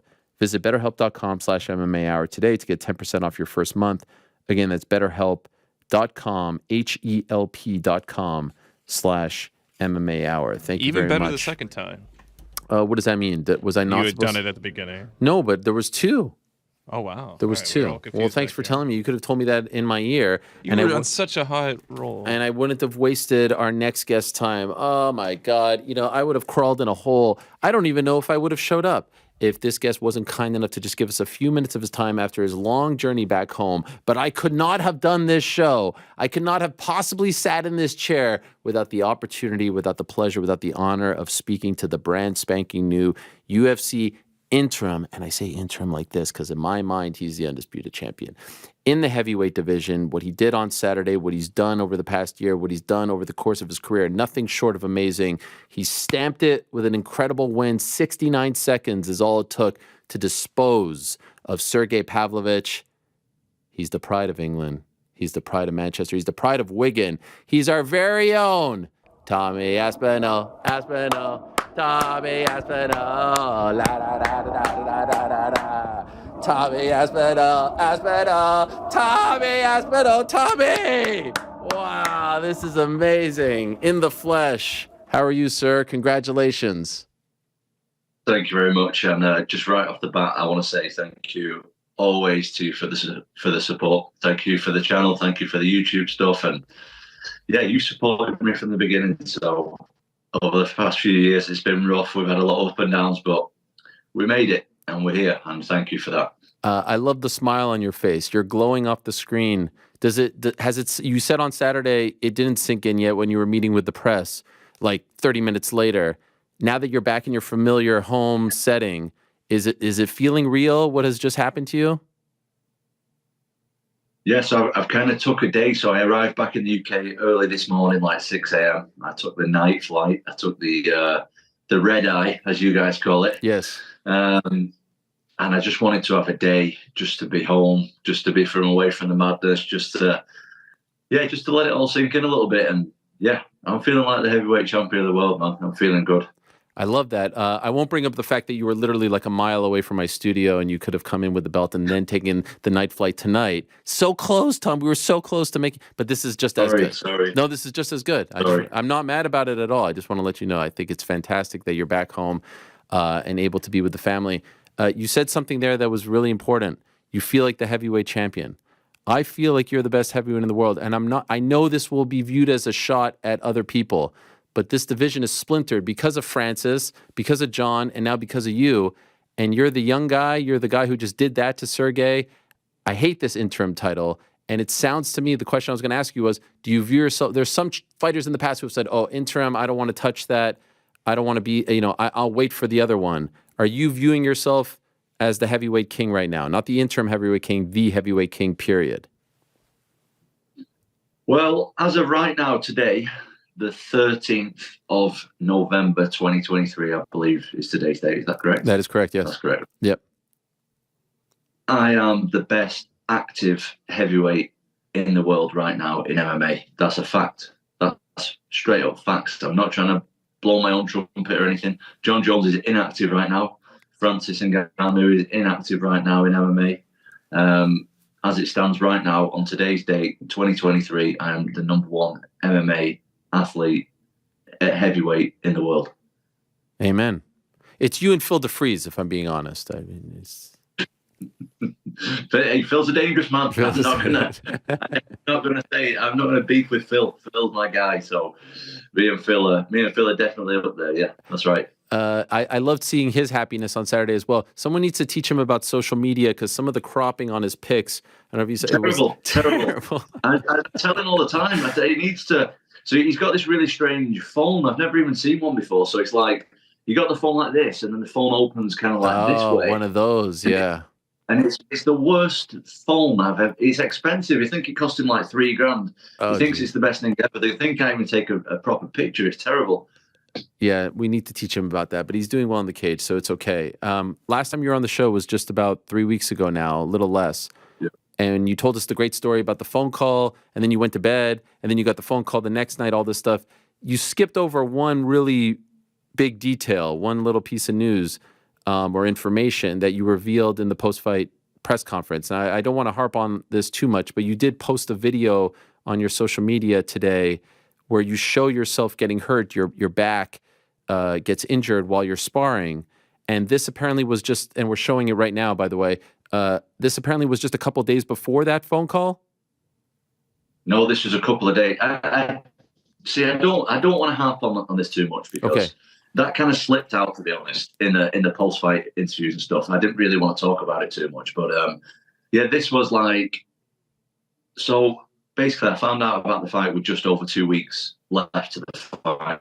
So I realized, listen, I don't have much time to spar. So I just want to get one good spar under my belt before we basically leave and travel to the US. So I wanted to do like one good spar. This was in the 4th round of sparring.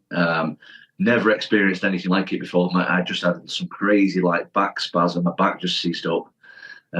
Nothing really even happen. Like I just threw a couple of punches and my back just stiffened up really badly. And yeah, I was basically unable to work out from that point onwards. It's been a crazy couple of weeks, man, honestly. To the point where, did you consider pulling out of the fight? Yes. Wow. Really? How close were you? Yeah. Literally a couple of days after, I couldn't really move or walk after I did it. My back I don't even know. It's actually a lot better. I got a lot of treatment on it the last couple of weeks and stuff. So as I started getting treatment and giving it a bit of time and stuff, it did get a little bit better. And luckily my team were amazing and they just shifted everything around so that I could get some really good treatment going and stuff like that. But are you still there? Did you? Yeah. No. Loud and clear. Yeah. And yeah, it just took a couple of days. For a couple of days there, I was like, shit, what am I going to do? I've accepted this massive fight. The world knows about the fight now, and I can't move. Oh my God. Look, we got stuff working, but seriously, nearly worst case scenario we had there. I had no training camp, and then the small training camp that we did within the 2 weeks, I couldn't really participate in most of the stuff that I was doing anyway. So yeah, it was wild, man. It was absolutely crazy. I didn't have a visa. I had to do a million forms with the visa thing, the travel, and I had to go to London a couple of times, which is the opposite side of the country from where I live. And yeah, it was just absolutely insane couple of weeks, mate. Absolutely crazy. And so, like on fight week in New York last week, how are you dealing with everything? Because in the back of your mind, like, you know, you didn't train enough for this. You know, you're banged up. It's been very stressful. You were faking it really well. You didn't let on. But internally, how are you dealing with it all?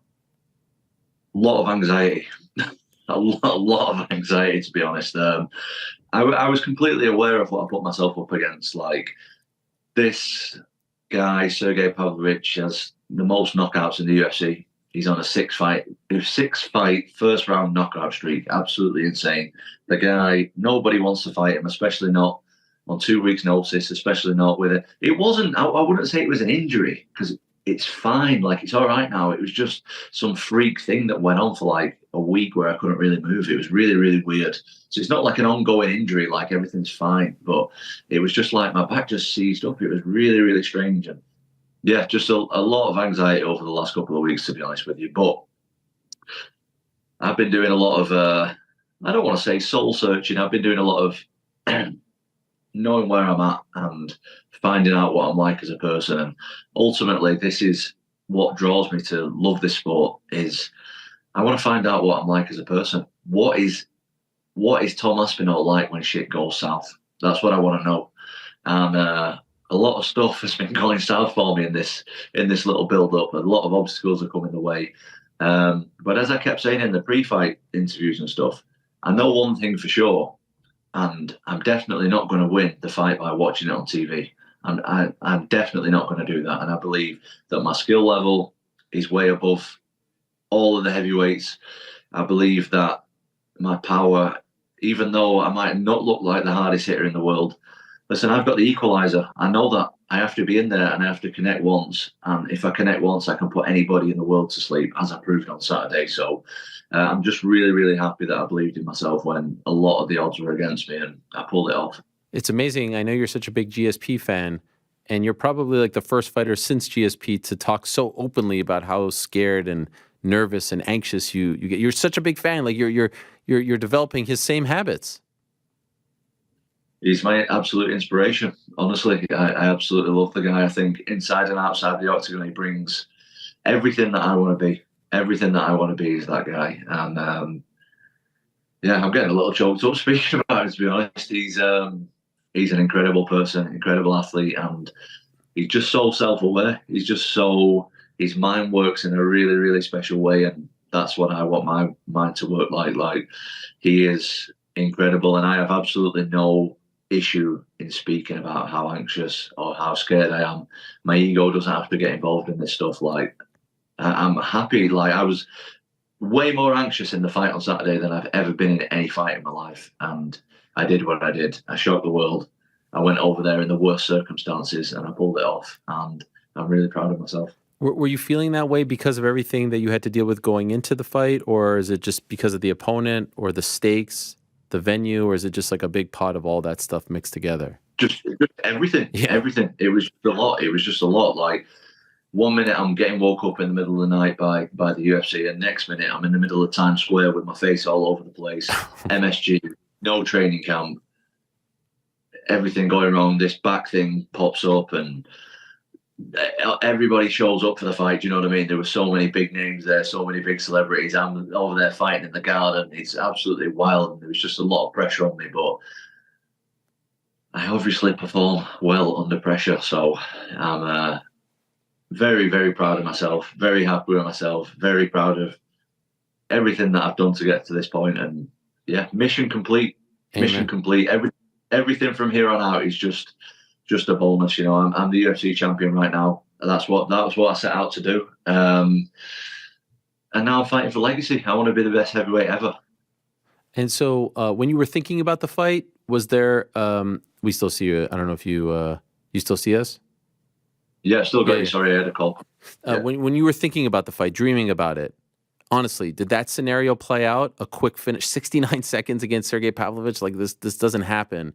Did you think that was a chance? There was a chance of that happening, or were you buckling up for a longer fight? And your fights don't usually last long. I think it's like 2 minutes and 10 seconds on average. But considering him and considering the training camp, what were you thinking?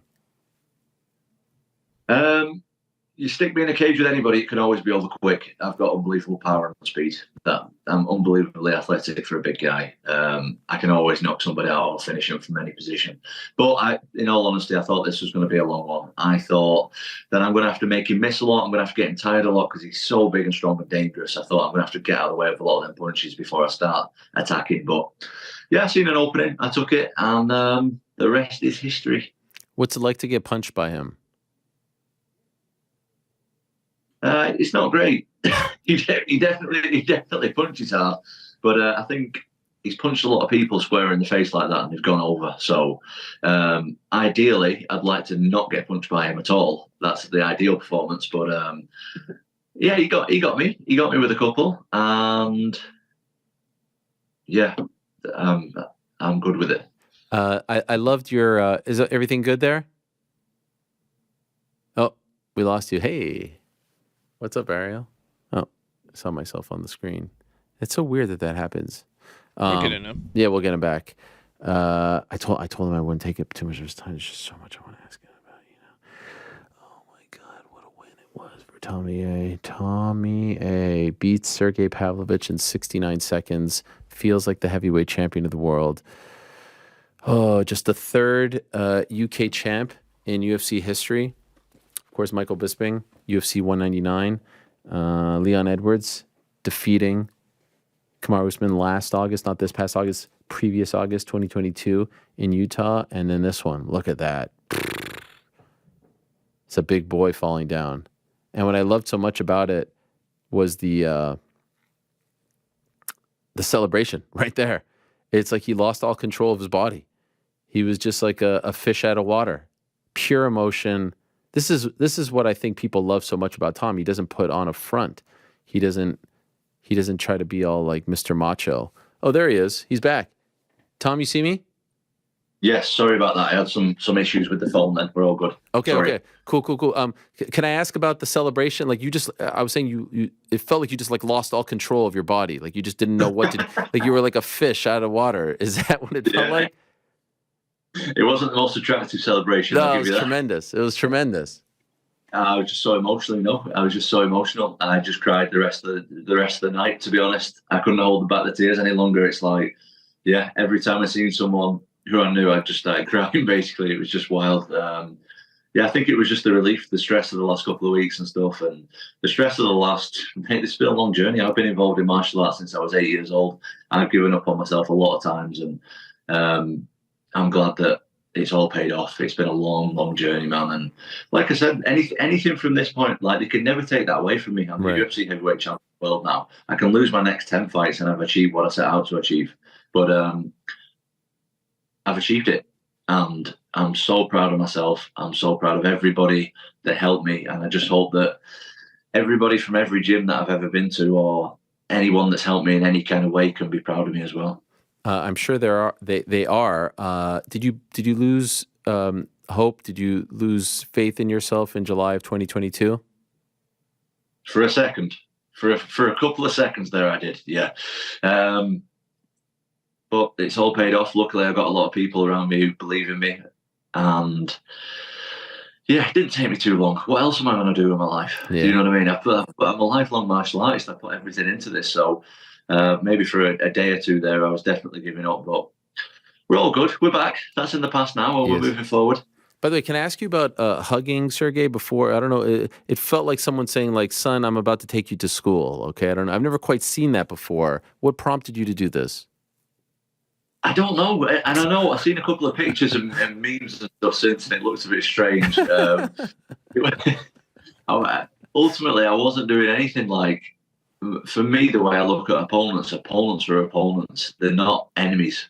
Sergei is not my enemy by any means. Sergei is my guy. Sergei is my brother. He was like, I look at him as not a friend, you know what I mean? But I've got a lot of respect for him before, during, and after the fight. He's not my enemy. He's someone I'm in there to do a sport with. I'm in there to do my job, and I have absolutely no ill feelings towards him or anybody else in who I fight, who I'm going to fight, who I'm fought in the past. Like, I have nothing but respect for everybody who does this sport. And yeah, I know it looked kind of awkward on camera, but I was just trying to show a little respect before the fight, that's all. I know you were asked about giving the belt to your father, and it was such a great moment when you gave him the belt in the cage. And we've learned so much now about your relationship with your father, Andy. In large part, I would say, because he only does one podcast, The Crack, with Pete Carroll. It's like his exclusive home. He only speaks to Pete, and rightfully so. Pete was there a lot earlier than all of us. But I'm just wondering, like, when you were gone, I saw the photos of you. I think Oscar Willis took a couple. Like, you're in Times Square. It's like, I don't know what time it was at that point, 4 or 5 a.m.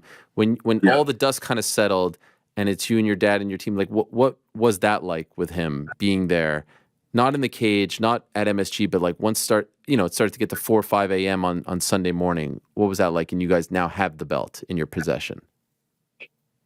He just said that I did good. That's it. Pretty simple, really. My dad's like doesn't mince his words or anything. Like you say, he's a pretty laid back, quiet guy. He's not trying to get no attention from no one. He speaks to Pete because he knows Pete. That's the reason why he'll speak to him. But yeah, he believed in me way before I believed in myself. You got to remember, who I am right now at 30 years old is not who I was at 8 years old. I was a shy, timid kid who didn't believe in myself at all. And he kind of brought that out in me through the years of conversation, years of travel, years of traveling to tournaments all around the country, traveling all around the world at this point to fight, and traveling to the gym every day. Like, we've had a million conversations, and he expected it. He expected it even more than I did. So yeah, he didn't say too much. He just said, you should be proud of yourself. You did come there. And I just said, thank you for everything. That is amazing. Did you guys just walk around town with the belt late at night? Yeah, it was like it was late though. It was probably like 4 or 5 a.m. New York's always busy, sure, especially Times Square. But around about that time, most people were either extremely drunk or on some kind of drugs, so nobody really cared too much. And no one came up to you? No one was like... Yeah, people came up, of course, but it wasn't too busy. Okay. The scenes were great, just like you in the middle of Times Square with the belt, getting the opportunity to do that. Just absolutely amazing. What was it like when you got to speak to your family, your wife and kids? Yeah, just tears, a lot of tears. Because of the time difference and stuff. So I absolutely love my kids more than anything in the world. And it just brought me straight back down to earth, because I spoke to my oldest kid, who's now 7. But so he knows what's going on. He knows what's going on a little bit. So I spoke to him and I said, oh, he didn't know. His mum didn't tell him at this point because he just woke up. Oh, wow. And he said, I said, oh, I won the fight. And he said, oh, are you the champion now? I said, yeah, I'm the champion now. I'm number 1 in the world now. And he said, oh, that's good. I just got a new book yesterday. And just started telling him about his book.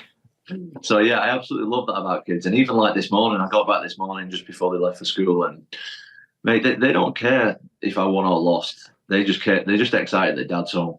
Do you know what I mean? And I absolutely love that. Like, that's the most amazing thing ever. They couldn't care. It doesn't make a difference to their life at all if I won or lost. They're just happy to see me back, and that's amazing. Did your wife stay home? She's home. She stayed home. Yeah. She didn't come to New York. She wants nothing to do with all this limelight, spotlight, nothing.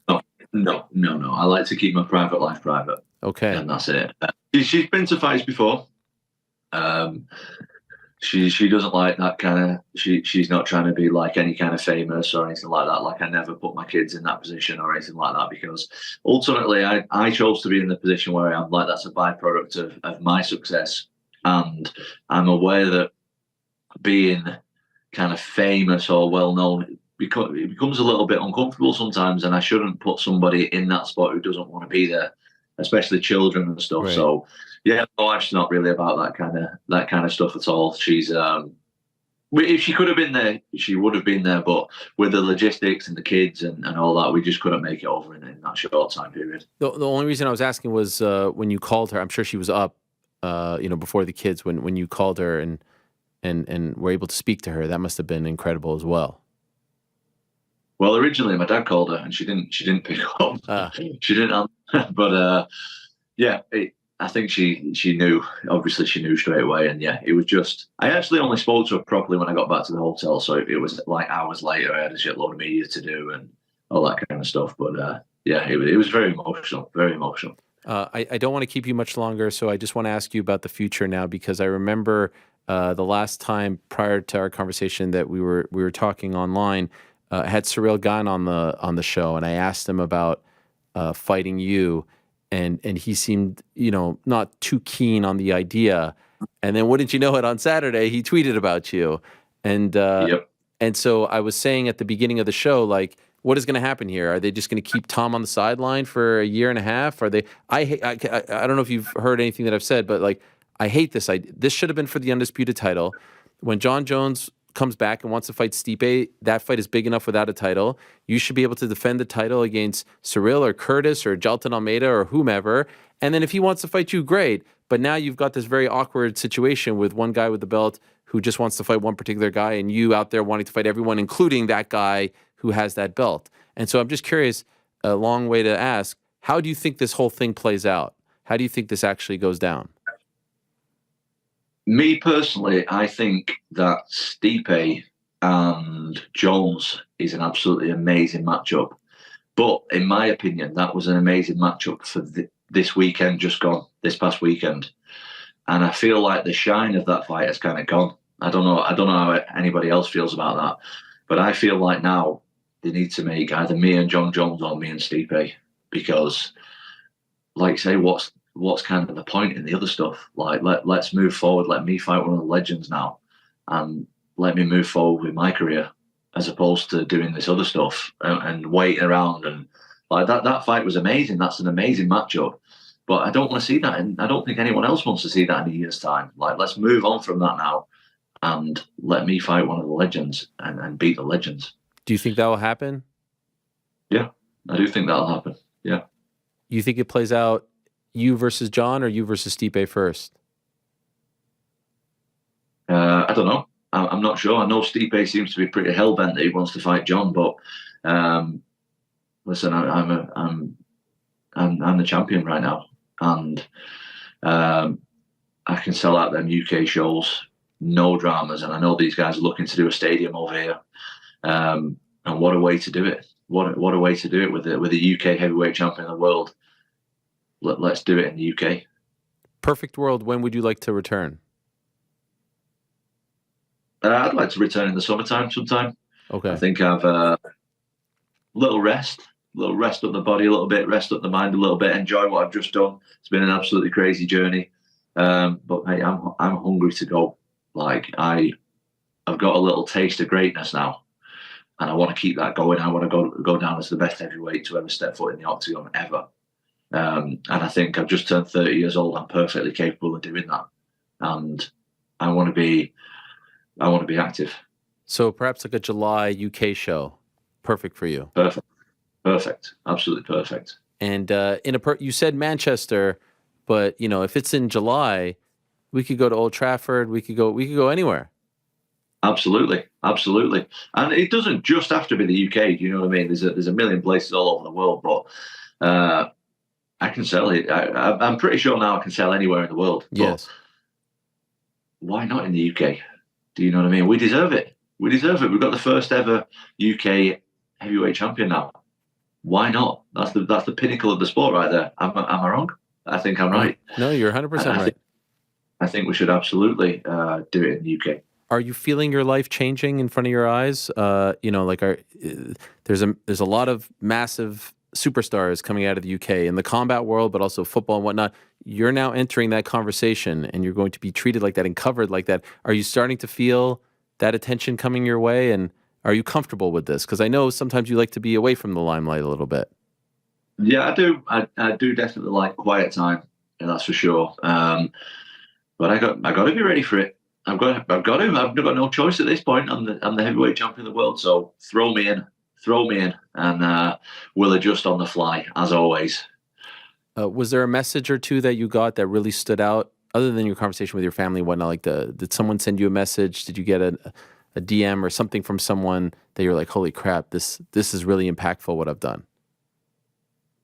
I got a lot of great messages. You know, I'm so lucky to have so many great messages. And I got a lot of messages off a lot of fighters that I look up to, a lot of celebrities who I look up to and stuff like that. But to be honest, this is going to be wild, and you will have no idea what this is, because so the area that I'm from, we have a rugby team here, and there's a guy who owns the rugby team. He's called Derek Beaumont, and the team's called Lee Leopards. And he sent me a message, and he's not like a high profile guy. He's not a celebrity or anything. He just sent me a video message, and it was one of the most powerful messages I've ever seen. Wow. And he said, actually, I'm getting a bit choked up thinking about it.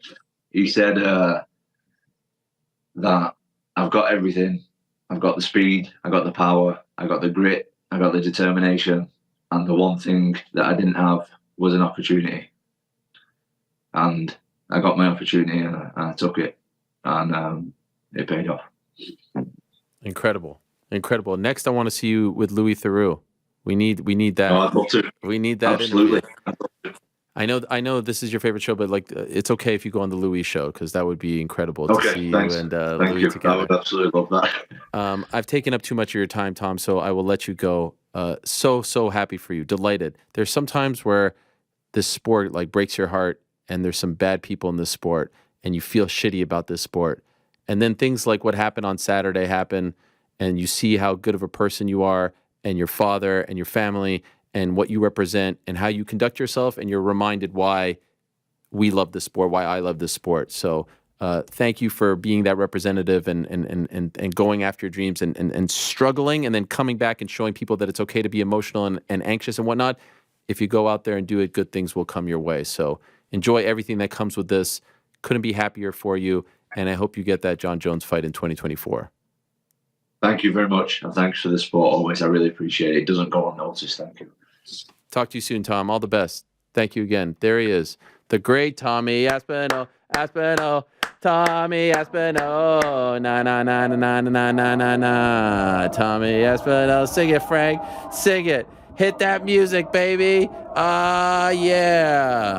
It's a great thing. It's a great thing. This is why I love this sport and why I love this show so much, because you get to have these conversations and have this connection with these athletes who do the unthinkable. Think about the stress. Think about the anxiety. Think about what was going on in this man's mind while he's at Madison Square Garden in the locker room, knowing that he's about to walk out there in front of 18,000 or so people, let alone millions watching around the world, against Sergei Pavlovich, terrifying, talented human being. He wins this fight, everything changes. That's the ticket. That's the lottery ticket to big fights only, to legendary fights, to life-altering fights.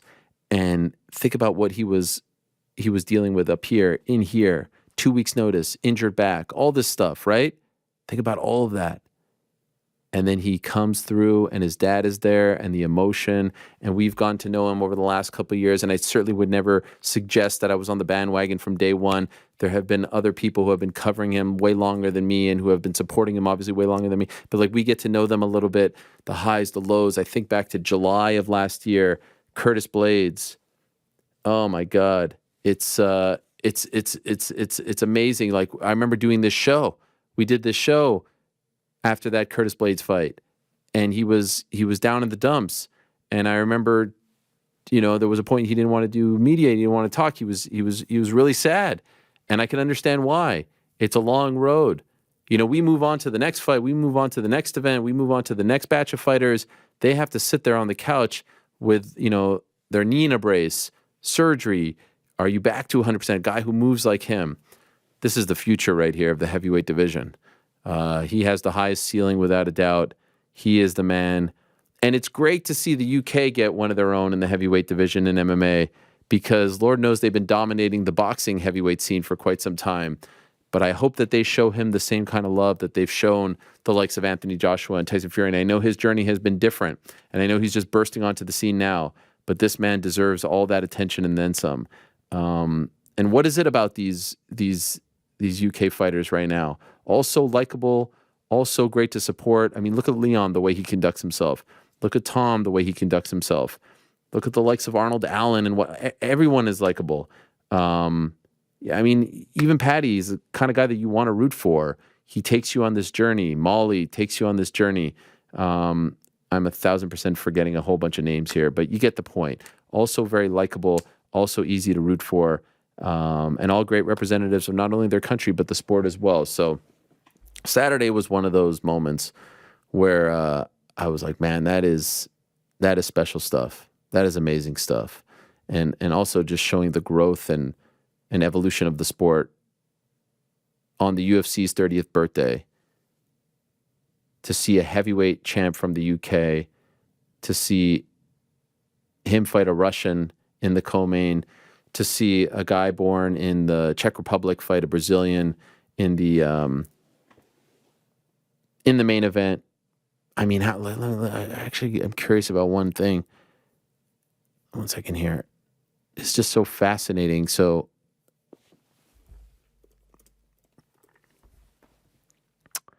no, I screwed that up, didn't I? UFC 295. Here it is. Shout out to Tapology.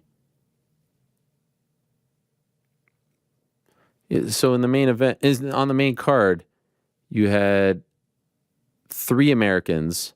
Mackenzie Dern born in America or born in Brazil? Born in Phoenix. So 3 American-born fighters.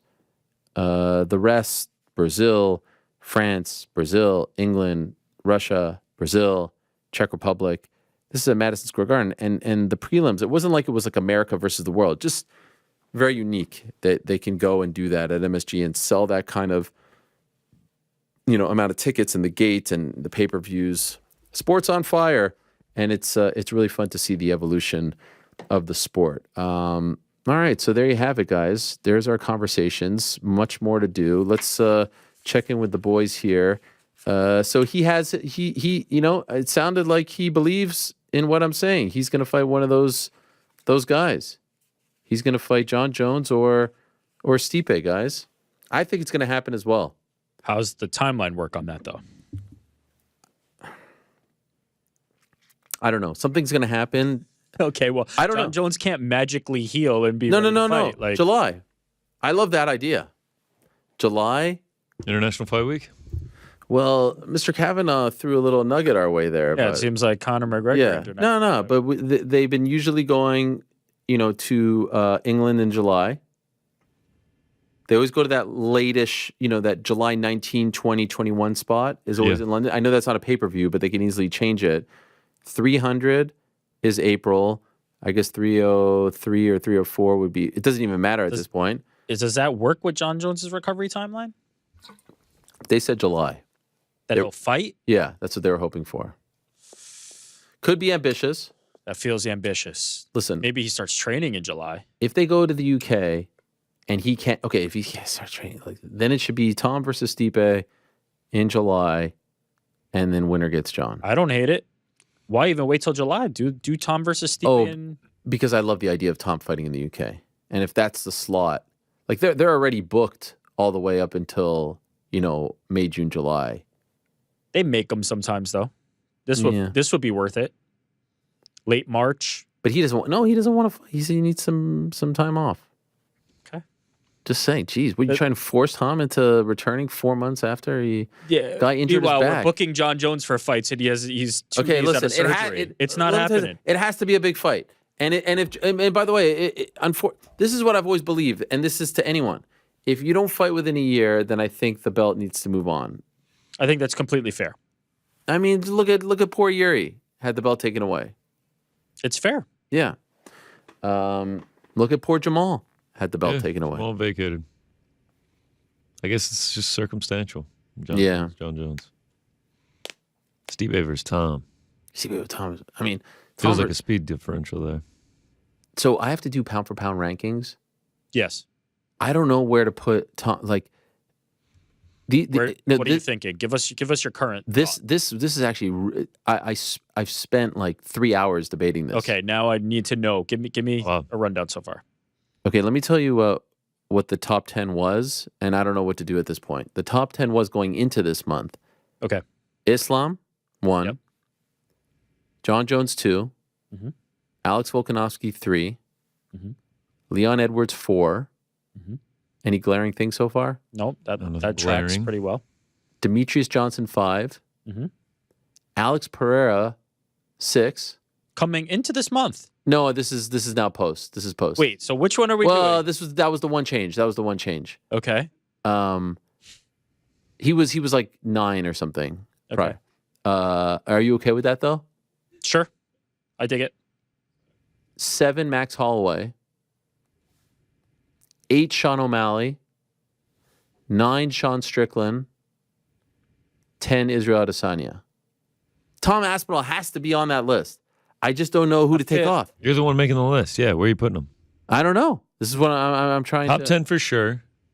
Tom Aspinall has to be on that list. It feels high for Max, if I'm being honest. Like Max Holloway, who's only lost to Volkanovski, who I have rated so high. Yeah. See, the thing is, you've got Strickland, whose only recent loss is to Pereira, who you've got ranked high to. Jared Cannonier. Yeah, Jared Cannonier. Did he lose? Yes, he lost. Yes, he lost. He has a loss on his record. Did he lose? Yes. It's a tough one. You can continue to ask. I mean, he lost the fight, though. Yeah, you can't. You're trying to use both the wins against opponent and the overall thing. Choose one or the other, and your list will sort itself out. Okay, so Islam 1, you agree. Sure. Jones 2, I would have Jones, but okay, yeah, 1 or 2. fair enough. It feels like most people have those 3 guys at the top, right? Islam, Jones, Volk. It's just a matter of where you have them. Leon 4. I don't know how you would disagree with that. I think some people might disagree with DJ being so high, but I would argue that they're probably newer fans, considering the longevity. And who knows if he fights again? Maybe. But see, here he's somebody who's going to cause you problems, because if you're going to go like, what are the recent wins? Who are they beating? DJ's not up there. DJ's not up there. So you would not have DJ in the top 5? I don't care about pound for pound at all. I don't. No. I have this lists. exercise. I just want to know where Tom is, because actually, I don't care about. If I boil Tom down to that pound for pound is everyone's same weight, basically, in this fictitious world. I think his skills. I lean toward the skill-based argument over the resume. I don't care about resume. If I'm forced to choose, I'd rather not have the conversation. If I'm forced to choose between the resume versus the skills, I will always choose the skills, because that is the heart of what pound for pound is supposed to mean. And DJ would be high on my list. I think Tom has to be in the top 7 or 8. I agree with skill-wise. Skill for skill, he's a freak, man. Like he's one of the most skilled guys we've seen. To do the things that he's able to do at heavyweight. It's crazy. Is crazy. And it's a simple. I mean, this conversation has been happening in boxing for a long time. That's the point of the pound for pound, was to not only highlight the heavyweight champion, right? The genesis of pound for pound was like, heavyweight champion of boxing was the glory thing. You are the guy. But how do we highlight these other skilled fighters at lower weight classes? By showing, like, if things were equal, where do the skill sets rank out. And so Tom, Tyson Fury, there's certain guys that I think are so skilled that they kind of get short shrift by being heavyweight. But I would personally have Tom high on my list. I think skill for skill, the guy is top tier. No doubt. GC? Where's he fit in? Tough. No Charles Oliveira either. Yeah. Yeah, I don't know. Yeah, I'd no Alejandro Pantoja either. No. Champion. I'd lower Max on I've your never list. made a pound for pound list. I kind of feel like I got to do it at some point. Yeah, I'd like to hear yours. Been around the block a little bit now. Can you give us one on Wednesday? That's your homework. Wow. Yeah. Maybe next week. Maybe next Monday. Why? Reveal You can't do it in 2 days. Here I am. It's like a lot of time. A lot of effort, a lot of research. Plus, we got to see what happens with, Paul Craig and Brendan Allen on Saturday. That's a good point. In case you're wondering, Zhang, Cyborg, Grasso, Shevchenko, Tatiana, Fiorot, Blanchfield, Pena. I wish you good luck. Rose.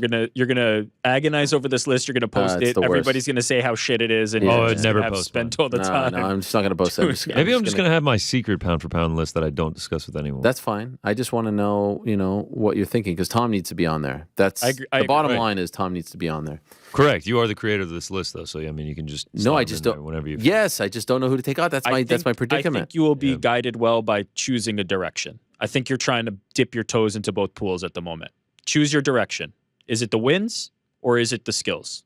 And then you'll find your list very easily. Yeah. No, you're right. That's a good point. Gosh, how can you not love Tom?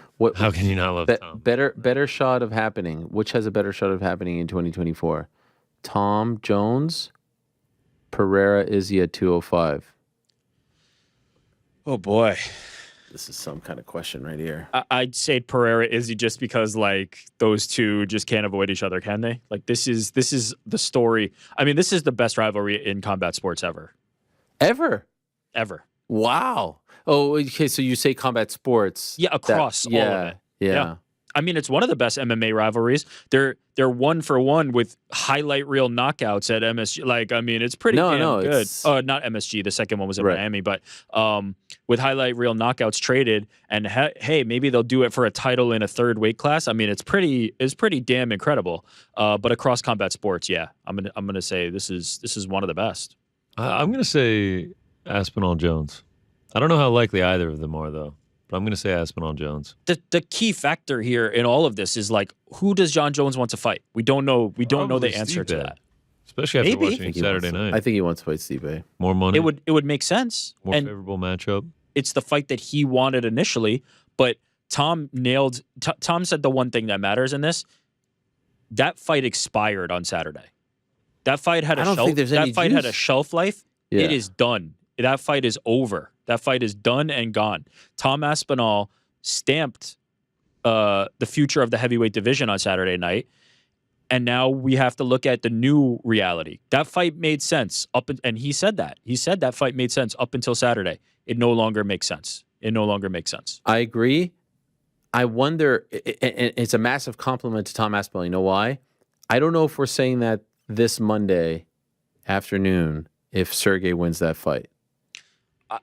I think he has a pretty rabid fan base. I see a lot of people kind of coming out of the woodwork with the Sergei stuff. It's not the same. If he knocked out Tom the way Tom knocked him out, maybe. I think it would have. Right, because then that'd be 7 straight first-round knockouts, and it's just There's at some point you just become undeniable. Tom story and fan base. Yeah, Tom could get on the mic and say, "I'm the best in the world.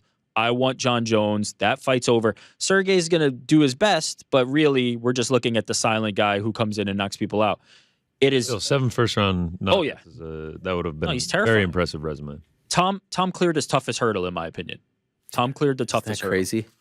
In the interim, I'm in shock. I mean, everything that he said about the fight leading up to it, how nervous he was, how tough of a test he was facing, is all true. That's what made it that impressive. How 69 seconds. How often again next time is Tom going to be facing the back injury, the short notice, this dangerous a striker? One of the hardest power punchers in the division. This was the toughest test he'll ever face. Too. Yeah. 8-1 of those. He did 8-1. I mean, impressive stuff. All right, let's talk about how you guys did as far as your picks are concerned. First, I do want to let you know about our good friends over at DraftKings Sportsbook. We love DraftKings, and we appreciate them sponsoring our live show on Friday. Of course, this weekend it is The end of Bellator as we know it, November 17th. Patchy Mix returning in a big-time 135-pound title fight against one Sergio Pettis. Yaroslav Amosov also on the card as well. But this could be it. I mean, they may do more Bellator events come 2024, but it's not going to be under the same type of leadership and ownership. So check that out on November 17th. And as GC said, it's Paul Craig against Brendan Allen. Back at the Apex. From MSG to the Apex, baby. You got to love it. That's this Saturday. So if you want to get in on the action, this week new customers can score $150 instantly in bonus bets for just betting $5 on basketball or football or baseball or MMA or boxing. It doesn't matter. Win or lose, you get an instant dub. Download the DraftKings Sportsbook app now. Use the code DMMA. Our new customers can get 150 instantly in bonus bets for betting just $5 on mixed martial arts. Only on DraftKings Sportsbook with the code DMMA. The crown is yours. If you have a gambling problem, call 1-800-GAMBLER. If you're in New York, which is where we are, call 877-8-HOPE-NY or text HOPE-NY. That's 467-369. See DraftKings.com/sportsbook for details and state-specific responsible gambling resources. Eligibility and deposit restrictions apply. Bonus bets expire 168 hours after issuance. Terms at sportsbook.draftkings.com. Go check it out. And thank you very much to DraftKings for their support as well. I think I've read all of them except for one more, so I will save. I mean, it's a Megillah we have over here. Must be a sign that we're doing well if we have this many ad reads. How did the Parlay boys do on Saturday? How did the Parlay boys do? I mean, let's get into it. It's another dub, and it was an easy one, too. Easy work. Easy. I mean, Ricci Godinez over 2.5. Jared Gordon with the first round knockout. Prohashka Pereira under 4.5 ends in the second round. And then Tommy Aspinall. Shout out to Frankie. Gets it done in just 69 seconds. Plus 321. Plus 321. That gets us to 4.33 units of profit for the Parlay Pals. I'm proud of us personally. I think you guys did great. The only thing I'm not proud of is the fact that there wasn't a Parlay Boys photo in New York. Yes, I mean, yes. Thank you. You were all in the building. Yep. How did you not get a pic with Juliana? And not only that, Juliana specifically requested it. I got a picture with Juliana. Me and Rick got a picture with Juliana at the same time. I brought Frank back to the green room. And, he was just so busy in such a hurry that... Frank, you couldn't take a pic. Yeah, Frank big I got a time pic this. with her. You got a pic with her. You didn't want to. We're standing right there. That stuff needed to be torn down and moved Oh, out. We had 30 minutes. There was a, to be fair, Pictures take 6 seconds. Let me be fair to Frank. There was a lot of moving pieces. 1,000%. Juliana has to go somewhere. Frank has to go back somewhere. We all got individual sets of picks, but yeah, unfortunately we didn't. Not only did we all get individual sets of picks, I mean, look at these bad Juliana swag. merch. Juliana came with merch. I wore this in today. I mean, everyone was complimenting me on the way into the studio. I was First time putting a hoodie on there? I mean, yeah, this is... I have to say, good point. I mean, look at this. Juliana Pena, Venezuelan vixen. My dad was like, I think I'm going to go buy one. I'm a big fan of the Venezuelan vixen. Wow. You could have given... I mean, I didn't get mine, so I don't know. There's got to be some extras. Juliana handed them to me and said, make sure the following people get them. You didn't make the cut, are you? Was I not on the list? You're not on the list. Okay. You're not on the list. All But you're not in the Parlay Boys. Andy, sorry. Me, GC, Frank. It was very nice. Did everyone get it? Shout out to Juliana. Did everyone get the sweatshirt?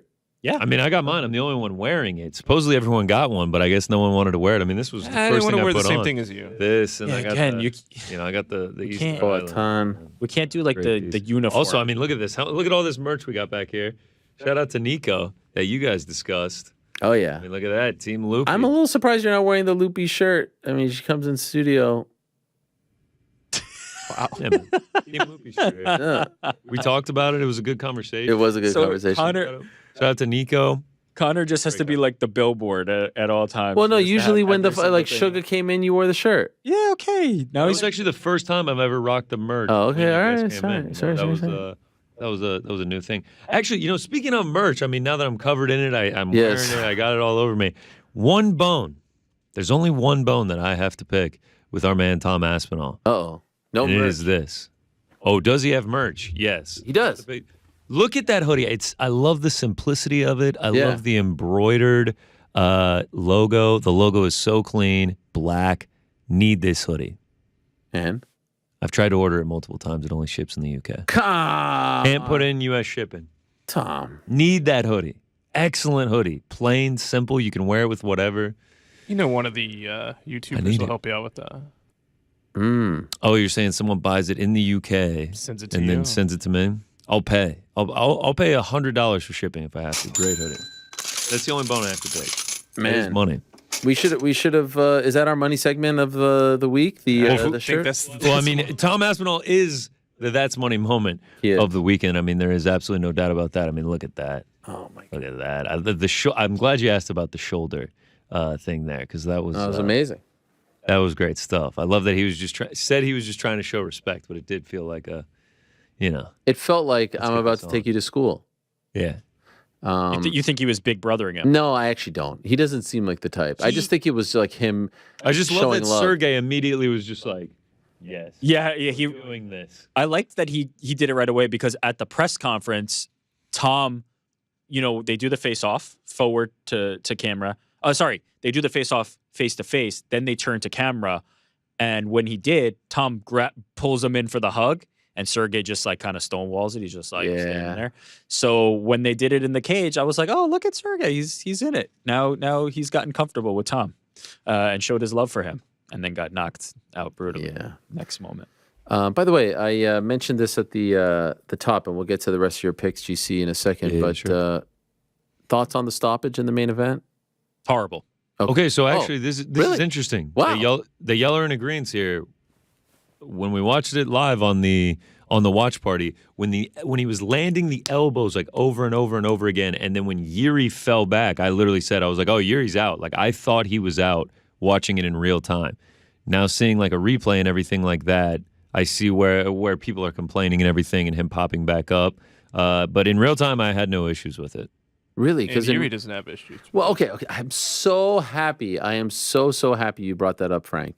Because in real time, I was like it still felt like he was defending, scrambling, obviously rocked, obviously hurt, but we've seen moments. It didn't feel clean, right, for a fight of that magnitude. And honestly, when people say like, oh, it's a title fight, you should let it go. No, like, to be honest, all fights should be ref the same. It doesn't matter if it's a title fight or if it's the first fight of the night. Like, it should be the same standard. But yes, of course. And then we see the replay, and I'm like, oh, this is definitely premature. And then we hear what Yuri says in the cage, and everyone's like, oh, well, if Yuri's okay with it, then we can't. And I was like, it's possible Yuri was just being a good guy and mentioned that moment, and behind the scenes, he's like, fuck, he's just not that kind of guy. So don't tell me Yuri was okay with it. I saw what I saw, and Mark Goddard, in my opinion, is the best referee in MMA. Damn straight. He's the best referee in MMA right now. However, if I can be so brash as to say, I thought that was premature. From my point of view, and watching it multiple times, it still felt like there was some fight left to be had.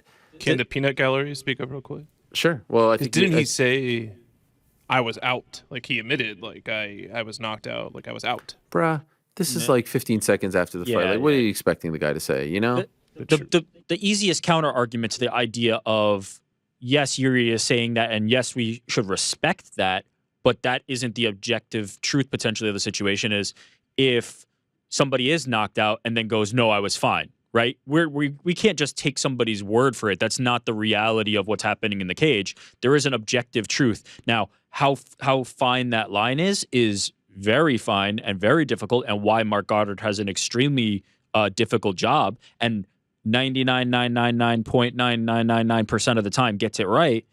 I disagree with this one. It did not feel... And I'm happy to hear you say that, because I was about to pounce. If you were about to say the stoppage in Alex and Izzy was too soon, and then this one wasn't, I was ready to jump. So yes, based on my it felt like that was the popular opinion, that it was a terrible stop. It sounded like you were about to say, I saw it, I did this, and then I switched it, and I'm glad you did it. I saw far more people saying that it was a terrible stoppage than I saw people agreeing with it. I couldn't believe it. The optics of it. I mean, he got dropped bad, and then he got like 12, 15 elbows into his head, and then he fell backwards. I thought he was out in real time. He fell backwards, but he's falling backwards on the strength of like being pushed over, off balance. Like there needs to be more there to have a conclusive ending, in my opinion. Again, if we're going to choose, if I am forced to choose and fighter safety and all these things are the highest priority, I'm going to take that over a late stoppage anytime, and I'm willing to accept outcomes like this, right? If I say, hey, I care about the health of the fighters, I care what the outcomes here are, and the alternative is he lets it go on too long and Yuri is forever changed, I'm okay with this. I'm willing to accept certain times that this is going to happen. But if we're just looking at it in a vacuum, too soon for me. Way too soon for me. And the truth is, like, you know, where does Yuri go from here? You know, the consequences of, I agree with you, safety, all that, but like when you just... He wasn't going to recover from that. Let's call it what it is. Now, we've seen him in tough spots against Glover Teixeira, real tough spots, and come back from it. So we've seen people recover from way worse. It's not impossible. Very unlikely. But I'm willing to accept those outcomes. I'm willing to accept sometimes it is going to be a little bit too early. It's a tough spot. It's a tough job. Toughest job in sports, being an MMA ref. It's impossible. It is impossible to have a clean record. You cannot be perfect. Yeah, of course. That's my defense of Goddard there, is that in real time, the optics and everything, I thought Yuri was out. And maybe I'm in the minority thinking that, but that is what I thought watching it in real time. I can see what everyone is saying, watching it back in slow motion and all that. No, real fast motion. I was sitting there 10 feet from it. It was... like the arena was baffled. I forgot that you were there. What was the atmosphere like when I had heard from fellow friend TST that Pereira was a gigantic star in the building, massive pops every time they showed him on the screen. Is that accurate? I mean, honestly, it was lit the whole night. Like the whole arena was on fire. From jump. As soon as the main card started, it was on. Who was the biggest star?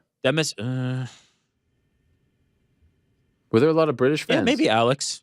Were there a lot of UK fans? Hard to discern. Everybody was going crazy. I mean, is it true that the biggest pop was for Tucker Carlson? Yes. Actually, you asked me who's the biggest star. It was definitely Trump and Tucker Carlson, actually. Kid Rock, too. And Dana, whole squad. It was a whole freaking Don Jr. You need to get Trump in some in the fighter gear. Don Jr. walk. I mean, it was a whole freaking walk out there. Yeah, I know you. I stand corrected. I saw that on Twitter. The best part about my tweet about Tucker Carlson was the amount of people that thought I was being serious. I didn't see your tweet. I thought you were being serious. What was your tweet? Stop it! You thought Should I go take away? I did. My tweet was I quote tweeted it. TNT posted it, and I wrote like, "Ayo, shout out to Tucker Carlson for making that walk."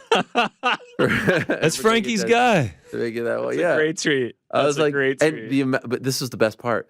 The first reply that I saw was someone being like, "You disgust me, this and that," and I replied to that person with just a snowflake emoji. Yeah. And then I was like, and now it's on. It was like uncommon Helwani W. I had everyone on my side there for a moment. It was nice. Uncommon, rare Helwani dub. Oh wow! So now you know. Now you know. All you have to do is. Oh, it's nice on the other side of the fence. Yeah. Maybe I'm gonna go hang out there a little more. I mean, this is great. Wow. By the way, the look on Tucker's face. I mean, the guy was just like a pig in shit. Smiling. He was loving it. Donald Trump and Dana real serious, right? They're like, "Hello, we're here on a mission. We're walking out." Tucker is like, he was like, "Can you believe this shit, guys?" He's like slapping Don Jr. Well, I mean, Tucker Carlson hanging out with those guys and Kid Rock. It was just the whole thing was insanity. But yes, they were the biggest. They got like the fighter intro walkout, like as the main card was starting. One time, someone asked Dana about that, and he said it was a total coincidence.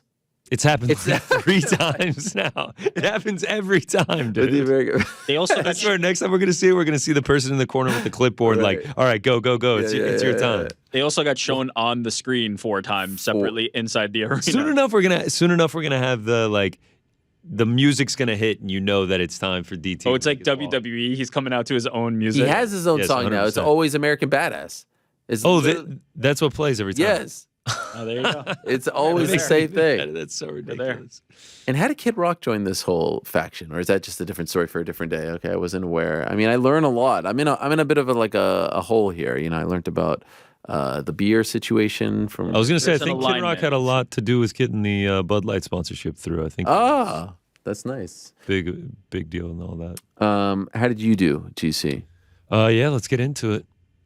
A lot of singles. Flyers are just burned. Just burned 2 units quick on the Flyers. None of them were even really that close. The Steve Erceg had a chance, but alas. Did really well on the main card. Didn't miss a single bet on the main card. Wow. Godinez. Well done. Diego Lopes, both coming through for me. The dynamic duo that was just in here, cashing some tickets. Parlays, we go 2-0. Godinez over 1.5 in that one. And then the main and co-main unders and the Frivolous Anthony under. So that brings us to the final recap. 6-6 on the singles, but up 3.1 units, and parlays 2-0, giving us almost 6 more units on the week. So now 15 of 17 weeks of profit. Almost 30 units on the year now. 106.63 all time. The climb continues. Now we're at about 7.5 units in November, which obviously will all get donated to the cause of Movember. Everything donated at the end of the month. If you'd like to donate, if you'd like to help out men's mental health, cancer screenings, all of the above, you can go to the QR code or you can go to the link in my bio. I'm not the only winner, though. I got 2 big hitters that I would like to shout out very quickly here. All right. That's loud. That is loud. Yeah, I was going to note that. Also, Shakur Stevenson fighting on Thursday, by the way. Me and Rick just had that conversation back here about an hour ago. Yeah, why Thursday? Why Thursday? Does anyone know? I mean, I kind of like it, if I'm being honest, but... I kind of like it, I guess, but... I don't think anybody knows this thing's even happening. You just introduced a bunch of people to the fact that it's going on. Andre Ward on the show on Wednesday to promote. Let's go. You know how I feel about to promote the Shakur fight. He has a book coming out, but he'll be in Las Vegas for Shakur. I was like, is he in Las Vegas to call the fight? No, just to support his guy. Books, docs. Andre Ward's got it all. Killing it. S. Farrell, Sam, 55. 13 picks up, 13 picks down. Whole card parlay plus 31,427. I mean, he's got some over-unders thrown in there, too. Turns $1 into 315. And then the other one I wanted to shout out, old Buzzy Beans 709. Our guy Matt, plus 18,761. 11 picks as well. Almost the entire card. He had our guy Tommy Aspinall in there. He had Alex Pereira, BSD, Diego Lopez. He had them all. Nails it. Wins $2,865 off of that one. So shout out to Buzzy Beans and Sam on their big winnings on Saturday. Congrats to all. Still bummed that we don't have that picture. Like, I would have put that picture on the wall. Parlay boys, Frank blurred out. Frank did commit to the bit, though. Wore the luchador mask the entire night. Well done, Frank. I can't get it off. You can't get it off. It's just stuck to my skin. We actually have a picture of me, Rick, and Juliana, but there's no Frank. I mean, actually, on there too. But even Helwani's in. Look at that picture, though. I mean, an all-time pick. What a all-time group. pick. Freaking action! Look at that. Shout out to Cash App for the merch. Yeah, it was a nice gesture. Action is so freaking thick up there. I'm telling you, when the guy hugs you, it's like. Going into hug? You're going into like a steel trap. Yeah. I'm There's afraid no getting you've out of never that thing. God, it was fun. Frank, you hugged me like a fish, man. Man, we had a good time. What does that mean?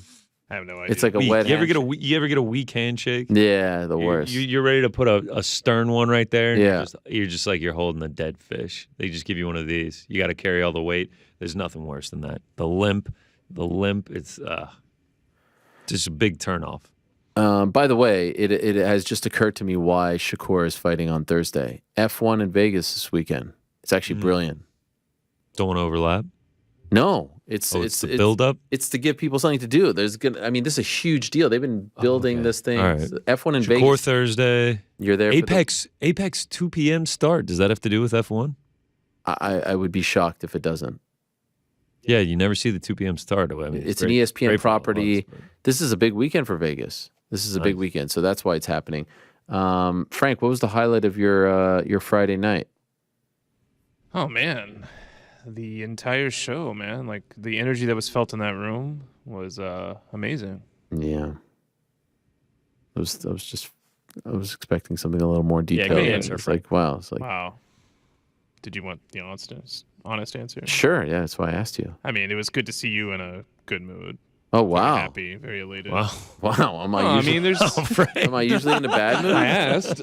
Am I usually in a bad mood? Wow, man. No, like it was good to see you feel the positivity in the real time. You reflected on that. On Yeah, Friday. I You did. were I feeling did. it. Yeah, no, I did. All right. Just gonna Now, show do you want the myself out dishonest here. answer? No. I like it. I like it. What about you, Rick? What was your favorite part? It was probably the reaction when Dylan Dennis first came out. That was great. It was great in retrospect because in my mind, I had this whole thing that I was going to like do these big intros. And I joked with Joe about like, hey, like wait, after. But him crashing and then the pop of like, oh shit, was actually People seeing it felt big. And then obviously you're doing the intros for the next ones, which were all great and everybody was excited. But it was the surprise of the Dennis one for me that it was like it kicked into a different gear once that happened. Yep. 100%. And the pop for Cheeto was probably the loudest. By far. The Cheeto right? pop was incredible. It was so much fun to do the thing deafening. where I'm like building it up, and I could feel people waiting to see who's going to come through that door. Yeah. They really need to steal this idea for the fights. Just have a secret card. Yeah. No, all right, fine. Also, it was really nice to meet Juliana like formally. Yeah. You know? No, She she's the was best. such a sweetheart. She was so appreciative of us having her there. What about you, GC? Your highlight?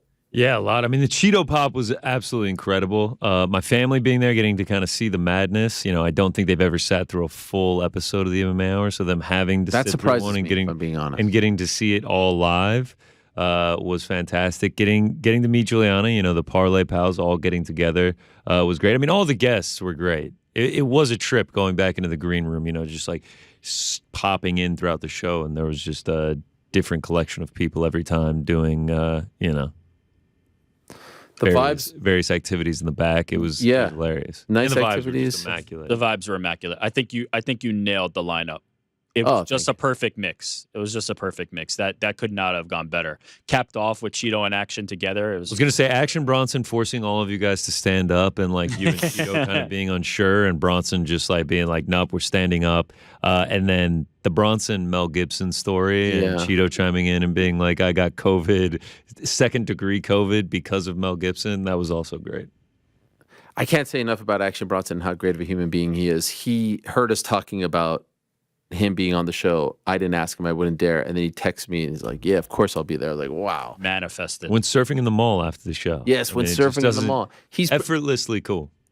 At this juncture, he is probably listening to us talk about him as he's like swinging an 85-pound hammer. Yeah, hammers. In his, Maybe picking up some stones, just some heavy stones.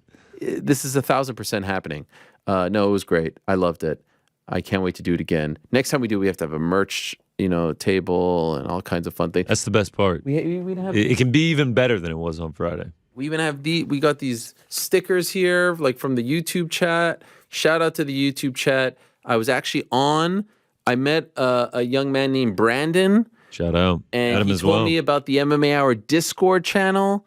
And I signed up for it on Saturday while watching the fights. And I met a lot of great people there. So shout out to them.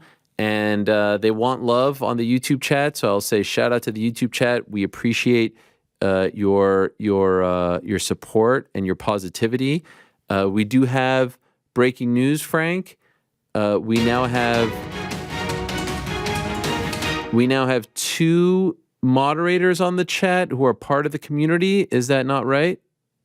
That's right. And they have a banning quota that they have to meet every day. Okay, perfect. It's Brandon and OC, right? I always pronounce it as OSI, but okay, yeah, it's very possible. No, I don't think it is OSI.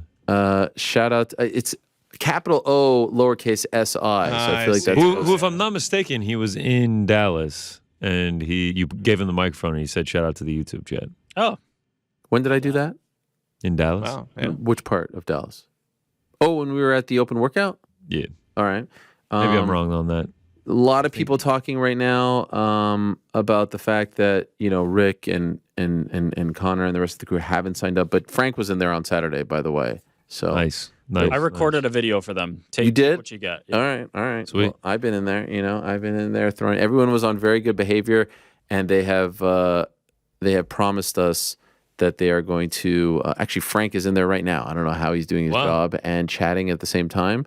Wait, what the did they YouTube promise? chat or the Discord? They promised us to be positive, to be supportive, to not troll, to not be mean people. So I believe them, and I'm very happy that we have moderators now. This is great. It's no longer a rudderless ship. I also is there going to be like a YouTube versus Discord? No, it's the same people. Rivalry? Same people.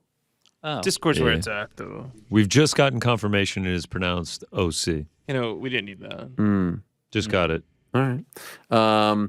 Also want to give a hearty congratulations to our good friends over at St. Pat's Athletic for the big dub yesterday. Shout out to the boys. This is not the same sport. Yeah, I was watching. Were you watching? Beat the Bohemians. Watching, but I did send a few messages off to our boy Carl. Shout out to Carl Stafford from St. Pat's Athletic, the operations manager. He's the man. Been our lifeline for St. Pat's, and can't believe fifth time winning it. We did it. We freaking did it, boys. Well done. Well done. One of these days we'll go to the stadium to watch them compete. 43K record-setting attendance because of my promo. Let's go. My TikTok promo. It sure as hell didn't hurt. Yeah. That was one heck of a promo. But shout out to the boys. I'm now in the chat as well. Okay. Just wondering, this comes from AL. Just wondering if we got any update on the Iron Turtle interview. Oh, wow. Yeah, there's been... They're pressing you already. Actually, I got his... Shout out to Guilherme Cruz, the Brazilian beast, who has put me on the path to track him down. Let's go. Listen, it's not easy to find be a big one. The biggest name in the game. It's not easy to track him down. Fly him in? If anybody can in studio? In studio, Iron Turtle? I'm sad to say that our I say we go to him. Yeah, that's true. Where does he live? South. Yes. We wanted to do more live shows. Let's do it from the Iron Turtle's like compound. I'm sure he's got something crazy going on. Let's see where he's fighting out of these days. I'm sad to say that I think our streak of in-studio guests is coming to an end on Wednesday. Since last Monday, 2, 4, that's 6, 10. We've had 13 in-studio guests since last Monday. 13, if you include the 4 from the live show on Friday. Yeah. 13 in-studio guests. I mean, it's not bad, right? 10, yeah, not bad. It's been a run here for sure. It's been a run. Do you remember Seoul? Yeah, we can Seoul? Down there. Let's do it. When we opened the studio in June of 2017, when we moved here, it was between June of 2017 and August of 2017. Back then, we were doing only one show a week. You may not remember this, New York Rick, but I had booked an in-studio guest every single Monday leading up to Mayweather-McGregor and post-Mayweather-McGregor. We went on a crazy run. It was like Lou DiBella, Ally Quinta, this guy, that guy. So, I mean, this is not quite that many, but, well, when you think about the amount of guests, and it might actually be that many. Anyway, a great run for the program, and a great card was had on Saturday. Do we have anything else that we have to say about Saturday? I think we're pretty good, no? No, I don't think so. I think we're good, man. And a fantastic card. 5 knockouts on the main card. I mean, didn't even see a third round. A ton of fun. Yeah. I loved it. I had a blast. Yeah, it was a good one. Shout out to the watch party. You guys did a great job, as always. And shout out to our good friends over at Cash App. One more time, want to let you know about our good friends over at Cash App. They have the tools to make saving easier, and that means you can start building towards your savings goal $1 at a time. But growing those savings is faster with Cash App's roundups and offers, because once you save with Cash App, that money starts growing without you even having to lift a finger. You don't even have to worry about it. Think of it as financial self-care. That's money, that's Cash App. Download Cash App from the App Store or Google Play Store to start saving today. Yeah, baby, give it up, baby, give it up. Na na na na na na na na na. We need a new video. We need some new sound. We need Casey and the Sunshine Band to go in and record the. Oh my God! For us to play, we need. I'm ashamed to say, I don't know if Casey and the Sunshine Band's still alive. All right. Of us, I feel like only Frank would know this. Way to be morbid, man. I mean, I don't want to say something and then someone's like no matter what. Casey in the Sunshine. It's not quite. That's like the when Ariel asks you your favorite part is. Hey, So Harry that doesn't Wayne really- Casey, 72 years old. Still kicking it. Yes, there he is. Still kicking it. Now the Sunshine Band has Opelika, had Florida. a little bit of change. Nah, this is gonna happen. We need to Jerome make this Smith happen. on guitar. I mean, the scenes. Rest in peace, Jerome Smith. If he That's fights awesome. and wins in the UK, Oh my God. I mean, it would be. There's nothing like it. To say what you will about the American crowds, there's nothing like if you win there and they'll start dancing and singing in your honor. It would be as incredible. champion, as headliner, as pay-per-view draw. I mean, it would be. The thing is, I feel like there's no chance, and rightfully so. I will say Jones ain't going to the UK. No. That's the thing. Why should he? No, exactly. He's So John like, if we Jones. want to see Tom Aspinall fight in the UK next, it's not going to be against John Jones. Correct. Do you know what I mean? I'm not even thinking next. Like this, I'm expecting this run to go for a bit. Yeah. So Let's yeah. hope so. Let's hope so. At what point does Tom Aspinall stop coming on the show? Like, when does he get too big for? I'm wondering, man, because it's been an incredible saga. I mean, Yeah. all the way back from like before the fight in London in March of 2022, and then after the injury, he had a very emotional interview on here. Was very open, and then the comeback, and now this. I mean, it's been an incredible story to watch unfold. I've got more faith in Tom than that. He's a lifer. Back on the Monday too. Tom's a lifer. Yeah. My favorite thing about Tom is like he's just this giant, terrifying man, and he's just so open about just crying. Feelings, yeah. He's like, oh yeah, just cried all night. It was great. Crying, being afraid. He's like, yeah. If you Yeah, say he's you're just an not open afraid, what guy. do you talk? Like, I'm afraid, but I'm motivated by it. He's the man. He really is the man. And I should shout out and thank you to Casey for reminding me of this. I guess I just kind of skipped through it when I was reading everything. Shout out to our good friend of the program, Vyacheslav Borshev, Slava Claus, who had a great performance on Saturday. Unfortunately, ended in a Dug draw. deep. But Deep in that third round. Yeah, Yeah, him showed some real versus heart. Nassim Sadikhov was quite the fight. Fight of the night, well deserved. I think in total they gave out like 7 or so performance bonuses. I mean, So it was that a was wild nice. night of fights at MSG. Those MSG cards just always crazy. Just always crazy. They have hit a home run every time they've been to MSG. How about Poetan? 2 MSG headlines, 1 other Two win. title won. victories. And, 7 fights in the UFC has and made his debut at MSG too. 2 different belts, No, a it's, win over the current middleweight champion. it's absurd. It's legitimately absurd. He is a freak. And in conclusion, we're talking about bonuses, just to hammer home how this journey has gone for Tom in the last couple of years. You showed us a video, Rick, of him finding out after that September of 2021 fight at the Apex that he got the $50K bonus. Look at this video that was posted today on Twitter. It's unbelievable.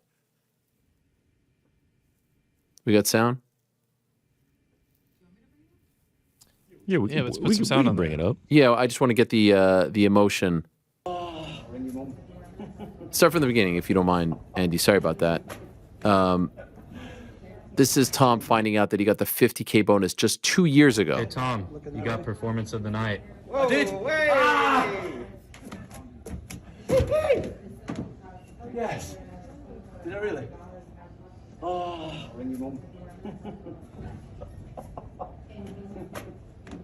Look at the emotion there. And there's his dad hugging. I mean, this is just amazing.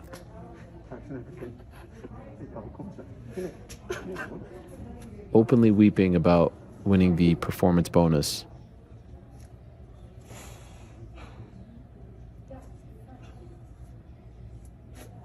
Incredible. That was in September of 2021 after his win over Sergei Spivak. Followed that up with the win over Alexander Volkov. Then the devastating knee injury just 15 seconds into the Curtis Blades fight. Comes back against Marcin Tybura almost exactly a year to the day. Beats him back in July. And now, a little over 2 years after that clip was shot, interim heavyweight champion of the world. Massive fights awaiting him in 2024. If And that he doesn't got- make you happy, nothing will. And he got the 50K check 3 more times Yeah, out of the 4, he and did. the only one he didn't was when he blew his knee out. So I mean, his average fight time is like 2 minutes, 2 minutes, and yeah. 34 Yeah. seconds. he's special. He's truly special, man. But one more thing on Yep. my end. Yep. Happy birthday to Jordan Wetherill Oh. of England. His That's it? brother Harvey wanted me to do that, and sometimes I can oblige. Happy B-Day, Jordan. Wow, getting birthday shout-outs on the program. How much you pay for that cameo? I mean, wow, what a guy. That's probably the first and only. Now everybody's going to come out of the woodwork, and sorry, you're not getting it. I hope it's a great birthday. In the UK? England. Probably a Tom Aspinall fan. Who knows? Yeah, Hopefully. no, it was worth it. It was totally worth it. All right, gents, time to go. Thank you very much. Thank you to everyone who joined us on today's program. Always great to have a post-pay-per-view Monday, and we shall have a post-pay-per-view Wednesday on Wednesday, November 15th. And yeah, shout out to the chat. You guys are great. I'm seeing a lot more positivity there. The Brandon and OC era has been fantastic so far. Frank, how much you paying them for this? It's in fortune cookies. Okay. And they come quarterly, 1 cookie per moderator. That is amazing. What a time. What a week it has been. I wish the UFC would come to New York more often. We could have more in-studio guests. See, we could have more live shows. We could have more live shows. Well, we could take the live show anywhere. We could do Let's do it. I've done it in Vegas. I've done it in Chi-Town. Wow. Yeah. I don't know if you know this, Frank, but I had a life before you came to my life. Yeah, and you were always this humble too, right? I mean, what's not humble about what I just said? That's kind of weird, but anyway. Fine, be that way. Thank you to everyone who joined us on today's program, who tuned in. Of course, thank you to our guests. What a fun day it has been. John Kavanagh, great to see him in the flesh. First time in a long time. And yes, we are approaching that big Katie Taylor fight. That's not this Saturday, next Saturday. So a little more time to talk about that. Curious what the boys think about that in terms of who's going to win. Vic just said big fight. Yeah, cool. Thank you for that. Thank you very much to Loopy Godinez, and tremendous job translating for Diego Lopes. Congratulations to the both of them. And of course, congratulations to the great Tommy Aspinall for what he did on Saturday as well. Back on Wednesday, same time and place. Until then, I say peace. I'm out of here.